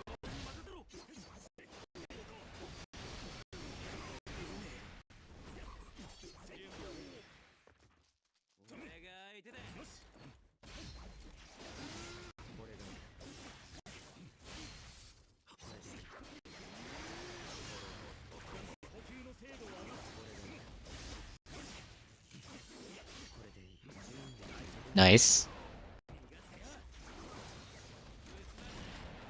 All right, careful. Oh, but I yeah. couldn't. I tried to jump away. I tried to jump No, away. you got I to tried to boost jump away. there. You got to boost there. Not saying I tried to jump when I noticed the Edie's ain't coming my way, but he already hit my guard.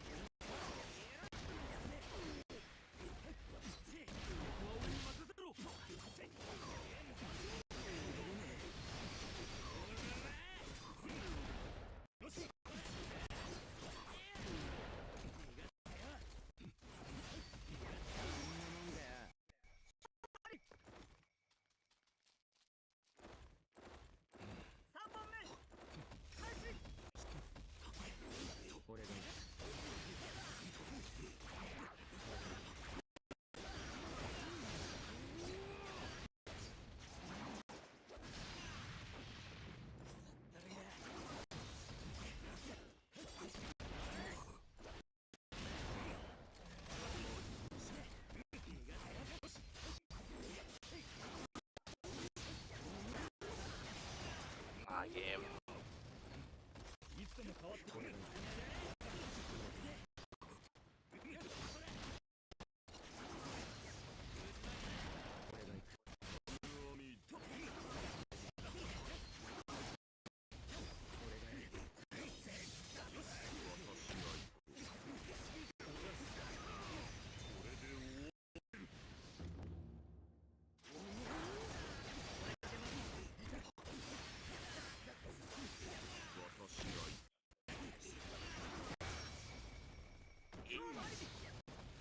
What a fucking conversion.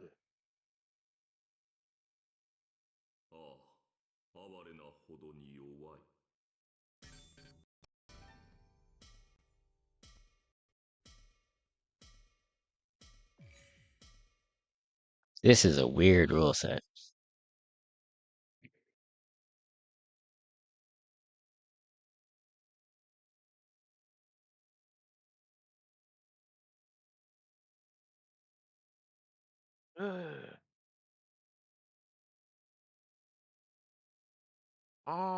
I genuinely don't even know what to run as my assist here.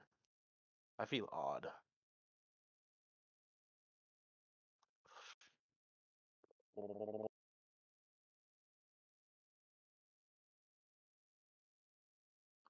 I'm going to take a gamble.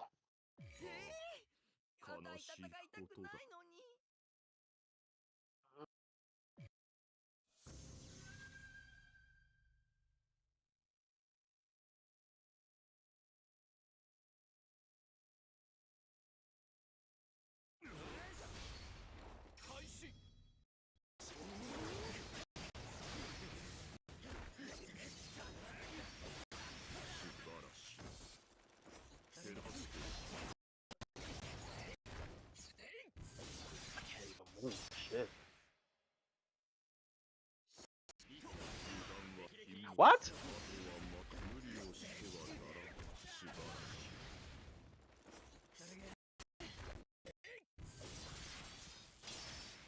I'm getting outpaced. I'm getting outpaced. I'm getting outpaced.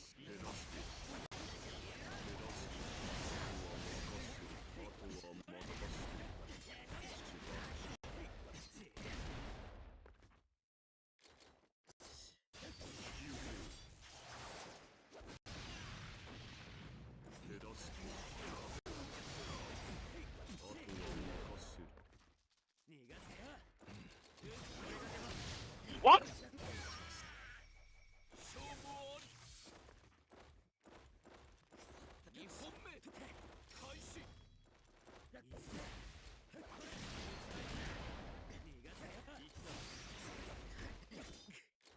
Why did it make me? The lag is actually fucking me right now.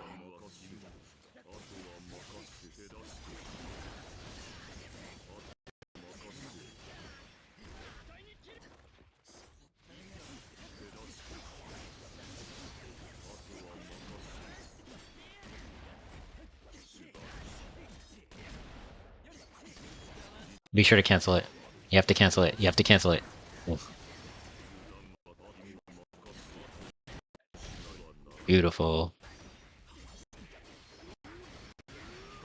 Dash it.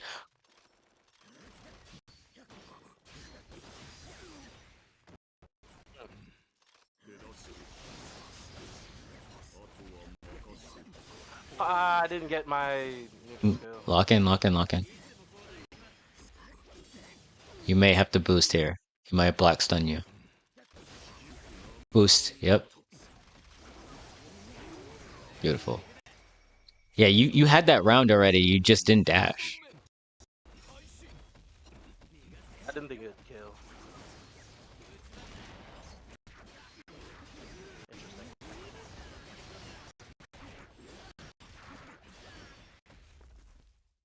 Interesting. Let me switch. Didn't let me switch.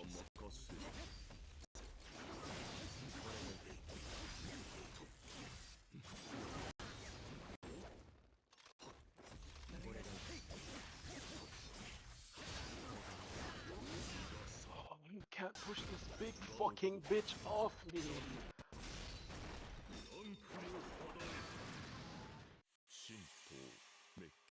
Oh my god. My toes are so fucking numb right now. This whole ruleset thing really threw me the fuck off.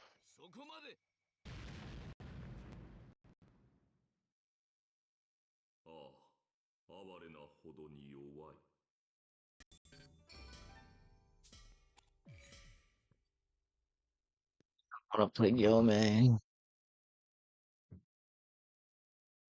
Nah, play Yuchi Type 0. You actively telling me to? Fucking joking. Actually, if you feel confident your Type 0 can win that matchup. I'm not. I'm gonna play him anyway.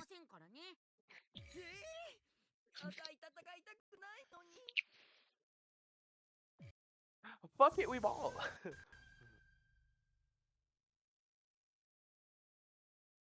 I'm actually confused because in the case of the fight with Swole, why did they let us continue like that? Like, even if I had the stream muted, you could have typed in chat. Said Yeah, they could have pinged us. right. It's like, don't let us play on and we're on stream as well. My apologies for not reading the rules, right? But come on. If he stays with Zenitsu out, you have that.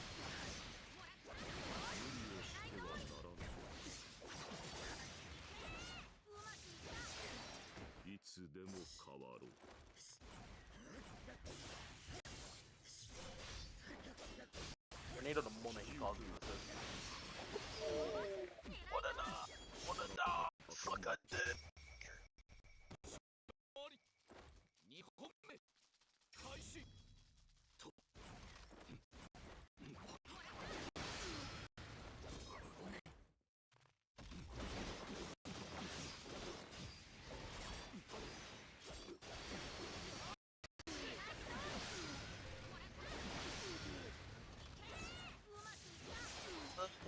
It didn't give you a little. Oh, that's how you get level 2.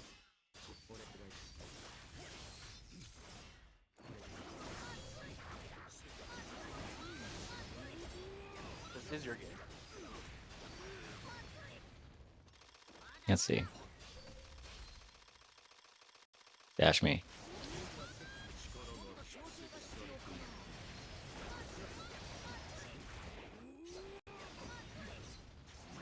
Sorry, man, you're about to lose your health. Mm-hmm.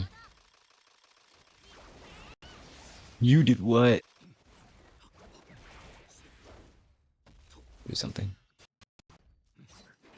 Please boost. Sorry, man. You're not I did a jab, but I got stuffed. I did a jab into a boost.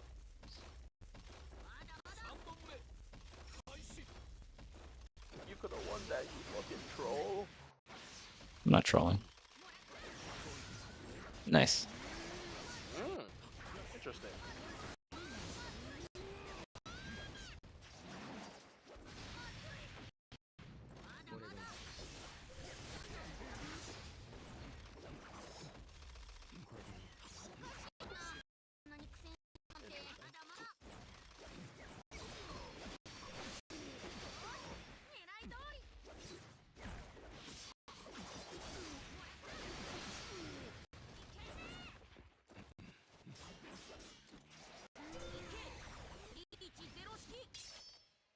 Tornado. Yep.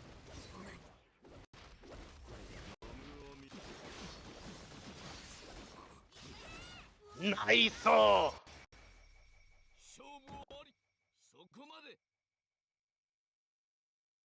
you have somewhat of an advantage in this, sorry man, because he does not, because a lot of people don't play Type 0. He's Yep, not yep. expecting a lot of the weird shit you do.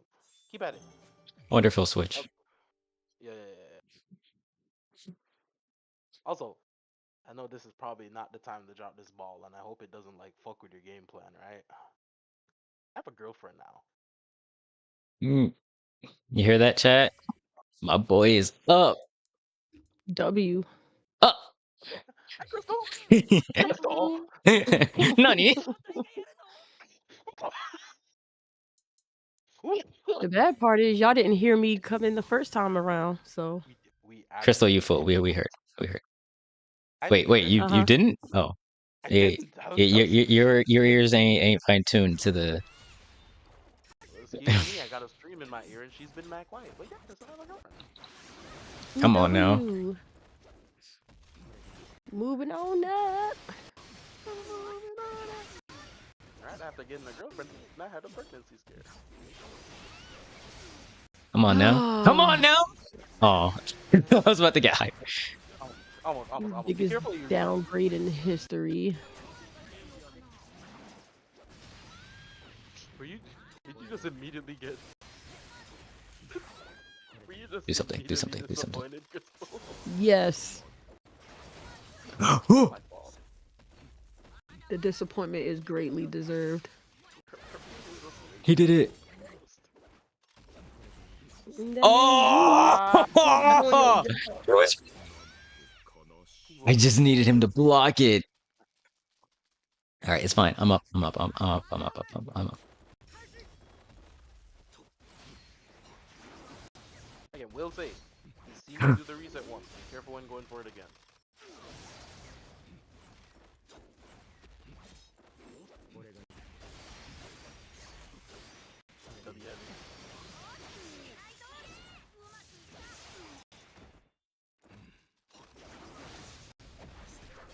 Tornado?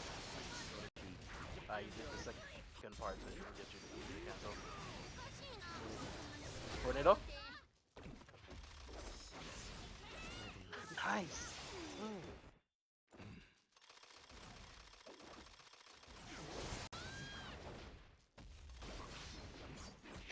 I surged! I promise you I did!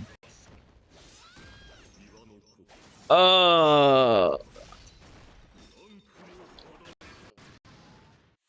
you gonna stay type 0? No. No. Yo, man.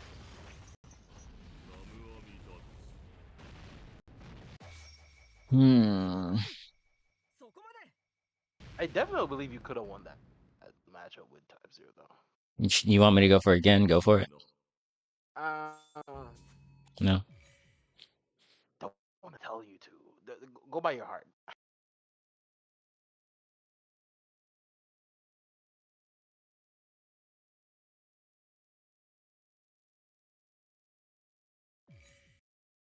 I could go Kaigaku.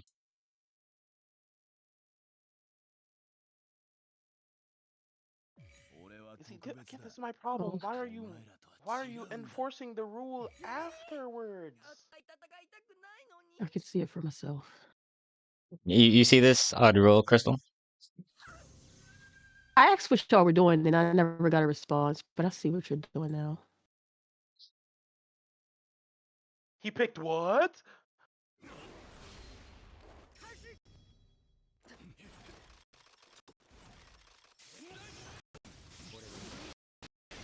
What a fucking parry.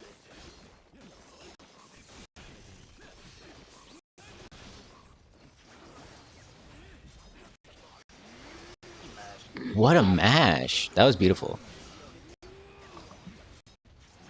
I can't lie, that was beautiful. That was amazing. It was. He actually sniffs crack. Oh! What?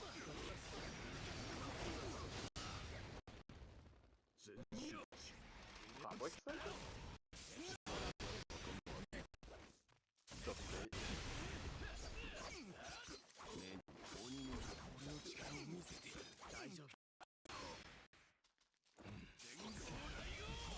No! Where's my boost? Where's my boost? Where's my boost? Okay.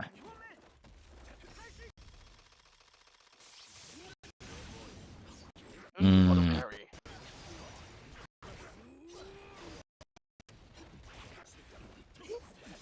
Yeah. The what? He just dashed into the lightning? The KFC box? Are you telling me to do it?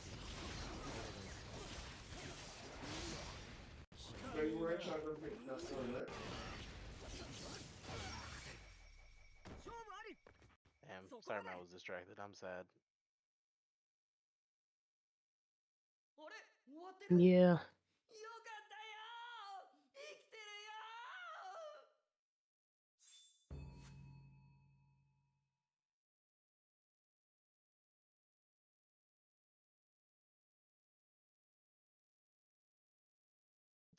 How were they the high? I'm confused on how they were the higher seed though.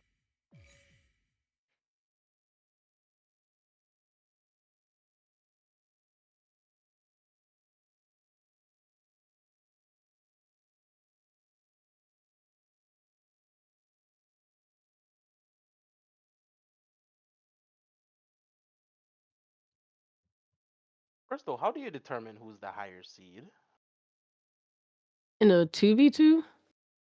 overall? Oh, that's based on tournament wins.